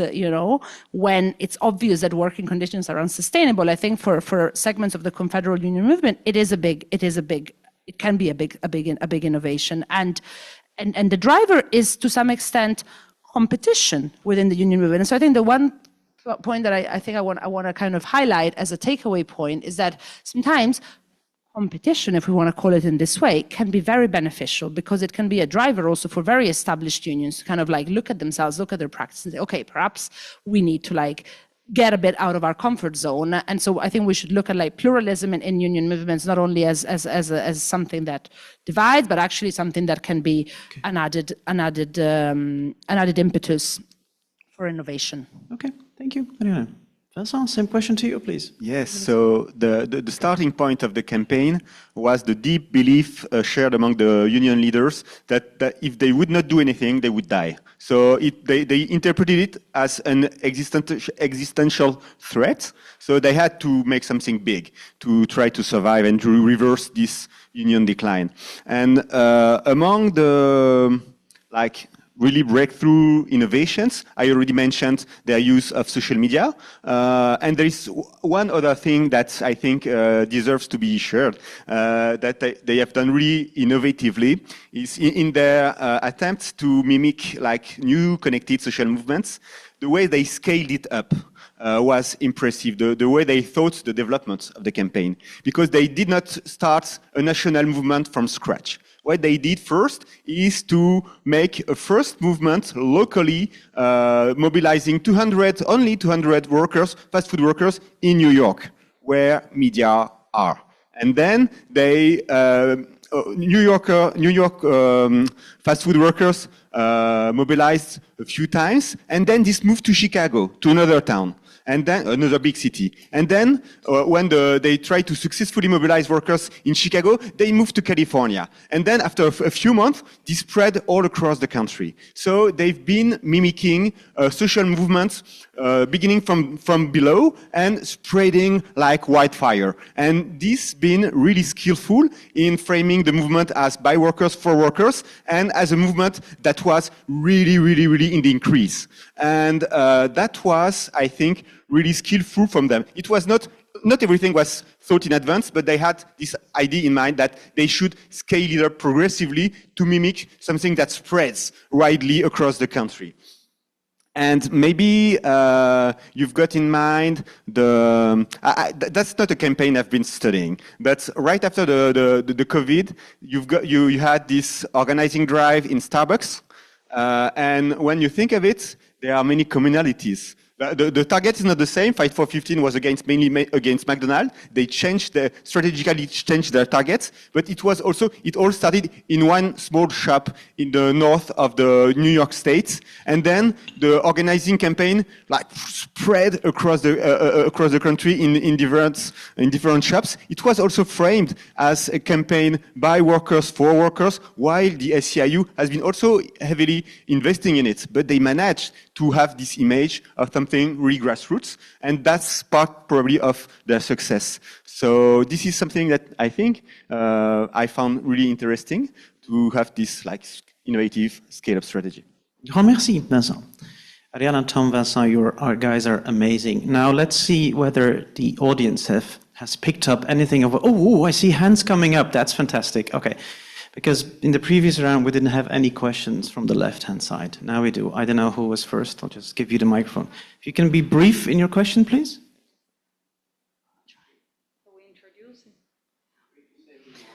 Lorenza Monaco, University College London. So first of all, thank you very much to the three speakers for this inspiring overview of what innovation can mean in practice. So when I think of extending the boundaries and organizing the unorganized, I think of two practical issues. One is information, the other is casualization. Big things. So information, when I talk to unions and say, for example, organize along the value chain, first, I mean, this made me think of Arianna's case, but it's general. You first need to know your sector and map your sector. So how do you collect information? How was this problem confronted, for example, in the case of very dispersed units in the tourism case? And the second is casualization. How do you confront the very short-term and casualized workforce in sectors like there is very high seasonal work, for example? And that can be an obstruction, an impediment to organizing. Thank you. Hello, this is Irmak from Leuven University. I have a question for Vincent. You mentioned the use of social media, but noticing that even the countries with like very progressed freedom of speech, when it comes to freedom of speech against your employers, it can turn into a mess. Did you encounter any harsh resistance from employers, be it disciplinary actions or in other ways? For Arianna, taking away also the Esther's remark, did the union consider having bigger talks on impacts of tourism, even though it also means employment for them, like, or is it targeted only for how to improve the working conditions? And finally, sorry for many questions, but Tom, how do you encounter with spontaneous actions? Because we see during the strikes, BTB is one of the also unions which is in the field where the workers do lots of spontaneous actions. When it's like a worker addressed, all of them stop working. Like, well, how to approach this as a union and how to deal with the afterwards situations? Thank you very much, Irma. And I think I saw a hand going up here all the way in the back of the room. If you could, I think this is Jane. Very much. Thank you very much. Just a question really about when you, all three of you, when you're talking about outreach and getting to those hard to reach workers and unorganized workers. It's a question around membership transferability and whether that is a serious option in trade union circles as far as you know, and if you have any anecdotes of such where this is really helping to pick up members or at least bring workers into some level of protection in the union. We need to go back to that side of the room, except if there are any questions here on this side of the room. If there are not, yes, there is one question. I believe this is Gregor. Whoever wants to answer, though maybe a little more Ariana or Vincent, how do you build the bridge between the social movement and the union? And is the union the dinosaur form, and we therefore need to think of another form or structure? Or on the other hand, the union is the necessary form because it created the resources to do this, but then you go back to the question of how to build the linkage between the social movement and the union. Very small question, and we have 7 more minutes to wrap it up. It's a pity that you were not able to answer the question to Esther Lynch, but still. So, social movements and unions, unions as the dinosaurs. Membership transferability, that was Jane's question. Irma wondered, amongst others, about retaliation or reactions from employers, and then Lorenza brought in the information and I forgot the other one. Casualization dimension. Thank you. Ariana, you've already spoken, so I think you're going to... Oh, no, Tom has the microphone. You go first. They passed the mic to me. You want to respond because before you didn't want to respond. So. About the information, I thought I think I explained quite. It's really important to follow up what the trends are in the industry and go after it and investigate. Also, being in the field makes you get a lot of information. Don't underestimate. We do road shows every week. We have now next week. That's the day of the truck driver in Belgium. We had Black Friday last week. We've been in the field from the morning on the whole day. So like I said, you talk to a lot of people in the industry over the years, and you get a lot of information. And I think it's really important to see what is about this information, because people tell you a lot of things, and we investigate and see. And if this is really important, we also communicate about it. And that's why I think it's important. We publish some black books about the e-commerce industry. We have our parking books about the bad facilities for drivers. We have the social dumping black books. We're going to now produce a black book about the supply chain accountability. So it's really important also, besides your union work, to also to investigate and to spread out information. I think we send out 50 press releases every year, once a week. I think we communicate on our social media 2-3 times a week. So it's really important to get the message out there, because the opposition of the right, especially on social media, you can win it there. You have to be in the field. And that brings me to the question of the social movement. I consider my trade union as a social movement. I don't see I don't think we're a dinosaur, on the contrary. And that brings me to the question over there. How do you, if there's a spontaneous action, being in the field and talking to a lot of people and having a lot of expertise gives you also some credibility. And I think that is, it's very dangerous to say it out loud, but I think that's the problem of a lot of trade unions, that they lost their credibility being in the ivory tower that they are. And I think it's really important. And if you want to survive as a trade union, you have to be out there and you have to do grassroots work. That's what we do for the last 20 years. And that brings me to the membership. You can read in the book, we doubled our membership over the last 20 years. We became from 30,000, now we're almost at 65,000 members, which is still very small, huh? But that is only possible because you're in the field. And I always say to my colleagues, there is no big secret how to do it. The way we do it, I think that's the right way. Otherwise, if it wasn't the right way, we would have changed it a long time ago, but we still grow every year between 1% and 3% of membership. And I think there is the proof that it is not a big secret how to do good union work. And I don't think then there's a difference between a trade union and a social movement. I think they are connected to each other, because it's all about having a big network, and spontaneous actions we always support. Thank you very much, Tom. Please, Ariana. Thank you for all the questions. So starting from Lorenzo's point, I think, so the question of information, mapping the sector, knowing the sector is clearly crucial. I think, like in the case of tourism, to some extent, the key lies in the local level of action. So like a feature of this campaign, but I think, this is true, like for kind of all unions that are active in the sector, is that, you might have a national framework for the campaign, but then the implementation is really down to like the super local level, because, well, by definition, tourism is like location-based, right? It's very tied to the specifics of given territories, of given communities. The power relations are very much localized, and something that might be problematic in a certain context is very different from another. For instance, we were talking to trade unionists in Palermo, and they were saying, the sensitivities around going to do a picket in Palermo, Sicily, very different from Trento, right? Northern Italy. You need to know the localities of the field you move on. And so this delegation, to some extent, empowering local branches, regional level, city level branches to take the resources that come from the center, but then adapt them flexibly is key.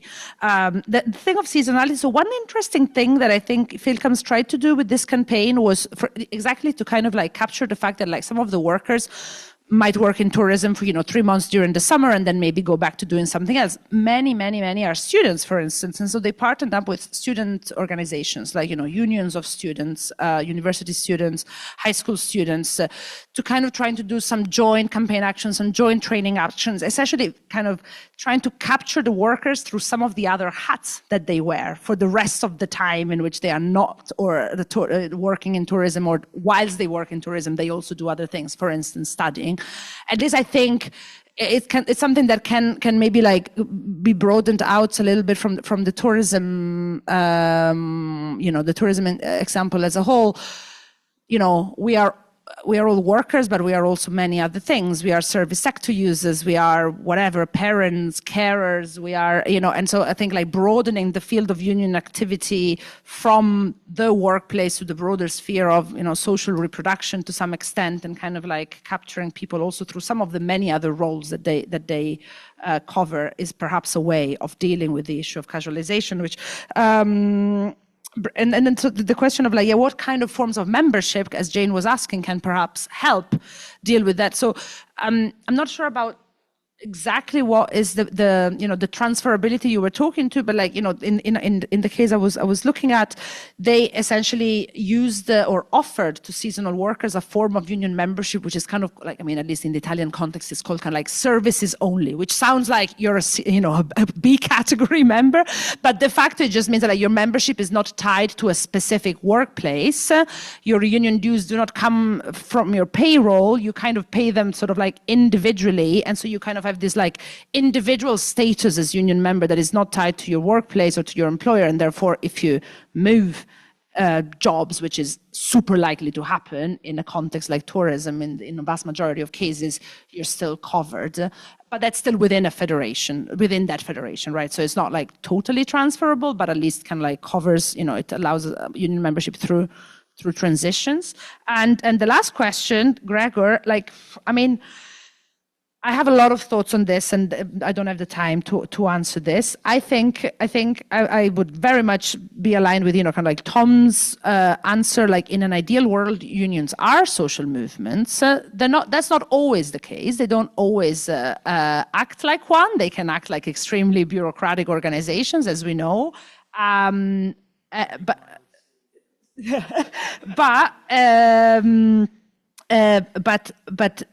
But bridges are possible, and when they happen, they can lead to extraordinary results. And we come from an autumn in Italy where we have seen the largest general strikes in generations over the question of Gaza. So very interestingly, not a bread and butter union issue, in which some segments of the union movement had the courage of partnering with social movement organization that had been leading on this, and they managed to achieve a level of mobilization of also workers in very dispersed sectors over this question that you can dream about when you don't do things with social movements. And so I think the potential is immense. Then there is a question of also not trying to appropriate to some extent, the work that social movements do, but actually building a genuine partnership. And I think this can be extremely hard sometimes for unions to do because, they are the ones with more resources, and sometimes it's hard then to kind of take the back seat and be like, okay, if we want to build a genuine partnership with social movements, sometimes we need to, not necessarily follow, but accept a genuine partnership. And I think that's really hard to do. But I think, the union movement is very well placed to take on these challenges because it has democratic structures, which are hopefully well functioning. And that is the key, I think, for any kind of renewal. So I would be very possibilistic and optimistic about the potentials for convergence there. Thank you, Ariana. Vincent.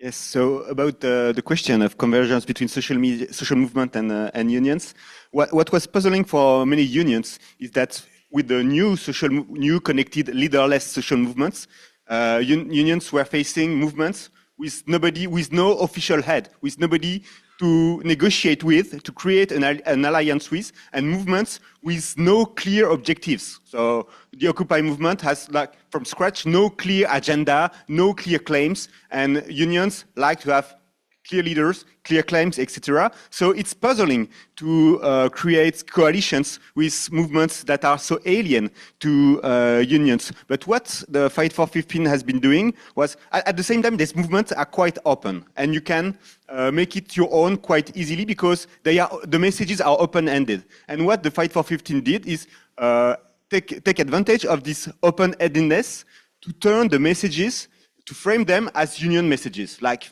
the Black Lives Matter, Black Workers Matter, or we are the 99%, we struggle as fast food workers. So they've been skilled enough to take advantage of this openness. I think that was a clever move from them. And then the question of the battle with the employer, it's true that it's big risk because there's multinational companies, there's billionaire multinational companies have gigantic resources to fight against unions, and they are ready to spend a few millions of euros or dollars to fight against unions, because unionization could mean a loss of billions of dollars if campaigns spread across. So it's true that we are clearly in an unequal struggle, but in the case of the Fight for 15, as far as we know, first, workers and these organic leaders, local organic leaders, were to some extent protected by the media attention they managed to drag. And then the union tried as much as possible. The millions the ICIU put on the table was also partly to hire lawyers to defend these workers that were retaliated or fired by their employers. But for sure, this is a big issue, and we are facing a clearly unequal struggle in that case. Thank you so much, Vincent. Grand merci. I think we've arrived at the end of this panel. There's so much on the table here, we could continue for a while, but there's also coffee being served out there. And I know that Gregor needs his coffee at 3 p.m. Yes, you also have a jet lag, as I want to mention a few people here, because we have a whole delegation here that flew in, I think, yesterday all the way from Canada, from Montreal, because this initiative is really something that we co-organize. One of the two books is the result of the great institutional collaboration that we have between CRIMT in Montreal and the European Trade Union Institute. And I think Dalia and I will have a chat later to discuss how we are going to continue that collaboration that is also essential for the ETUI. I wrote down so many things. I'm not going to go through them, but just want to recall we started with Esther sharing very personal experience as a organizer. I found that I never heard her talk about that, so that's fascinating. I think we should all go and read the job quality roadmap. I haven't read it yet. It came out today. She seemed quite optimistic, and also mentioned in passing that there are also some very difficult angles in there for the trade union movement.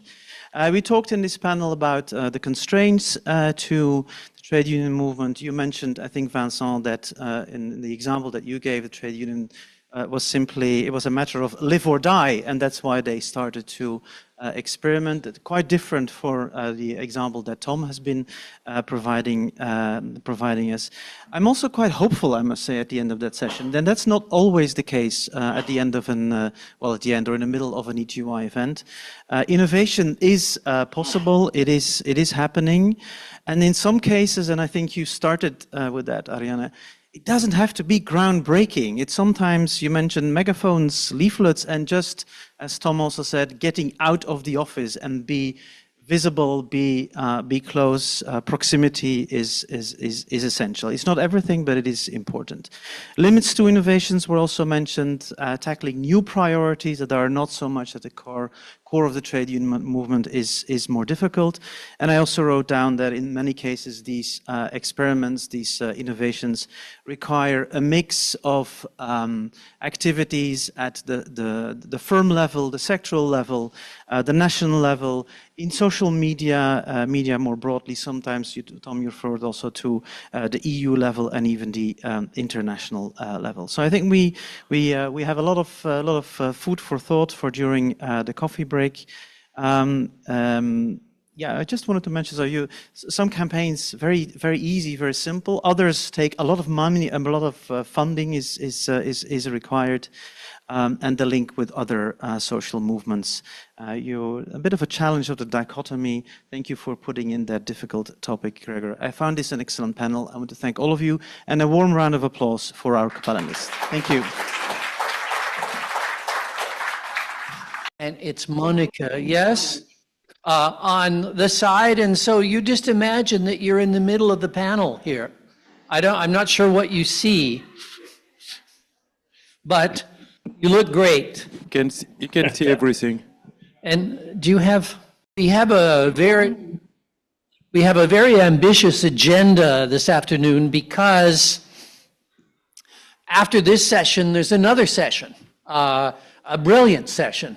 Not to mention that this one is not a brilliant session, and I really want to welcome here, you see on the screen to my left, Darcy Martin, who is a labor educator and activist in Toronto.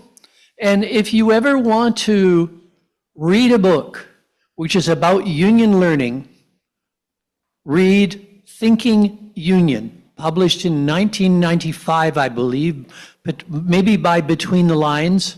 And it is undoubtedly one of the most brilliant books ever written about union education and union learning. Now, Darcy, you're going to surpass those expectations, but I just want you to know that we really appreciate that. Beside Darcy, to his right, is Simon Lavigne, who is a national officer for the union Unifor. He's based in Montreal, and is a person who has done an amazing range of things around union initiatives. And we have, beside Simon, we have Monica, who will explain her origins. Just a word, Monica, if you have the microphone there, and just say where you're coming from. I'm coming from Central European Labor Studies Institute, which is based in Slovakia, but I covered Czech case study because I also sort of live in Prague. Right, okay, and over to Becky. Hi, my name's Becky Wright. I'm the Executive Director of an organisation called Unions 21. And what we do is we create a space for trade unions for insight and support to help them build for tomorrow. Right. And the question of reflexivity, union learning, learning organizations has been so central to some of our discussions today that we thought we absolutely need to have a session on this, because it's a theme that runs through the books as well. And the first question, slightly tongue-in-cheek, and we'll start with you, Darcy, is the following. Can unions learn? Are they slow or fast learners? Why? Over to you. 90 seconds. I'm happy to tackle that. As you know, this is a big philosophical issue amongst educators, adult educators, many of whom classically have said that only individuals learn. To my mind, that is part of a much more general approach of individualism towards learners, and it excludes collective and organizational processes. So I have always taken the stance that unions can learn, but what I will bring in from a conversation yesterday is a person who said, we know better, why aren't we doing better? Okay, good, great start. We'll move over to that momentarily because you'll have an opportunity to speak to your experience.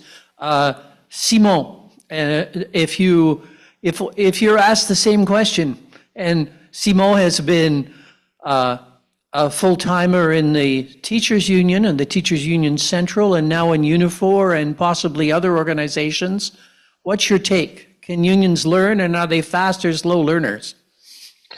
Well, I think they can learn for sure. That's for sure. And I think Martin has been kind of unpacking it. I would kind of respond to the question with a question, saying like, who in the union? Who are we talking about? At what level? Where within the union are we learning? I think that's a very important question to ask, and it'll kind of determine what kind of answer we'll be giving. But from my perspective now, 5 years within the private sector union, I think it's difficult to learn within the union because, you know, in the private sector, we are at the whim of industrial transformations and very major disruptions basically happening right now in our sectors.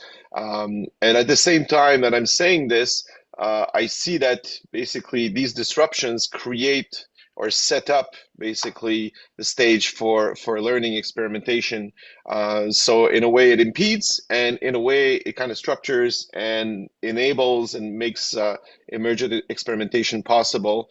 And lastly, I would just say that I think learning is sometimes easier at the workplace level. You know, we're site-based, certified in Quebec and Canada mostly, and it's kind of more difficult, I think, to look at learning and experimentation from a broader view, from a more sectoral view. And I think that's what we're aiming for with the initiatives that we've put forward. So that would be my 90-second take on this. Okay, thank you very much, Simon. And over to you, Monica, from your multiple platforms. Yeah, I think when we look at the learning as a process, when you get the knowledge and then you apply the knowledge, the first part is quite hierarchical and passive, and it's mostly about seeking the options we have for to be applied when we're talking about the trade unions as an institution, as an organization. And then you have this active phase when you should apply the knowledge, so when you want to do something. And this is highly dependent on, first of all, the structures, so how you can articulate and implement within the organization. And then it's dependent highly on leadership, so whether you are enabled or not. And so when thinking about the trade unions, I think they obviously are able to learn. We discussed it throughout the whole day. At the same time, sometimes this active part might be slow and maybe not that persistent in a time, sometimes also because of the leadership. Okay, thank you, Monica. And let's be clear, you haven't mistaken the conference here. We're not in an education conference. But Becky, what's your take? I think they can, but I think it's really hard because, at least with the vast majority of unions that I work with, they're just doing the day job and don't get the opportunity as an organisation to sit back and reflect. And so what makes them slow in that?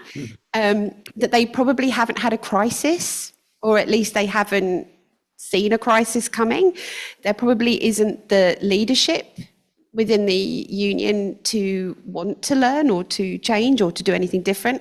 And also there is probably not necessarily the reflective skills that you need in order then to be able to put anything in practice, because it's not really a skill that we teach a lot of people. Okay, thank you. So a great start. And just to forewarn you, Becky, we're going to go in reverse order now. So we're going to start with you, over to Monica, to Simon, and then back to Darcy.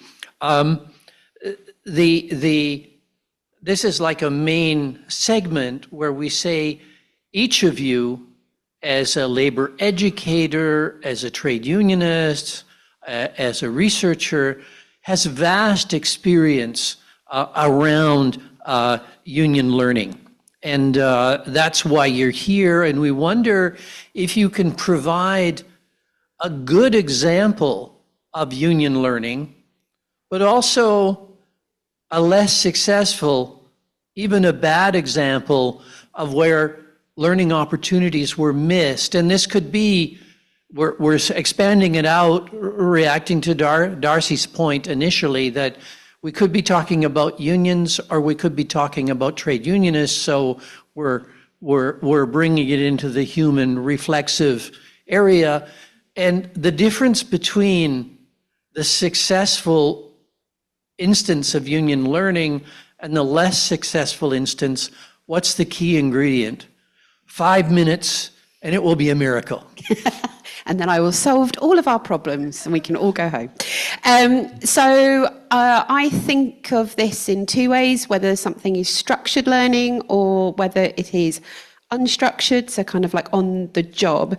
And when we were first looking at this question, I kept thinking of different unions that we work with. So what typically tends to happen in the UK and Ireland, where we predominantly work, is that I have a group of unions that I meet with very regularly because we give them that reflective space. And we give them the provocations and we give them the ideas from conferences such as this. And sometimes what will happen is a union will come quietly to me in the corner and say, I have a problem, can you kind of help me? And their ability to get through that problem really depends on their ability to learn as an organisation and as individuals. And so I'm going to anonymise this because I don't think it would be fair on the unions themselves. But they're both in the same sector. They're both in the transport sector, and we've worked with them over the last couple of years. One is an established, what I call legacy union, has been around for an awful long time. And one is what I call, it's not a pop-up union now, it's an official, proper trade union, but it's been in existence for 6 years. And the legacy union has gone from a membership of 70,000 to 15,000. The pop-up has gone from 0 to 9,000. So on the face of it, you could probably guess which one was in crisis and which one wasn't, but actually both were in crisis. And why were they? Well, they both had big reports that were publicised around the culture of the union and the working practices of the union, which required both unions to almost start afresh in how they were working. With both unions, we did structured learning around what they should do, governance, how to run a union, etc.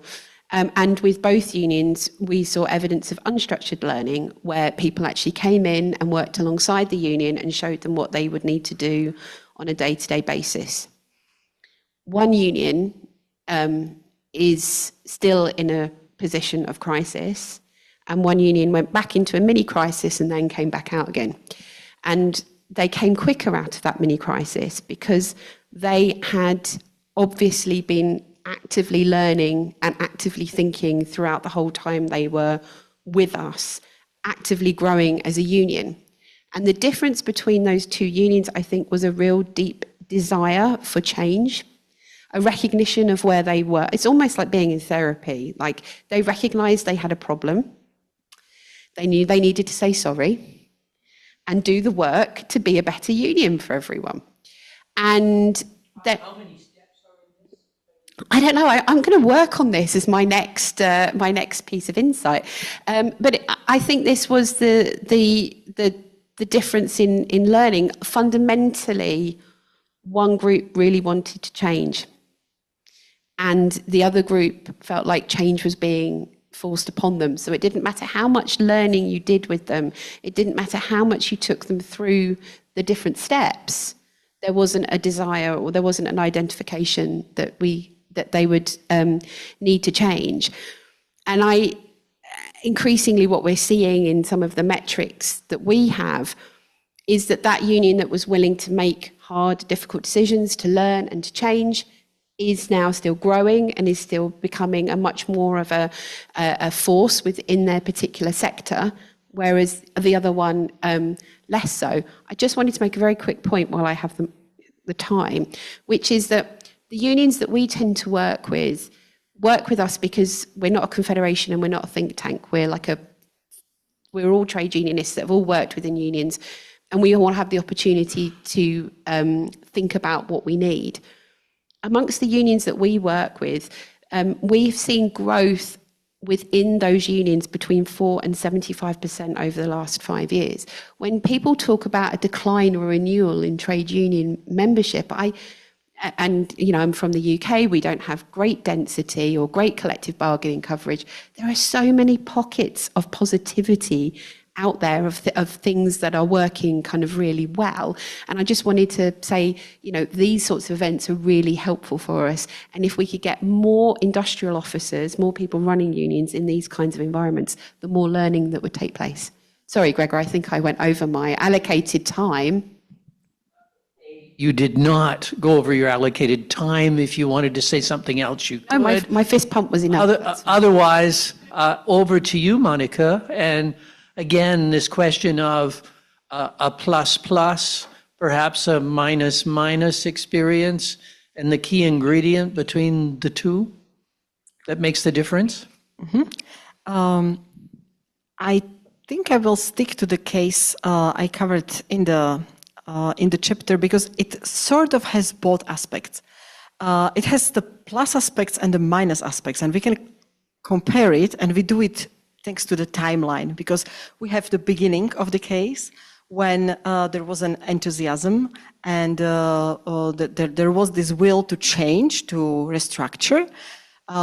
In 2016 or 17, I had a chance to contribute one of the ETUI books by a chance about innovations in trade unions in Central and Eastern Europe. And there was to write about something, yeah? It was the campaigning of health sector trade unions. It was campaigning of the main trade union confederation in Czechia, and the cheap labor. They managed to organize a big gathering, to have a big campaign for wage rise. So it was like there was this enthusiasm. Within this enthusiasm, also this organizational change was introduced, which is described in the chapter, which was about the anonymous membership and introducing like alternative structure to the basic trade union organization in the workplace. One of the main purposes was to solve the union busting, so to avoid that trade unions, when establishing the organization, are immediately attacked by the employer, which was identified as one of the main problems for increasing the membership and organizing and increasing collective bargaining. So this was the time when there was to write about something. And now, 6, 7, 8 years ago, we are back. We are doing interviews with trade unionists. And what changed the first is this lack of enthusiasm, I would call it, as the main factor. And what is interesting, I would connect it with the leadership. Because in 2015-17, there was new membership of Confederation. Interestingly, this membership, the leadership did not change. But still, there is some like lack of enthusiasm. Maybe it's because there is, this fades away, sort of. And so right now we are in the situation that we have some implemented structures, new structures, which are used differently across different regional offices, and there is no sort of will to come back to this innovation and to discuss what it brings us, what does it do, how we use it, whether it's really helping to increase the membership base, whether this increases. And obviously we got the data from the trade unions to analyze it, and there is an increase, so there is something going on. But this innovative enthusiasm or enthusiasm for innovations is like fading away. So it's maybe the signal that trade unions feel defensive. There is maybe not enough time to properly like think about these internal structures. It might be connected to broader economical events we passed through last 5 years, including COVID and heavy price increase in the countries like Czechia. So these innovations are maybe not that much discussed right now. So this is how I will answer your question about good and bad or positive or negative examples, that this changes in a time, in maybe some waves, and we are now in a down wave. Maybe we'll come back to more up wave soon. And just a quick supplementary, Monica, if the people online and here present for this CRIM TTUI event wanted to know a little more about your case, will they find the case in the book, the plus and the minus, or it's more about the plus, or it's something else again? I think we try to point out, and it's great. We also, in terms of like this long research, we could come back and reflect, because we sort of did a bit of the job for trade unions, and we try to spread it for trade unions, and we also translated the chapter in Czech and try to enhance the discussion within trade union about this innovation, because it was created from like within the organization. It went through some struggles about legal application, but still it solves more than the anonymous membership and the busting, union busting. It solves even the coordination of collective, it can contribute to collective coordination of collective bargaining. It can contribute to ensure the membership stays if the person changes the work. So it also, it's more attractive because it's like lower payment for the members, so it can increase the membership. So it has like so many positive aspects which should not be abandoned to renew trade unions in Czechia. Okay, thank you very much. And I do want to point out that a number of our panels have had mainly authors from either the Green Book or the Purple Book. But in particular, apart from Monica in this, we wanted to put together people who had considerable union experience around innovations and their ability to observe learning. So I now turn to Simon Lavigne and I say, Simon, of what cases would you like to speak? Yeah, thanks, Gregor. Well, I mean, I think I would take the case example of what we've been doing in the forestry sector, more specifically in Quebec. I think it's an ongoing union strategic kind of experimentation. There are many learning aspects to it. Will it be successful? Remains to be seen, but it's an ongoing example. So I don't know to what extent, probably people in the room are not very much familiar with the forestry sector in Canada, but it's a foundational, it's an historic natural resource sector across Canada, and very, very important in Quebec. And it's been facing, just very severe disruptions. Many people talk about a poly crisis. So many distinct pressure points are affecting the sector. When we talk about ecosystem preservation, fauna preservation that is impacting access to the resource, of course, to the land, climate change, forest fires. We've seen also a very, very dynamic political awakening of First Nations who live and who these lands are their ancestral lands. We've seen increasing use conflicts with many different folks that are increasingly being present in these more rural, remote regions. We've seen market collapses for different product segments. Think about newsprint, for example. We're using much less newspaper. Quebec is still the biggest producer of newsprint in the world. You think about a trade war with the US, with an ongoing multi-decade softwood conflict, where there are very, very heavy tariffs being imposed on Canadian producers, now up to 45%. You've seen commodity bust cycles, prices bust cycles, they go up, down. And we're talking about remote, basically communities that are often mono-industrial. So a lot of pressure points. And since the beginning of the 2000s, we've lost about 30,000 jobs in that sector, only in Quebec. That doesn't even take into account the rest of the country. There's been many, many more. So in a sense, it's a sector that's been kind of, when we talk about the employers, managing the decline. And there's been this traditional union kind of position within that ecosystem, that forestry industrial system, that has been very employer aligned, which is to say, I'll make the very simple equation here that, you get more wood at a lesser cost, and in that way you preserve, create, maintain jobs.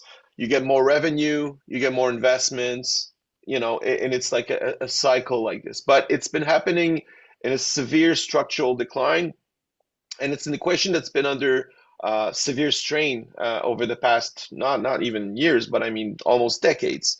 And recently there were like two major disruptors in Quebec that happened. There was this caribou preservation strategy that was put forward, a very kind of important transition that they wanted to preserve this species that is very important, and so we could not basically cut wood in these sectors.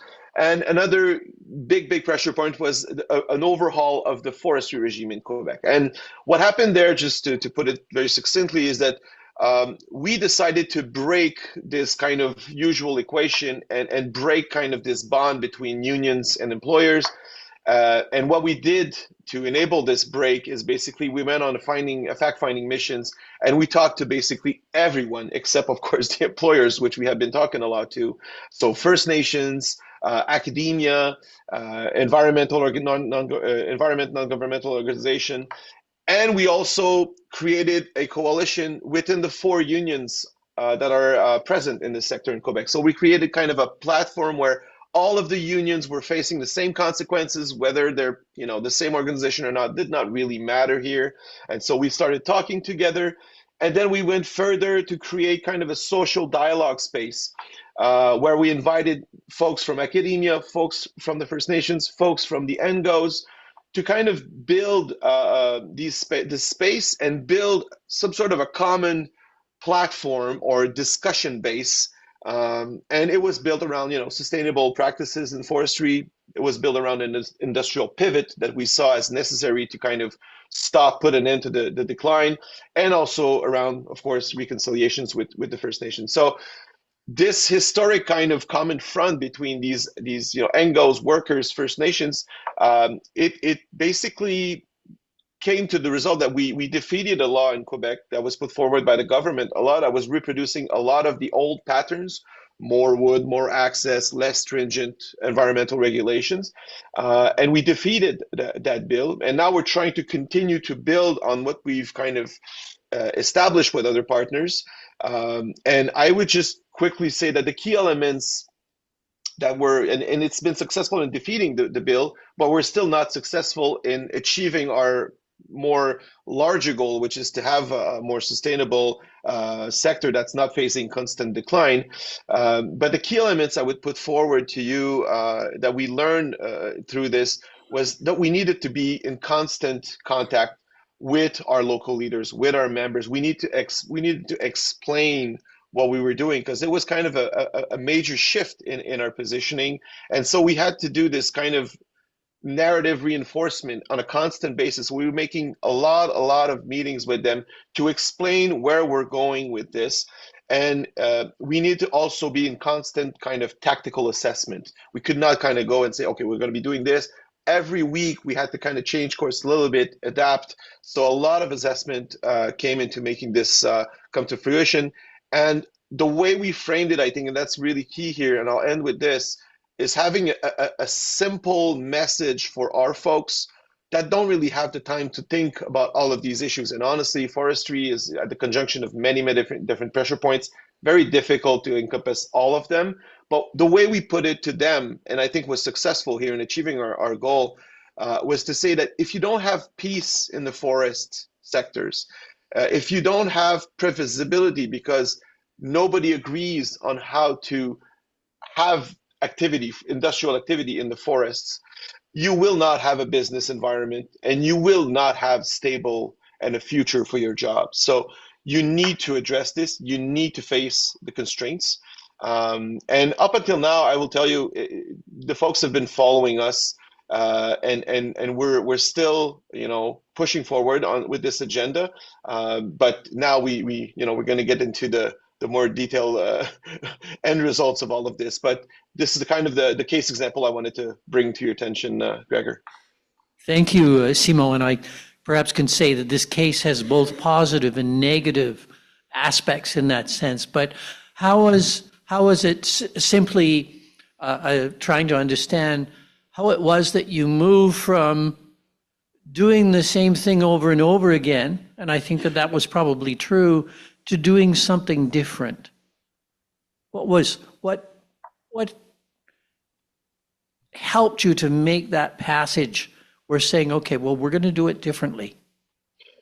Well, I mean, I think there was a change in leadership. There was a willingness, I think, to see things differently, but also I think it came to when I was talking about this caribou preservation scheme strategy that was being worked on by the government.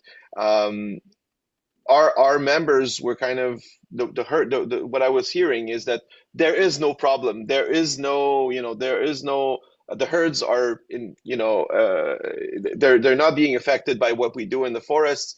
And when we started to read more technical scientific assessments, I think the fact that I was able to kind of bring these technical assessments, vulgarize them, and explain to say, we have a problem. Like Houston, we have a problem. We can't just keep on business as usual.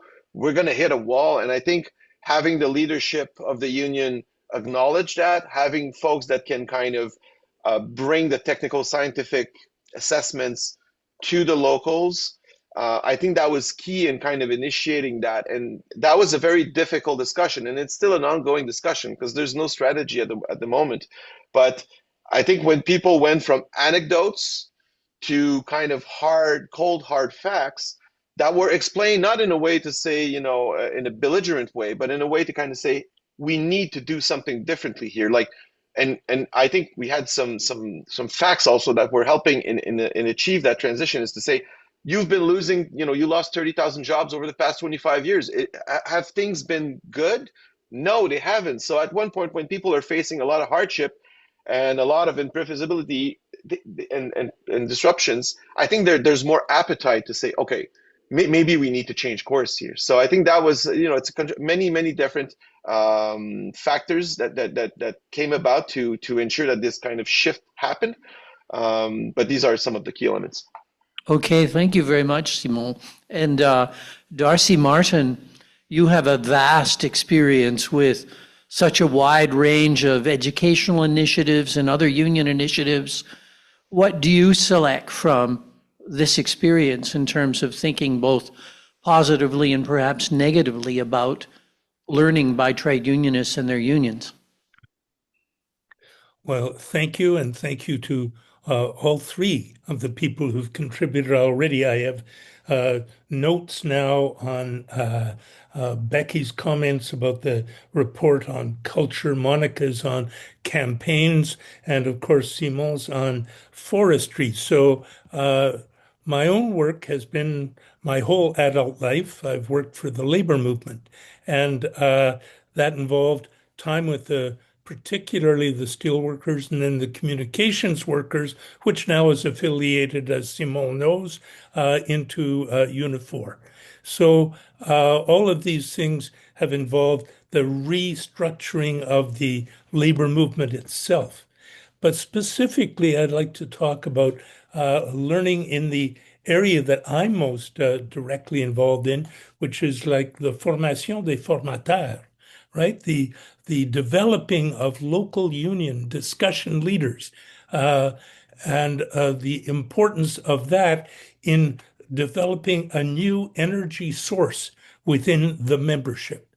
That is, of people who demonstrate inside the union a capacity for advice and informal leadership, not the stewards, not the staircase of the labor movement, but the function of assisting other people in getting their heads around the task of representing their fellow workers.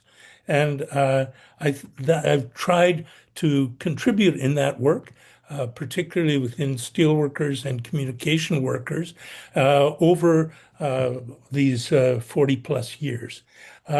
From my point of view, it is no longer helpful to talk about experience. We need to talk about experiential learning.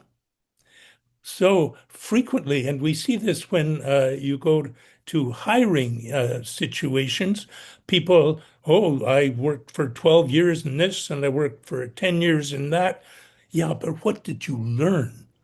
What did you develop as capacities and competencies that you'll be able to apply in a new situation? And I think that distinction comes really from my contact with some people in Australia. And particularly, I will hold up if I can do it. Yes, I can. I think that can be read, no? The third contract. This is a fantastic work. It's by a person named Michael Newman. And Michael's, imagine he's older than I am, on theory and practice in trade union training. Now, what Michael brings forward, which I have found very helpful inside my work in different unions, is to say there are three actors involved in the learning process. One is the educator. That is the person who's supposed to be leading the conversation and the person who might be bringing, as Simon talked of, some scientific and some facts to contribute to it. Those, of course, are people like myself.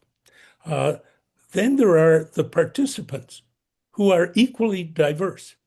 And if we start with a Paulo Freire approach of learning from the learners, starting our courses or meetings not with statements, but with questions. It's amazing how much the members know. Now, they don't necessarily know the things that the leadership want them to know, but they know things. And I'll just go to the example of health and safety, people who are dealing with, what's the name of that stuff that is used to power barbecues? Somebody think of Propane. Propane, thank you. So I was dealing with an educator who had to train people that were driving trucks of propane. And they were saying, oh, so I start the people off by scaring the hell out of them about if anything goes wrong and they make a mistake, it'll kill a lot of people.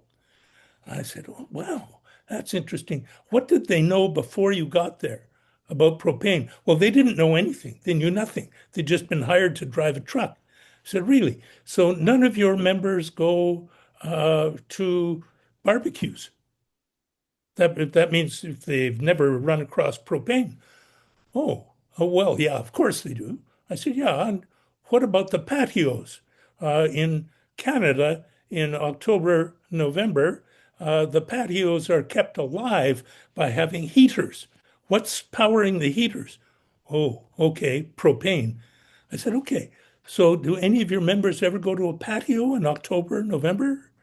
Yes. So what do they tell you? What do they know about propane?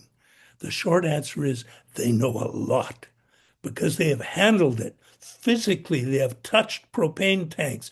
They have opened and closed valves. They know all that. So why are you scaring them? We have to take what they know and build from it. And that's, to my mind, the core that distinguishes dialogue from the kind of debate that has passed as a normative part of the union culture. And what Mike Newman points out in his book, The Third Contract, is that the leadership has a particular responsibility to structure that connection. The educators, the participants, and the leaders. And any one of those three can shift, can move. People move in and out of jobs as union educators.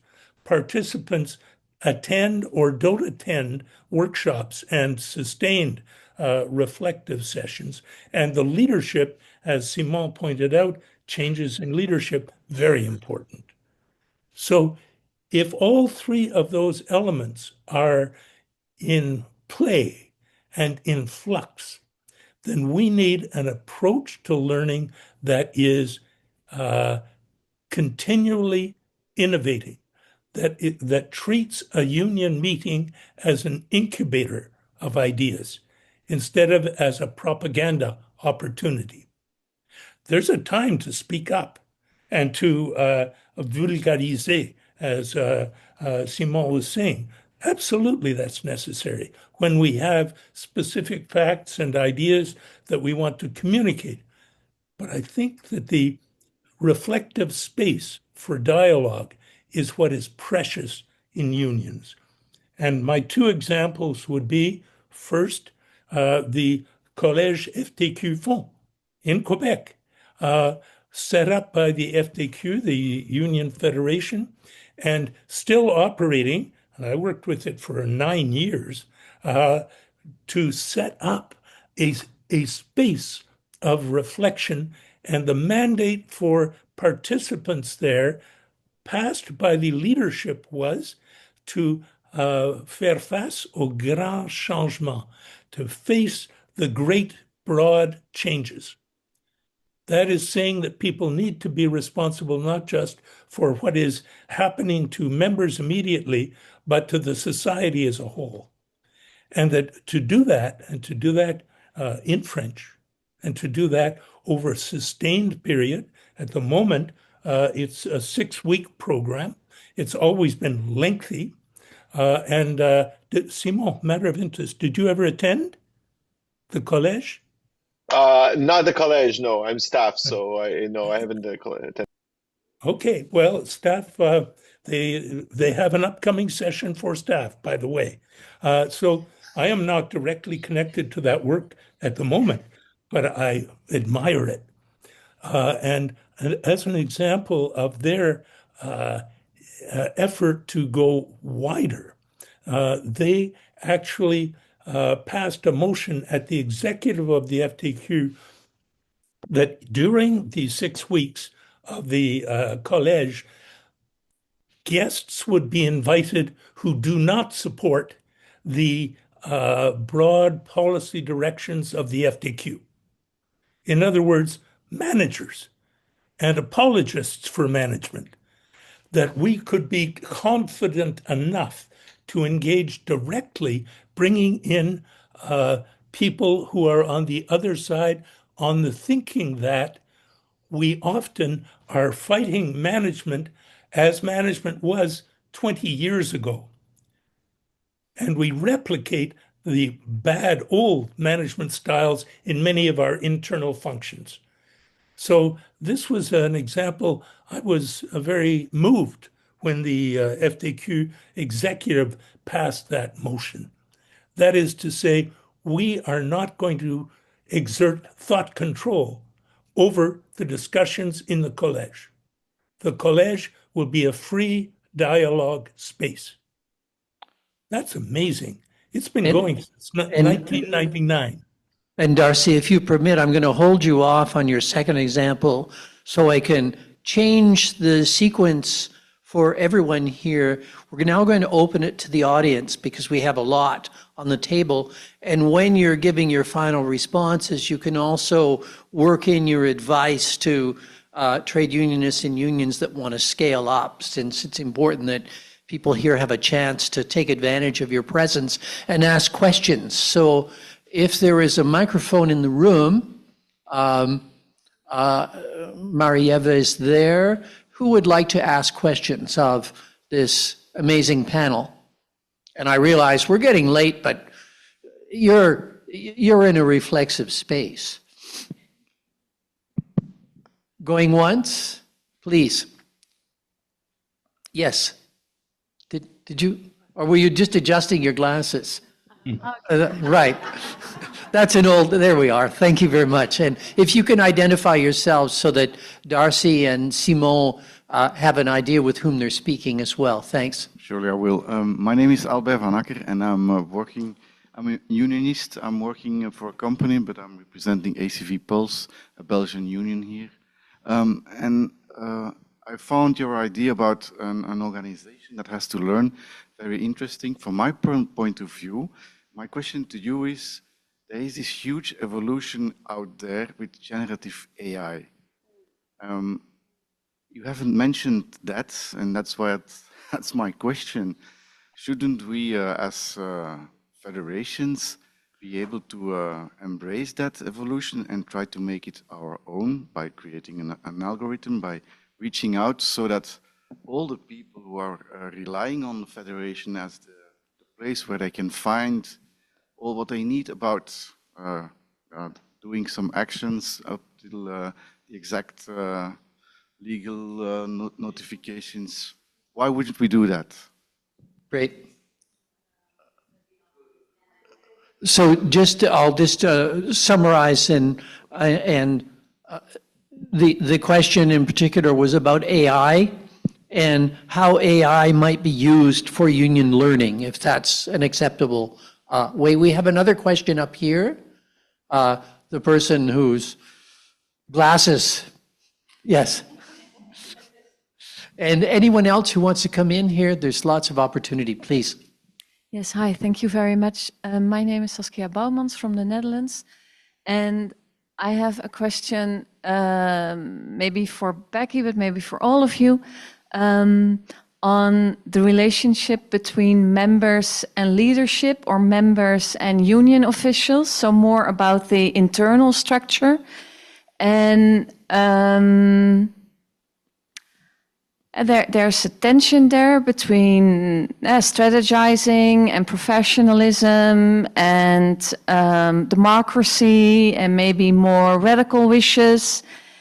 And could you maybe reflect on how that tension is being dealt with in your experiences? Thank you. Great question. Thank you. Anyone else like to ask a question on union learning? Yes, please. Thank you. I think my question is for Rebecca, but if anyone else wants to chime in, I'm very happy. I thought, or I think it's very on point if you say sometimes unions or structures feel like the change is thrust upon them and it's not, you said it's the lesser successful story, but I wonder if it's still possible or what your advice would be to still work in this under these conditions when, you know, change is gonna happen and people know it, but they don't want it like this, you know, so what do you recommend? Okay, we'll hold off just for a second. Other questions? And I remind everyone that we did have another question on our sequence of questions, and that is about the advice that you would give for learning how to scale up or scale out. In particular, you could give an example or not. So we have about 10 more minutes before the next session. And I'll start off with Becky in this case, and then jump over to Simon, and then Darcy, and then Monica. So we have a question on deep learning, which is another way of saying AI. We have a question on the whole dynamic between leaders and members and your experience in this respect. And the third question, over to you, Becky. Okay. So many things to say, so little time. I've shortened my time before, and now it's where I'm going to use up all my time. So on AI. Now, in Unions 21, what we talk about when we work with unions is think of your union like it's a house. Your foundation are your members, so it's very important that you have them. It's very important that you reflect the workforces and workplaces that you're in. You need to understand what your members think, feel, and do. You then have your activism and your activists. You have engagement as the walls. And then on the roof of the house are the collective bargaining or the collective wins that you do. What does this mean for AI? So we work with unions to talk them through about the ethical use of AI as it relates to being a union. And sometimes people get very excited about how AI can solve a whole load of different problems around like, oh, it can tell members what their the advice is. And I say, yes, it can, and that's great. But what does it do? It stops us from building our activism. It stops us from building the people on the shop floor, in the workplaces, who are the best ambassadors for the things that we do. So if we're going to use AI, how are we still going to use it to build up our union house and not at the detriment of any one of those 4 areas? As an organisation, we do a lot of learning and a lot of workshops with trade union staff, and we use AI in certain ways. For example, so I'm currently in the process of writing a big simulation of which the topic is your union has collapsed. What are you going to do? And it's the simulation is actually going to give people real-time feedback on the impact of their decisions. So if somebody has a really bad media interview, it's going to kind of say to them, this is the change. You don't need AI to do that. It's just that my brain hurts, and so I've kind of created an app in order to do that. The tensions between members and staff and the professionalisation. I was talking to a colleague the other day who was talking through the changes that their union has made and about building the trust and relationship between the board of their particular union and the staff, and the importance of kind of doing that. I think it's important to have people who know how to do certain jobs, but at the end of the day, the democracy of the union is really important, and to have local workplace leadership and to have people who do the job being the front and centre of the union, I think is really important. However, those people also need to be trained and understand how the union runs and what is their role in all of those things. And I find that's where an awful lot of the tension comes into place, where you might have a board that also wants to make, I sometimes say to unions, it's a bit like we're all on the Titanic. And somebody has said, there's an iceberg ahead. If we're lucky if somebody's identified an iceberg ahead. And what everybody's tendency will be is to talk about what colours the deck chairs should be. And sometimes that can be the tension between a union board and union staff. That everybody wants to do the deck chairs, and I'm saying to them, no, your job is to make sure there is somebody that's identified the iceberg and that the ship can turn around. Let the staff decide what colour the chairs should be.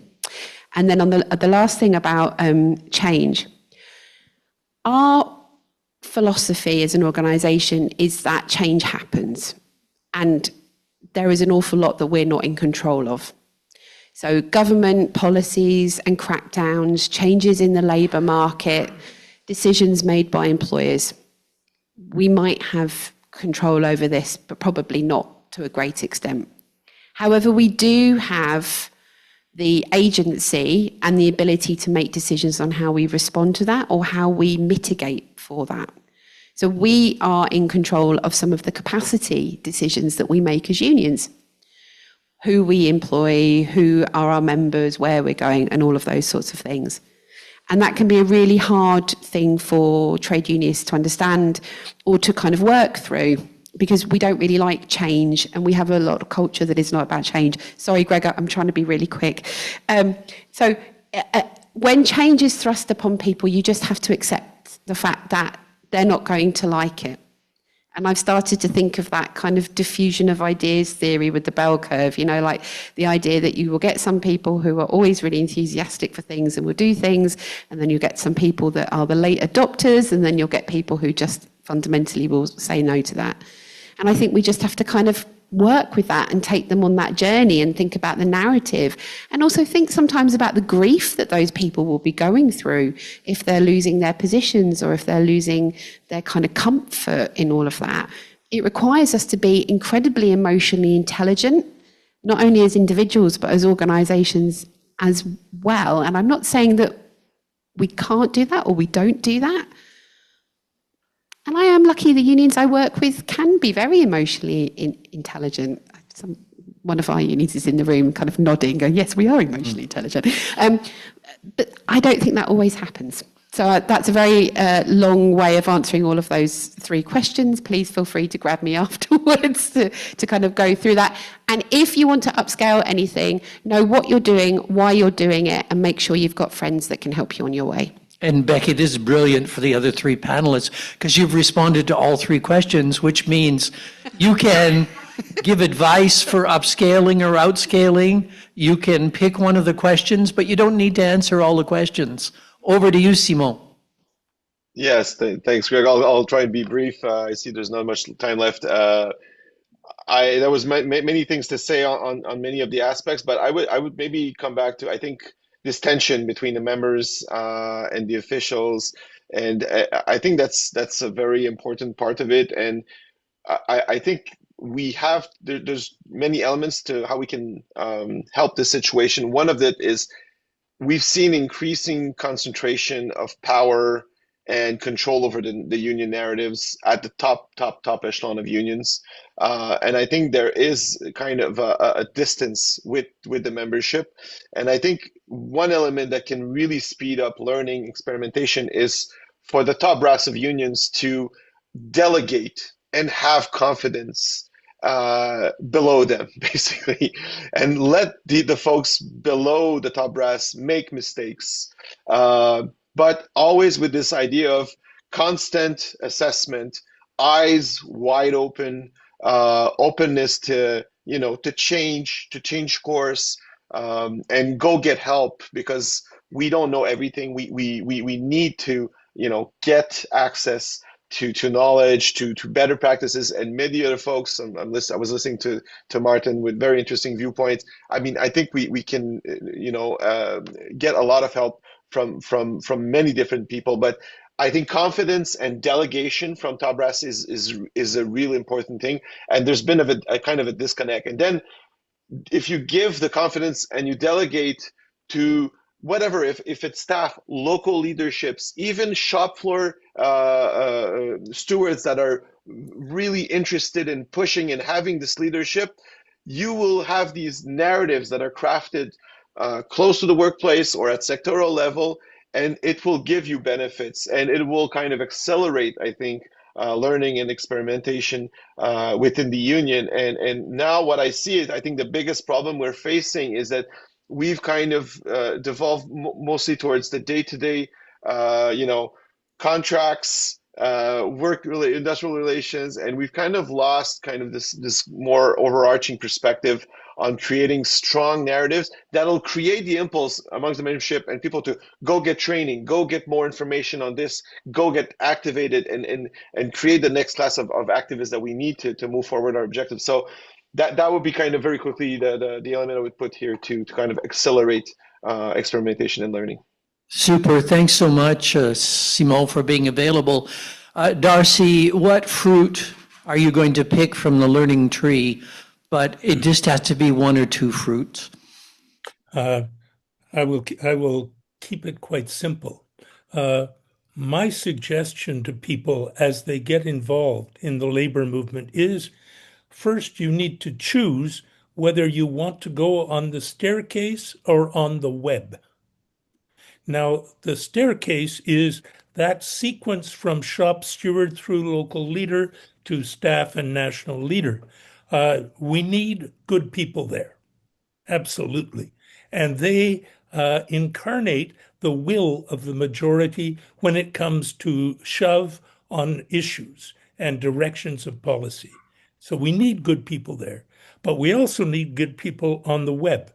I speak as a person who is on the web. I never ran for any position internally. The web is the person who takes an idea from one environment and tries it in another, who takes a suggestion from one local and tests it out in another local, who uses the spaces that are existing, that are, as I said, protected dialogue. And here I will put up my other big source. This is a brand new book. It is The Art of Solidarity. And this is the story of the last 25 years in Ontario in developing creative choices. And using the arts as a resource and unionizing artists. So this book, which is just out, and it's edited by Rob Christofferson and Stephanie Ross, emphasizes Mayworks, which is now in its 40th year of operation in Toronto. And we recently had a dinner, an awards dinner for the outstanding performers in labor arts over the past year. The dinner was sold out with people coming from local unions, renting tables, groups of 10 coming.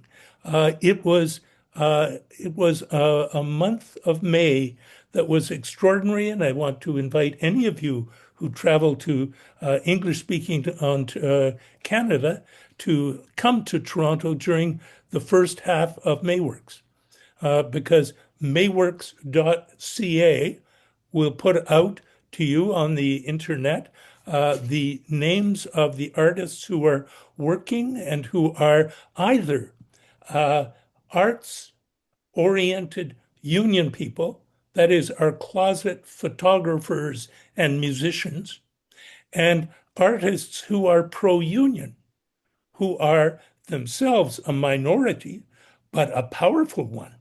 And when you put those two minorities together, the artistically inclined workers and the worker-inclined artists, you have an explosive potential for what I referred to earlier, which is creative, protected dialogue. And one final note on that, Mayworks has been very consistent from about a year ago in supporting workers in Palestine, and particularly in criticizing Canada's complicity in the suppression of Palestinians and the murders in Gaza.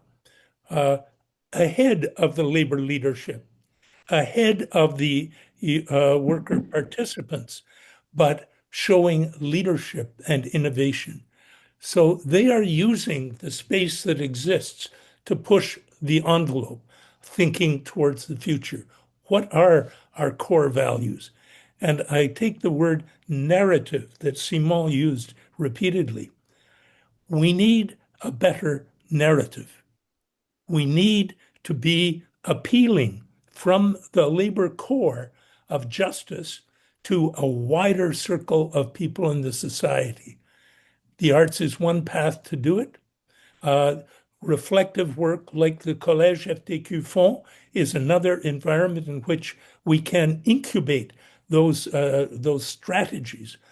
But I believe that the labor movement is not only capable of innovation, but capable of social leadership much more widely than we have done so far. Okay, thank you so much, Darcy. And final word over to you, Monica. I'll try to be very brief. I followed this discussion and I felt like, because I am more observer than the practitioner, but my key points for this discussion was called articulation within the organization, which is basically what we discussed here. So it's this space for the reflection from the bottom up to top down. So this is like just wrapping up what was said, and maybe it can be taken as an advice to enhance these processes. And a little remark on AI and on learning. I think it can still be, with all the dangers recognized, that's for sure, it can still be used as a tool for improving the processes and maybe freeing time for other activities, for these reflective activities. So just thinking about it as a tool, this is what we do as our organization to try to make our lives easier.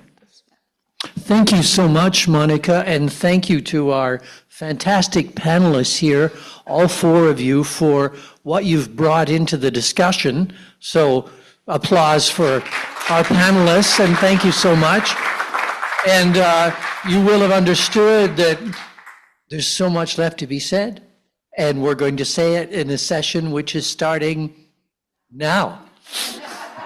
And when Kurt said, oh no, we can't go past 4, And we said, no, we're bringing in a crimp tradition here, which is we go to 7 and we made a compromise for 5:30. Okay. Simon, ce fut un Martin. plaisir de te rencontrer. Un plaisir. So welcome back, everyone. I feel like half the participants have now wandered onto the stage for our final panel. My name's Aline Hoffmann, and I'm head of the unit Europeanization of Industrial Relations, which also includes the work, some of the work that we do, and particularly what Kurt does on trade union renewal. And I've been asked to moderate this last panel. So because it's so crowded over there, I am now the voice sort of from off stage. So I'm standing here hiding behind the lectern, and we have our distinguished panel, whom I will briefly introduce. We do want and need to end at 5:30, also for the interpreters, but also because some of our panelists need to travel back home.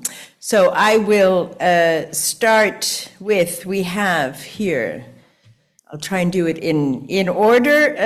Saskia Bouwmans from De Boer, the Netherlands, which is she's the scientific director of the De Boer Institute, which is basically the brains behind, no, that's probably not the fair way to say it, but the Research Institute, Scientific Institute for the Dutch Trade Union Federation, FNV.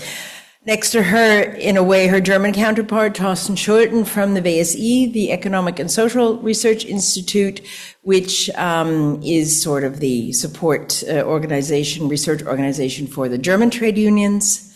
Next to Thorsten, we have Melanie Sims, University of Glasgow, Professor of Work and Employment, who's also been working on these issues. Then we have Chloé Bourignon from the French trade union organization Union Nationale des Syndicats Autonomes in France to give a practical input as well. And then we have our esteemed editors of the two books that we've launched today. We have Kurt van Dale and Bianca Luna Fabris from EGUI. And next to them, we have Melanie Laroche and Gregor Murray from the University of Montreal. Yeah, got that right. So without further ado, I would like to start this panel discussion. We've come up with a few questions to sort of dig into the very different experiences we have to bear. The idea that we want to do here or to pursue is to identify the interests and the needs for the next research agenda on trade union renewal. So I'd like to start then with Melanie Sims. You've been studying trade union renewal in trade unions in the UK, in particular the organizing model. In a few sentences, what is your biggest takeaway from the research that aligns with what you've been hearing about today? Thank you. And I promise you, I wrote these notes before today, and I think a lot of these themes have been echoed today. So I think the lesson that leadership matters is absolutely clear. Being led by people who have organizing in their bones really matters, even if they don't do it anymore. Trade unions have more agency than they often feel that they have. I think that's a theme that comes out a lot. And if your leaders don't work with that idea baked into their thinking, then we're all doomed to catastrophe. I think the other lesson is that change is uncomfortable. It brings new tensions, it's risky. People who lead innovation are often very brave within what can be quite conservative organizations. But that's true of all organizational change. It doesn't matter whether you're trying to change a trade union or a commercial organization or a university. Anyone in a position of more strategic leadership will have to live with and sit with a degree of comfort, even if it's initially uncomfortable, the fact that change often challenges them very profoundly and challenges their mental roadmaps, which have been formed by definition in a different setting. So for the sake of the size of the panel, I will stop there. I think we've heard versions of all of those things today, but I think in the UK we now have a generation of leaders who really do have organising baked in to their understanding, and I think I'll reflect later on where I think that leaves us. Thank you very much. I think it's a really good synopsis of some of the key points made today. Now let's have a look to see what does that look like in practice. I'd like to ask Chloe, in a few sentences, as a trade unionist, what is your biggest takeaway from today?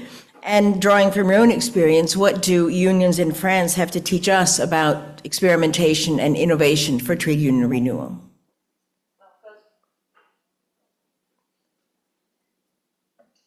Yeah, this was better.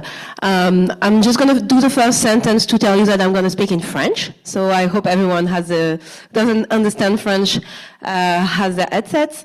Je vais profiter de cette opportunité de pouvoir vous parler en français.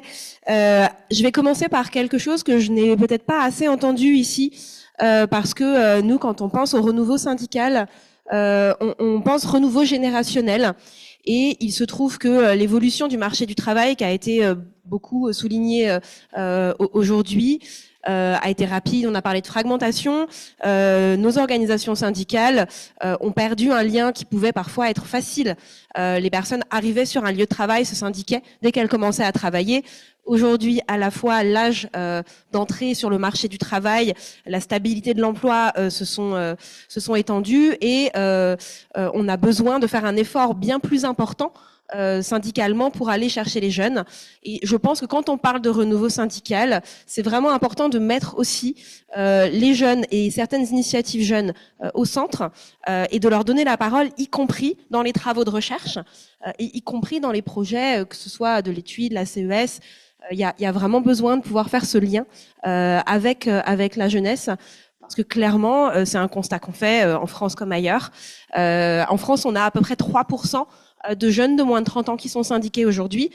Ce que ça veut dire, quand on sait qu'une personne qui se syndique jeune a tendance à rester plus longtemps dans un syndicat, c'est qu'on a juste un risque de disparaître par manque de membres. Donc c'est pas une question accessoire. Et d'ailleurs, je ne suis plus dans l'âge jeune, donc je prêche même plus pour ma paroisse. C'est quelque chose que je disais déjà, mais qu'on va continuer à dire. Après, je pense que c'est important aussi d'avoir des structures qui sont agiles et adaptables et qui vont s'adapter aux besoins et aux demandes des salariés, des travailleurs et des travailleuses. Alors, il se trouve que moi, je suis membre d'une organisation qui s'appelle l'UNSA. Le A, ça vient de autonome. On est un jeune syndicat, on a un peu plus de 30 ans. Et on pense que c'est les personnes qui sont sur le lieu de travail qui sont les plus à même de décider ce qui est important pour elles. Et concrètement, ça nous donne un petit avantage. On a moins de structures, de bureaucratie, et pour innover, c'est hyper important. Je vais vous donner peut-être un exemple. On a besoin aussi d'être créatif en France. On est plusieurs organisations syndicales en concurrence pour les mêmes membres. Donc forcément, ça nous oblige à essayer de faire des choses différemment. Moi, je pense à mes collègues de l'UNSA Pro Asmat qui viennent syndiquer des assistantes maternelles, donc des personnes qui gardent des jeunes enfants chez elles, qui sont donc assez isolées. Elles ont fait un travail considérable pour à la fois répondre aux enjeux propres et faire en sorte que ces femmes aient leurs droits reconnus au travail devant souvent des parents qui sont souvent démunis pour pouvoir les faire travailler. Mais elles ont fait un travail de community organizing qui est incroyable sur WhatsApp, sur Facebook, pour construire une communauté. Et maintenant, voilà, elles sont deuxième syndicat en France. Alors, pour nous, c'est bien. En France, on a une hiérarchie, parfois jusqu'à 8 organisations syndicales. Donc deuxième, c'est super. On est parti de très bas et on a progressé très vite. Et on a vraiment besoin aussi de créer du collectif pour des travailleurs et des travailleuses isolées. Donc, je pensais au ProAsmat, mais aussi d'aller vers les travailleurs et les travailleuses. Et là, je vais vous donner un petit exemple. Il y a quelques semaines, j'ai mes collègues à Lyon qui ont organisé une boutique éphémère dans une rue passante, où les personnes pouvaient aller rentrer, poser des questions, chercher de l'information. C'était un pop-up store, ça n'a pas duré très longtemps, mais l'idée était de se dire, parfois vous n'avez pas d'organisation syndicale sur votre lieu de travail, il n'y a pas de représentant ou de représentante du personnel, et ben c'est aussi notre rôle d'aller vers vous. Alors on a des véhicules, ça peut être des camionnettes, ça peut être à l'UNSA, on a la Blue Mob aussi, on va faire des rencontres en direct. Ça, beaucoup d'organisations syndicales le font, mais je pense qu'on a vraiment besoin de le systématiser, de l'avoir dans notre stratégie. Ce que je retiens aussi, et je vais en terminer ici, c'est que C'est facile d'avoir des bonnes idées, c'est pas toujours facile de les traduire dans une stratégie syndicale, et c'est pour ça qu'on a besoin de communiquer et d'avoir un retour, d'avoir une vraie stratégie d'évaluation sur ce qu'on fait pour pouvoir en parler, que les autres comprennent ce qu'on a fait dans nos organisations et puissent s'en inspirer ensuite, pouvoir le reproduire. Okay, thank you very much. I think also for reminding us of the role of youth and youth structures and engaging with the youth, and also the importance of, as you said, agile and effective strategies, but also structures in which to organize and come up with things like pop-up stores, etc. Then let's turn to Germany and the Netherlands. Torsten, I'll start with you. About Germany, what could trade unions in Germany, do you think, learn from today? And what do you think that other countries could learn from the German experience?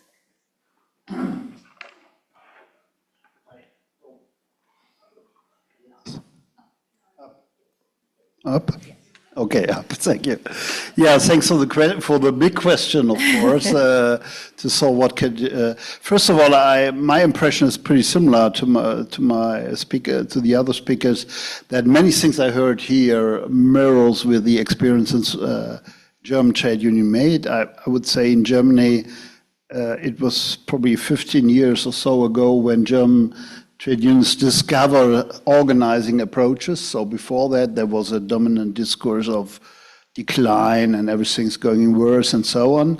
And then with the discovery of these organizing approaches, of course, there was, first of all, a great enthusiasm. So the enthusiasm was that, okay, we can do our own things. We can really do things, and we heard many wonderful examples today, what everything we can do. In the meantime, I was thinking when Monica talked about the lack of enthusiasm. That's also something I see. From after this period of discovering, organizing, becoming very enthusiastic, developing all kinds of projects, we are now entering a phase where it becomes even really more difficult, because the enthusiasm, I would also say, is gone a little bit. And why is it gone? Yeah, I mean, if you look simply to the numbers, to the figures of trade union membership development, it's not that it's like we are increasing hell. It's unfortunately, it's still the opposite. And I would say this has to do mainly because on the one hand, we still have these also very successful organizing stories we could tell where unions really moved something. But on the other hand, there are still big structural tendencies who are against us. And this morning, Andrew Watt was talking about the big Ds as a development. And I would say at least two big Ds are here important. One is demographic. So the demographic development at the moment killed all organizing success we have, because simply, I mean, unions need to have even higher and higher numbers of new members just to keep their membership as it is at the moment. And this will run at least for the next 5 or 7 years whatsoever. We have to deal with this situation. And the other D is, and this is very particular in Germany, is a big fear of deindustrialization. So that we really see through the transformation process, and German capitalism was very much based on manufacturing, export-led strategy, and so on. And this is now all questioned. And we see huge even mass redundancies at the moment. And we really, the unions are really afraid of what's going on with our model, where we live so quite well with. And we're losing that. And that's probably already one question for the second round of discussion, how to deal with these organizing enthusiasm in a situation where you are really in a defense position, where it's really gone to keep your jobs and to defend your model. So how to deal with that? I think that's probably one of the major questions, at least for parts of the German trade unions. I'll leave it here in the moment. Okay, thank you very much. Saskia Bouwmans for the Netherlands. Do you have a similarly mixed picture to send, or even bleak picture, or is there more hope in the Dutch experience in terms of what one could learn from the Dutch experience with trade union renewal and experimentation? Well, I think the Netherlands, the FNV mainly started organizing around 2008. So that's 18, 17 years now. And I think it's a very successful experience. There's more members. There's still decline. And I also don't think that the increase of membership or gaining members is the most important success for organizing. There's much better publicity. So there's heavily successful media campaigns inspired by the Fight for 15 and Change to Win examples, for instance. I think also what brought organizing to the trade union is an experience of winning again. That was a long time ago. And also being active again. As in the panel before us, somebody said, well, just picking up a flyer and leaflet and going out of your office, and that experience. And the Netherlands isn't big on strikes, but since a couple of years, industrial action is increasing in the Netherlands. That's not only because of organizing, but I do think it has to do with it, because I also think the fourth aspect of organizing that has positively influenced the FNV, the Dutch labor movement, is that this practice has found its way in all aspects of the trade union. So not only in the organizing department, which I think at its height was like 70, 80 people, and now it's smaller, it's reorganized a little bit, but organizers became negotiators, they spread out all of the, through all of the organization. So I think that's four aspects that have really helped the FNV, yes. But I also think that it created new questions. Mm-hmm. It created a question of the question I already asked. The tension between democracy and strategy, and democracy and professionalism, and the need from people who want to be in charge of their own trade union activism, and the leadership that also wants to be in charge of trade union activism. And organizing somehow holds this promise of a bottom-up work and democracy, while actually it's pretty top-down, because you design a campaign and then you roll out the campaign. So in the Netherlands, the FNV is now experiencing a major crisis, and that's of course a multi-layered and multifaceted crisis. But I also think that this tension between an institutional and a strong institutional basis or a strong democratic base is part of that crisis as well. Mm-hmm. So I think that's part of the heritage of organizing as well. Can I just follow up on that as a prelude to the next round that we had planned? Yes. Because my next question to, in particular, you, Torsten, Melanie, and Chloe, was to ask a bit about how you would describe the prevailing trend in your country, and of organizing and trade union renewal, and you've touched upon some of that already. How does what you've described, those four different trends and points of how FNV has responded, how does that sort of color the trend? Where do you think it's going, the work on renewal in the FNV or in the Netherlands generally? Well, at the moment, that is very unclear. Okay. Because of the crisis I just mentioned shortly. So we don't really know yet where it's going, but I do think that before the crisis, and hopefully after the crisis as well, you see a much bigger engagement of a much bigger engagement of members within trade union practices, and also a bigger willingness of trade union officials to engage with members. That's like a two-way, it's a tango, a two-way street. There's a more a better understanding, I think, of the power relations within collective bargaining and within industrial relations, which kind of seems very, very obvious. But I also think that in the 90s and in the zeros, it was forgotten a little bit, and now that's more to the foreground again, also because the institutional context has changed so dramatically, I think, for trade unions. Yes, let's leave it at that for this moment. Okay, I mean, I think you've really evocatively described this position where you had a lot of the pieces in place that we heard in the panel earlier, the importance of having organizing being not just an instrument of one part of the organization, but everybody has it in their bones. The fact that you said of the many organizers have now distributed and dissipated inside the organization, one would think that that would place FNV in a positive place. But as you say, those tensions between the leadership and the members is a tricky part of it.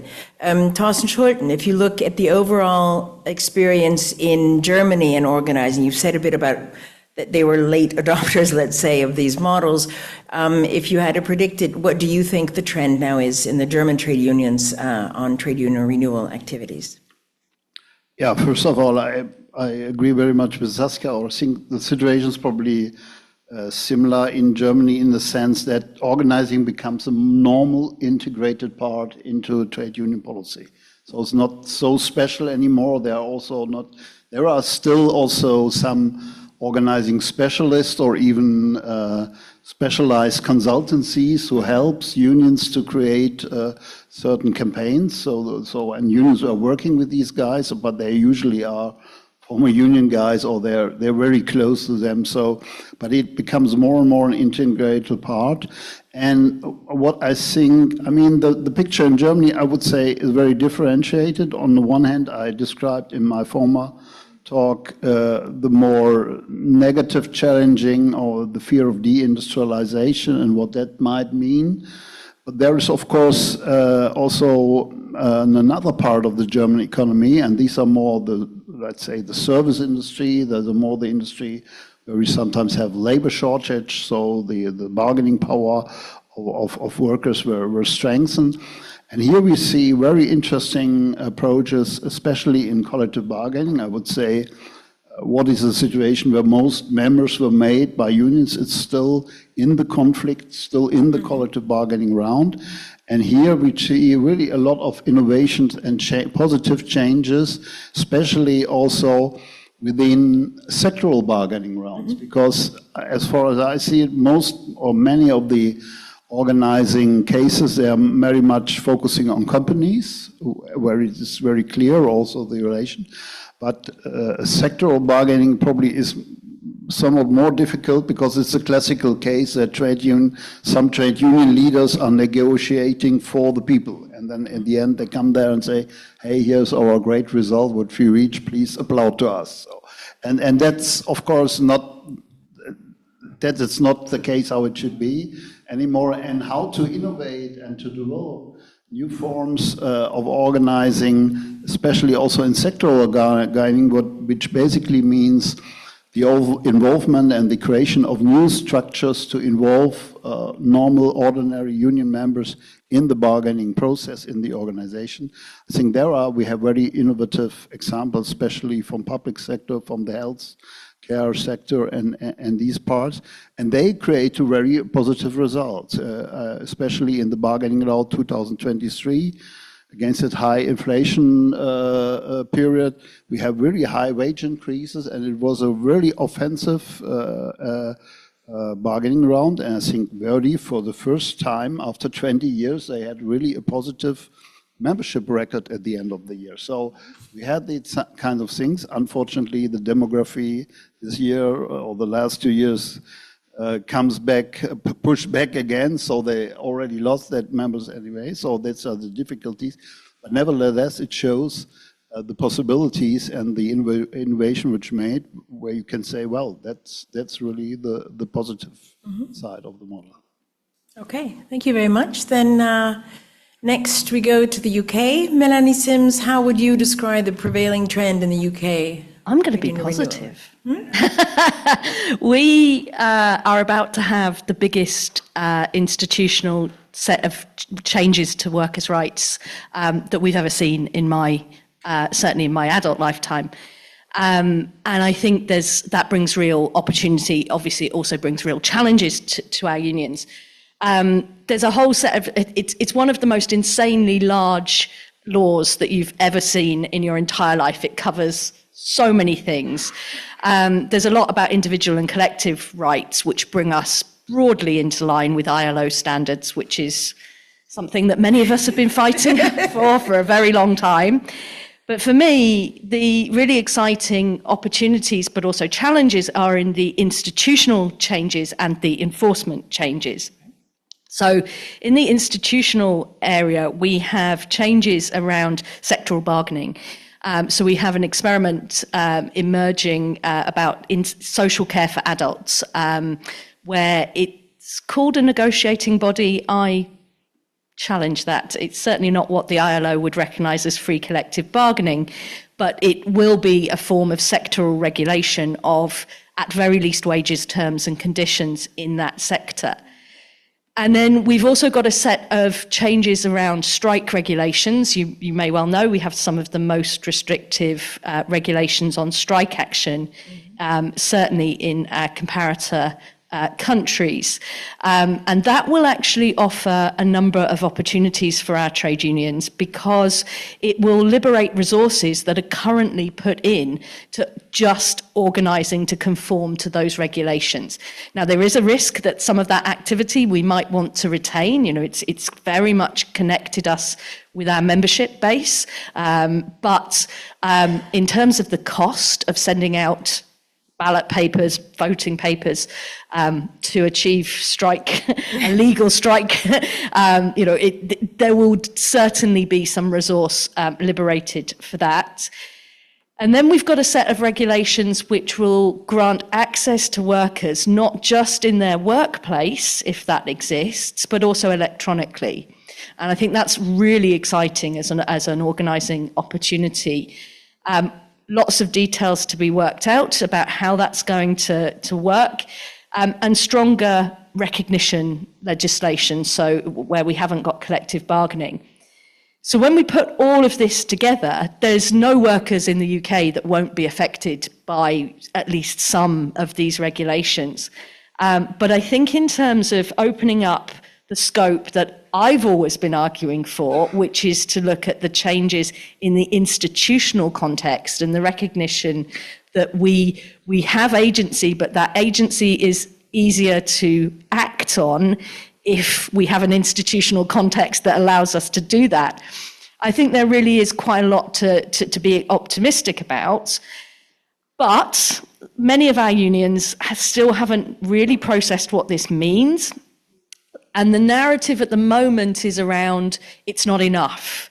Now, we're unions, we're union organisers. Of course, it's never enough. That's literally our job, to keep saying it's never enough. But I think it speaks to your point about enthusiasm.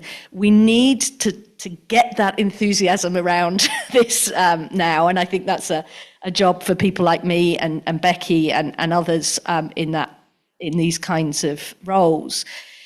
While we don't have a full understanding of exactly what's going to happen in the next few years, there isn't enough strategic thinking at the moment about how we can use this. The one question I keep asking union leaders is, do you know how much resource is going to be liberated? And what's your priority for spending that money? Even if it's only £100,000, what do you want to spend £100,000 on? And nobody has a good answer for me right now, but that's the question I'm really trying to push them into.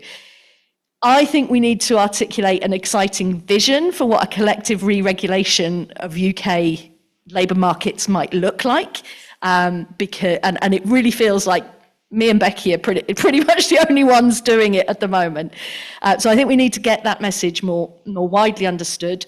And I think this really matters because if we mess it up, I don't mean me and Becky, we collectively mess it up. Indeed. It's going to be used as a stick to beat us with, and it's going to be used as a political reason to never try it again. And so I'm, on the one hand, trying to really understand the strategic challenges, whilst also being incredibly pragmatic, but also enthusiastic about what's ahead of us. And it's a difficult path to tread, but it's also quite exciting. So I'm positive over here in the UK, for once. Thank you for that. I mean, I think the idea of having a big institutional change and what that makes possible, particularly in the UK context, which has long been against any kind of institutional leg up, you have a big battle ahead of you, and certainly you can count on the work of the ETUI to support you in showing just what those institutional changes in collective bargaining or workplace representation can offer. Now, over to you, Chloe, for France, looking at the whole landscape of trade union renewal in France. Where do you think the trend is going towards? What do you think will be happening? Well, I'm afraid I'm not going to be as positive. Je vais quand même commencer par un point positif, ou en tout cas intéressant dans les expérimentations qu'on a pu voir sur l'utilisation de l'intelligence artificielle. Quelqu'un posait la question lors du précédent panel. J'ai des collègues à l'UNSA, Caisse des dépôts et consignations, donc qui est un secteur qui va bien, qui recrute, dans lesquels les conditions de travail sont plutôt bonnes, qui a développé un outil. Ils l'ont appelé Celia, et donc c'est une intelligence artificielle qu'ils ont personnifiée sous l'image d'une jeune femme, qui synthétise l'intégralité des accords dans l'entreprise, mais aussi dans la branche, et de toutes les décisions et de toutes les discussions qui peuvent avoir lieu dans le syndicat, pour que n'importe quel salarié puisse y avoir accès. En accès libre, et ça leur dégage du temps pour faire d'autres choses et utiliser l'humain là où il est vraiment important. On commence à voir vraiment des syndicats qui se saisissent de l'intelligence artificielle dans ce sens-là, avec l'idée aussi d'avoir un contrôle humain et de l'améliorer au fur et à mesure. Pour évidemment, l'objectif c'est pas que on ait des personnes qui fassent des recherches et qui arrivent avec des mauvais renseignements, mais ça marche plutôt bien et en fait ça a permis d'attirer des nouvelles personnes aussi qui, par exemple, n'osaient pas forcément décrocher leur téléphone ou aller physiquement rencontrer quelqu'un. Elles passent par cet outil d'intelligence artificielle et elles ont un contact avec un syndicat, avec un usage. Alors clairement, peut-être que les RH auraient pu s'en occuper, mais là, il se trouve que c'est le syndicat, que ça leur apporte un plus, et donc ça fonctionne bien. La partie moins positive.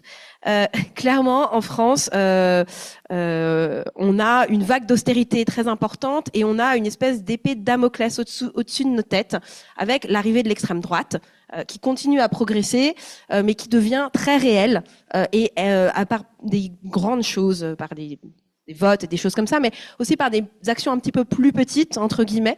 Je vous donne juste un exemple. Cette semaine, on a Sophie Binet, qui est la secrétaire générale de la CGT, la deuxième organisation syndicale française, qui vient d'être attaquée en justice par une association patronale pour injure publique, juste parce qu'elle a décrit clairement que les grandes entreprises se désintéressaient du dialogue social et même quittaient le pays.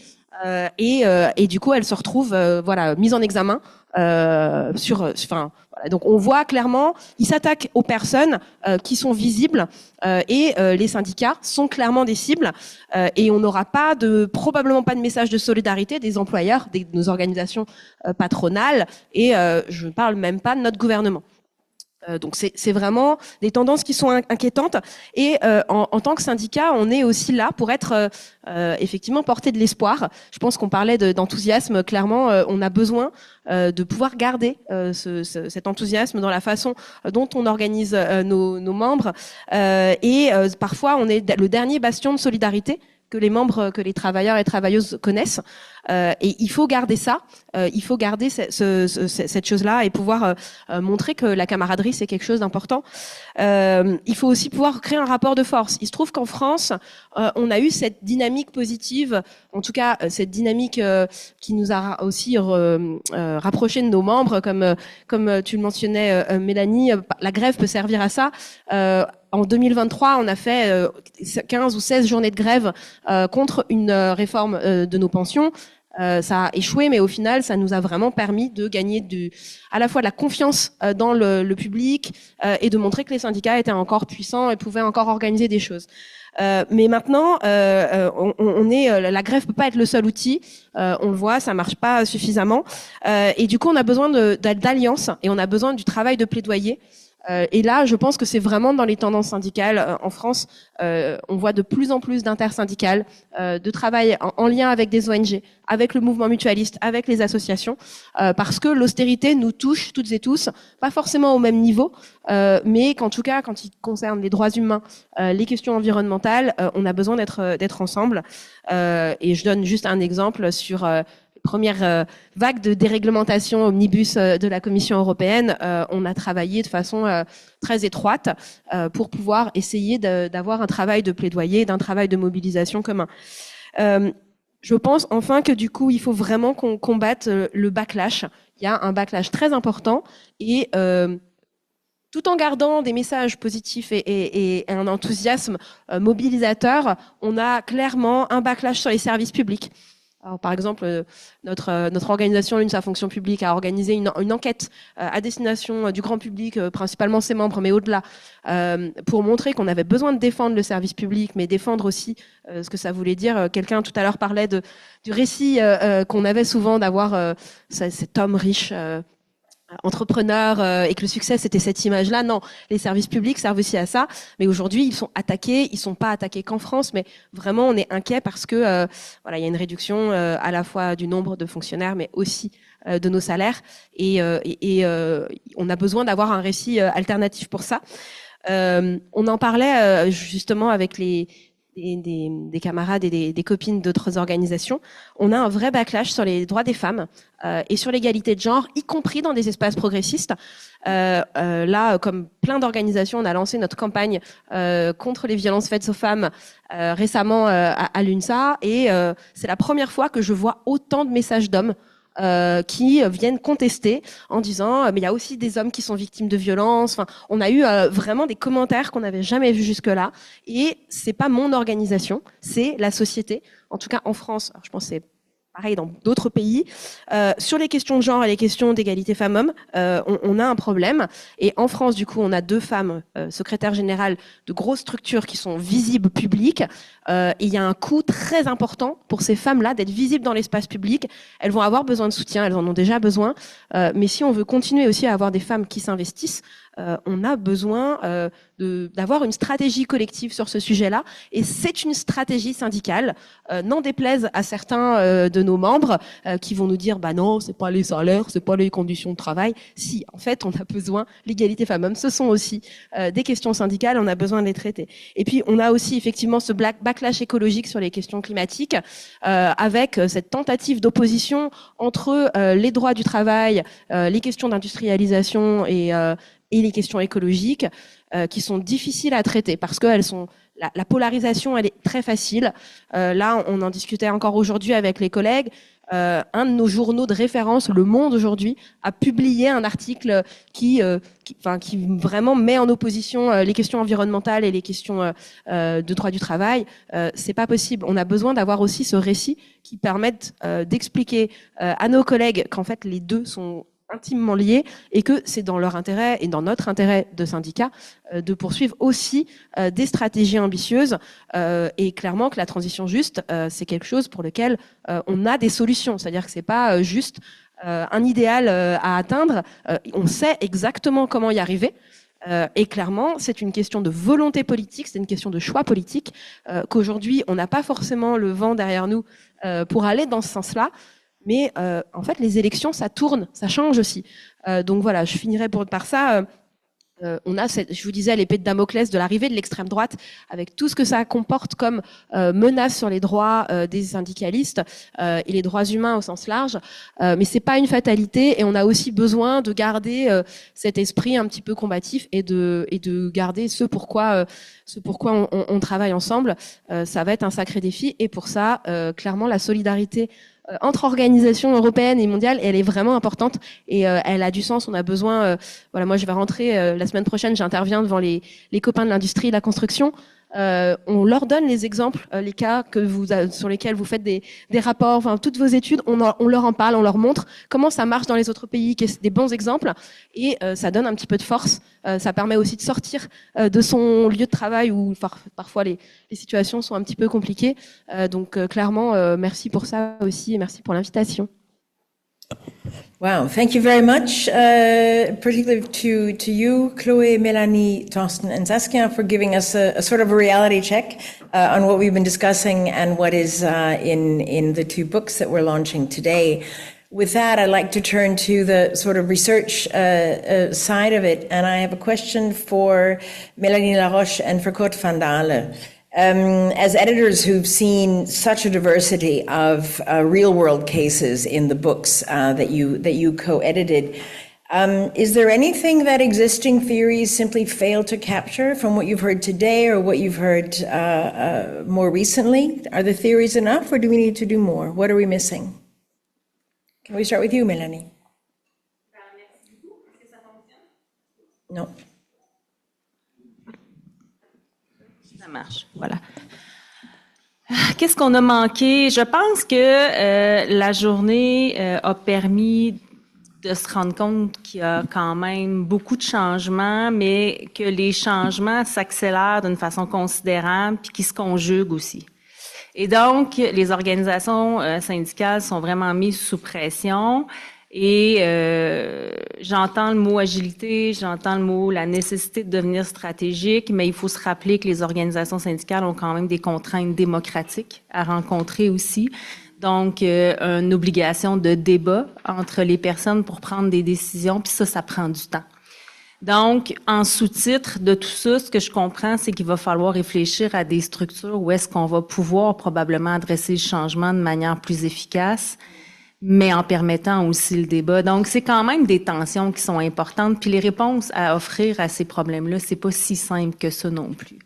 Ça, c'est une première chose. Et je pense que ce qu'il faut essayer de capturer comme chercheur, c'est de mieux comprendre comment les travailleurs, eux, sont frappés par ces changements-là, parce qu'on a parlé de décalage important entre les priorités syndicales puis comment les membres peuvent le vivre sur le plancher de travail.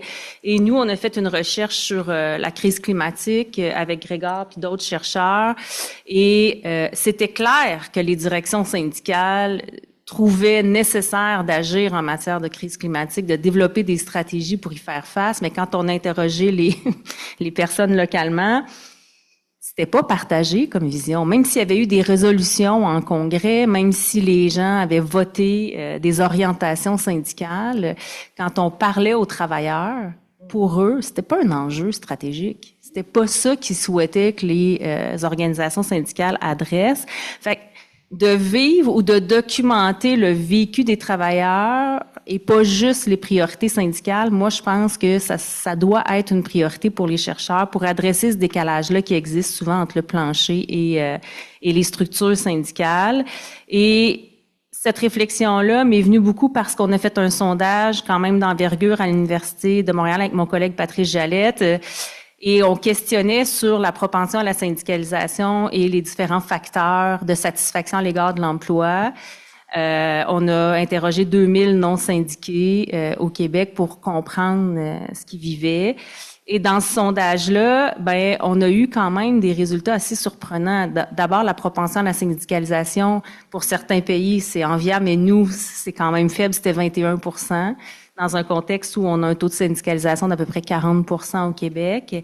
Mais ce qui nous a surpris le plus, c'est que les travailleurs n'étaient pas si négatifs à l'égard de leurs conditions de travail. En fait, il y avait beaucoup de satisfaction à l'égard des conditions de travail et ça nous a soulevé plusieurs questions à nous comme chercheurs. Comment ça se fait qu'ils sont satisfaits des conditions de travail, mais qu'en même temps, les taux de maladies professionnelles ou les problèmes de santé mentale ne cessent de s'accroître et les départs pour maladie ne cessent de s'accroître. Donc, il y a une détresse psychologique individuelle qui est vécue.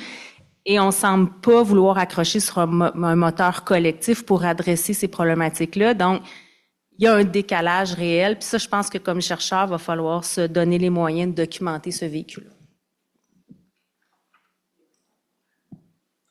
Thanks. I will start with diversity and a methodological point of view. And that is, both books are based on case studies. And in the conclusion, we going more than beyond case studies, and we go to a configurational approach. And the case studies clearly show that we have selected cases from that are quite diverse. We have different union types, mainstream union, grassroots unions, different membership sizes, different membership compositions, different unions active in different sectors and different countries and also different industrial relation systems. And still, if you look at, and I'm talking now about the Purple Book, if you look at the diffusion processes, I think you can see some common underlying mechanisms that are driving the diffusion of innovations. Those mechanisms are present in the unions, but are not necessarily activated. This depends on certain conditions. And I think I can see 3 to 4 mechanisms. One is internal resource mobilization, and this goes together with strong unions that have strong power resources and capabilities. And then other unions are compensating resources. They go for help from external partners. A second or third mechanism is the legitimacy assessment of the innovation. And this has an internal and external dimension. Internally, is the innovation aligning with the union identity, the union culture, the existing union strategies? The external dimension refers to if the innovation is aligning with the rules in the industrial relations system. And this mechanism is clearly a filter for further diffusion of the innovation. And of course, this is a part of a debate within the union between union members and union leadership. And then a fourth mechanism is what has been mentioned in the previous session, is organizational learning. This is both a mechanism for further union diffusion, but it's also the outcome, of course, of diffusion. And when I was writing the conclusion of the book, I was quite disappointed with those 4 mechanisms, because if you look at the literature on the spread of the organizing approach model in the US and the local unions, then let's say 20 years ago or so, researchers came up with also more or less the similar mechanisms, although with different words. So there must be some stability in the empirical world. I don't know if we need more or new theories.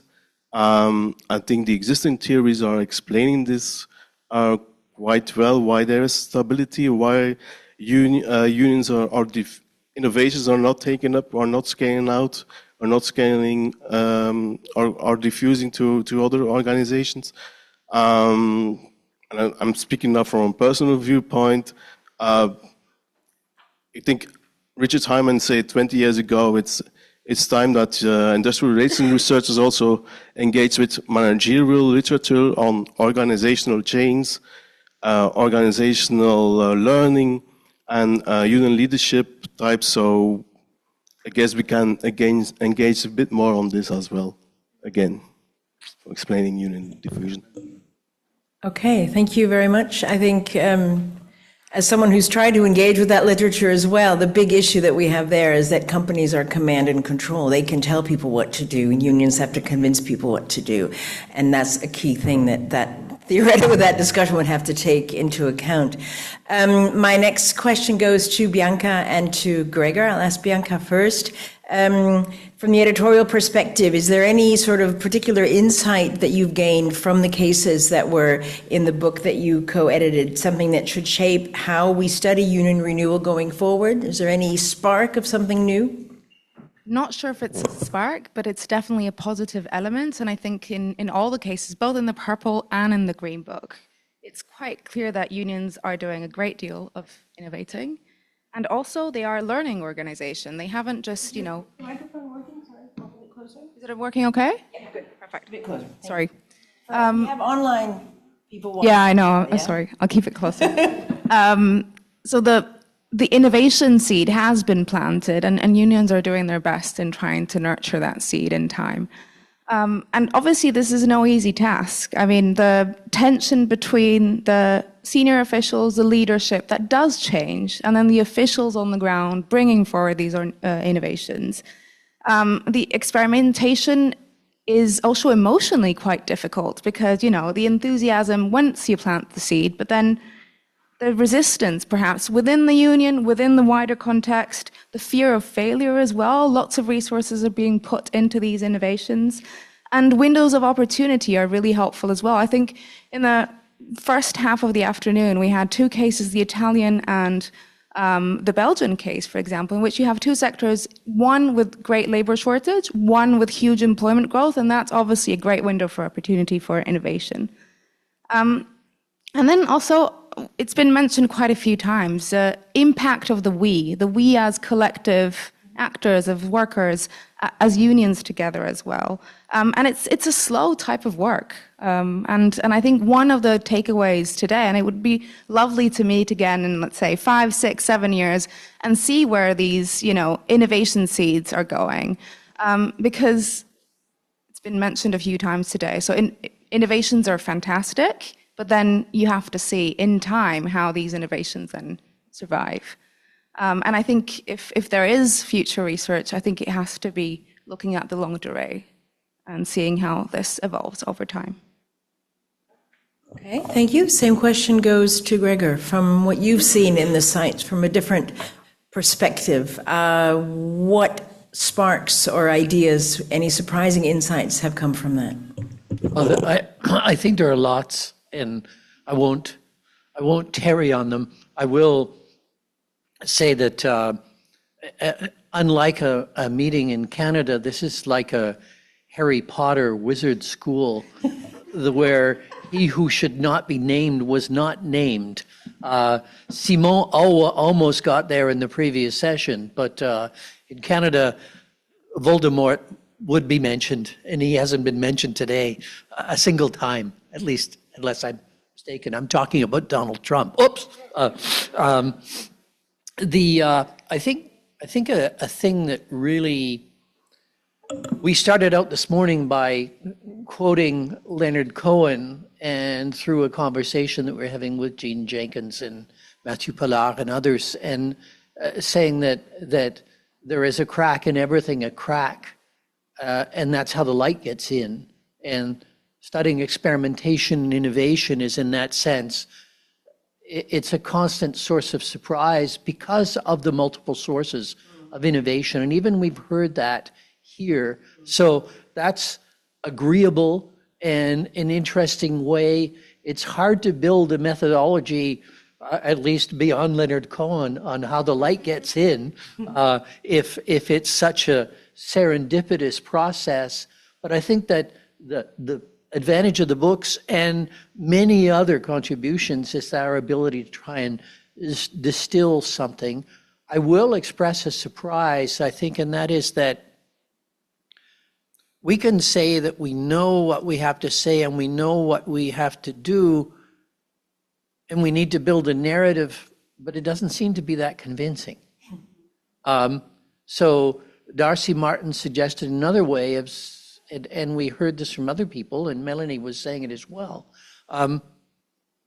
What do people actually think? Where are we going from? And this is where the democracy aspect and the dialogical aspect is extremely important. And I told a tale last week when we were presenting something to a big union conference of a Belgian trade unionist who I met, who had this brilliant idea, and he was an innovative trade unionist that you couldn't imagine. He said, in order to ensure that there's renewal and get all kinds of new people involved, I'm going to take my union team, and this was a Belgian election, so they could take the team. I'm going to take them to 5 other workplaces each year to study and understand how they are innovating. And this was, of course, a brilliant way of renewing the union, so much so that the national union or the sector union said, well, we're going to do this too. And it was a disaster. And the reason it was a disaster was because they didn't have the sufficient internal democracy spread around that made that kind of discussion and robust discussion possible. So that's democratic aspect, and I know that our colleague from the Netherlands has asked about it and mentioned it as well, and others have mentioned about it, but I'll just add one other idea there, and that is that if we can't just say, well, here's what we need to do, here's the one true shining path, the sentier lumineux that we have to follow, we have to start where people are. So then the question is, how do you engage in those conversations? And I remember meeting the California nurses. They're saying, well, we want Medicare for all. But there was no way that they could go on the doorsteps and say, we want Medicare for all, even if it entirely makes sense. They had to say, well, have you been ill? What's been your experience of being ill? How did it work? In other words, you had to co-construct an understanding of where people are. So here we're in a continent, and it's not alone, where there's a humongous rise of the populist right. And I think in some degrees, the labor movement has lost the ability to engage in some of those conversations by telling people what they should be thinking as opposed to building from what they are thinking. And I don't think it's easy, but I think there are a lot of techniques that need to be developed, and that should be part of a research agenda. And some of the people, there's been very interesting work on this in the US and how you engage in these types of conversations and political conversations. And there's various movements of trying to build across the divide. Now that's very US, but it's a problem which requires a solution in our collective work, I think. Absolutely. Thank you very much for that. I think it was a very fitting close to this part of the panel discussion in a way for the whole day, but you're not off the hook yet. I'd like to open it up to the audience at this point. Does anybody have any reactions to what we've heard today, your key takeaway from the day, particularly as concerns sort of a future research agenda? What should we be working on? Are we missing anything? Anyone? Yes, please.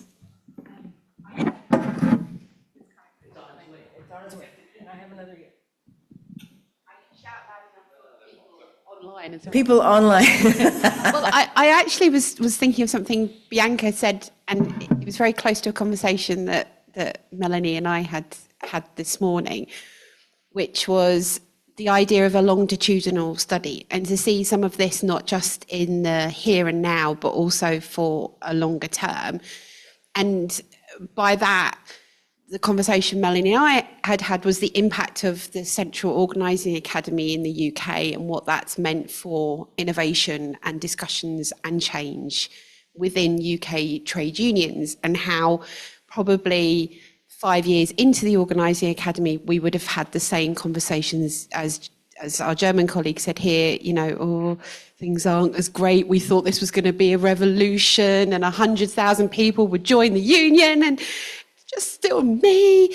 And actually it's hard to say if we didn't do it, we'd be in a worse situation. But actually, I think that seeing this over a period of 30 years and looking for those bigger cultural shifts is really important. And I think it would be really interesting to think through about the longer term impacts of some of these changes. What was it just for 5 minutes, or did it really embed itself as an innovative product across the board? And it also kept a lot of that enthusiasm, because every year we had new cohorts of people coming through, and those cohorts of people were friends with the old cohorts, such that now that we all kind of know each other, right? And there's an enthusiasm there. We still have friends to keep us enthused, right, of the project. So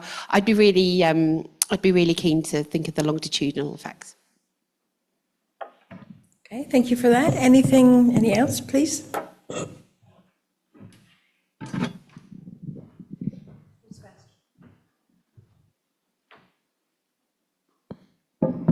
Thank you very much. I want to reflect more on this mechanism Kurt mentioned, that it seems to be stable. Although today we also mentioned that some factor as enthusiasm may influence the spread of the innovation, which I think when we think about the enthusiasm, it's about the political, economical situation and what is going on the labor market. And this leads me to think about maybe your reflection of like contextual mechanisms or the contextual factors of these mechanisms, but at the same time, the different repertoires trade unions can have, and maybe for the future research agenda, the big changes which are going on the labor market may trigger new mechanism, new repertoires for trade unions, which might be worth to study for the future. So what is it? Because today we discussed very profoundly the learning of trade unions and these mechanisms, and I think there need to be some reflection on how trade unions should influence or talk to their members about political preferences, for instance, which are to a large extent far right leaning. Yeah, so there might be new challenges coming up with artificial intelligence, platform learning. So we maybe did not touch that enough, these kind of new emerging topics and how trade unions react on that. So this may be new research agenda for the future. Okay, thank you for that. We do need to close for the interpreters and for some people traveling, but I do still want to invite at least the editors on that side of the panel, Kurt, Bianca, Melanie, and Gregor. Are there any sort of last thoughts from what we've heard just now today that you want to say? Does that ring any bells for you? Or what is your last word you want to say for the day?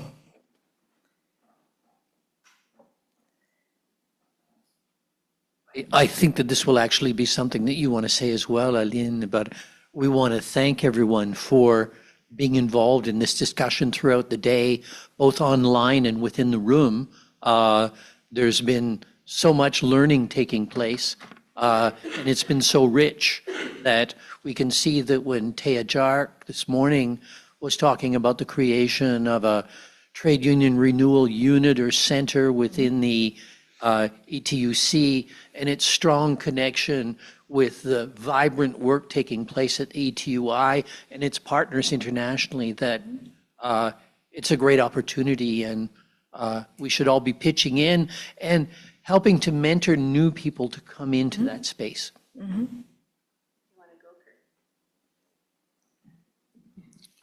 Just on the remark on the mechanism and the enthusiasm, I think this is part of the filter mechanism and the let's say the historical memoir of past innovations that were failed or successful.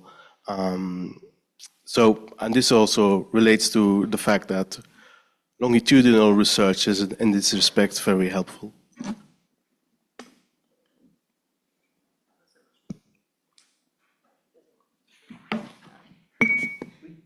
Ah ben, c'est bon, il marche.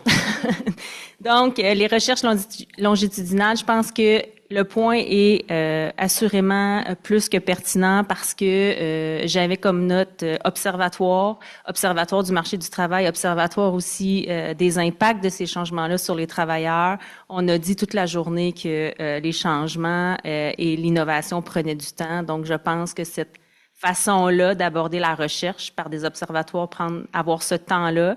Et dans le modèle universitaire actuel, c'est pas toujours ça qui est valorisé comme modèle de recherche, mais je pense qu'il va falloir, comme universitaire, se créer cet espace-là pour pouvoir suivre de manière longitudinale le changement. Et le deuxième point que je m'étais noté pour les agendas de recherche, c'était plus de recherche-action.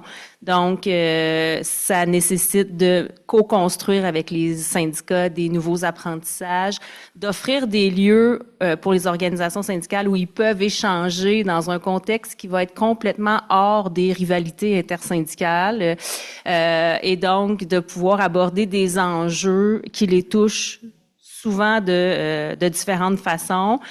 Et nous, pour la recherche aussi, ben, souvent on travaille en silo, hein, on a des enjeux, des projets de recherche très spécifiques. Là, je pense qu'il va falloir trouver une façon d'avoir plus de synergie entre chercheurs, mais aussi avec les gens de la pratique. Okay, thank you.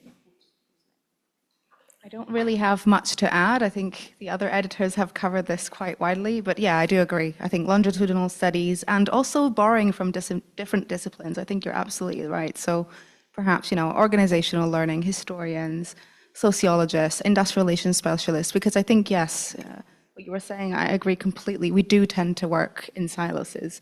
And then perhaps also the practitioners, the trade union members, the trade unionists that are going to put forward these organizations. Perhaps, yeah, the language is different and there has to be much more synergy there. Okay, well, thank you very, very much. I think you've all painted a very realistic picture of where we are today, an outlook of where we want to go, how, and above all, why. I think the why is very compelling. With that, I'd like to close today's event, but not without thanking, of course, the unseen interpreters. We don't see you, but we hear you. Thank you. Also for navigating different varieties of French. That's an additional and welcome challenge, I think. To thank the technical crew that's made all of this happen, including the unseen communication with the world out there. E2I's communications and publications team for having gotten these books onto press, off the press. Both books are available online to be downloaded. They're online available as hard copies here too. We'd like to thank Angelique and Laurine in particular for your help in making this event happen, which started out as a nucleus of an idea and turned into something quite big and quite colorful and lively. So thank you very much for that. And of course, the editors of the books and all of your contributors for having put such important works on the table. So thank you very much, everyone, and have safe travel home. And happy holidays. We're almost there.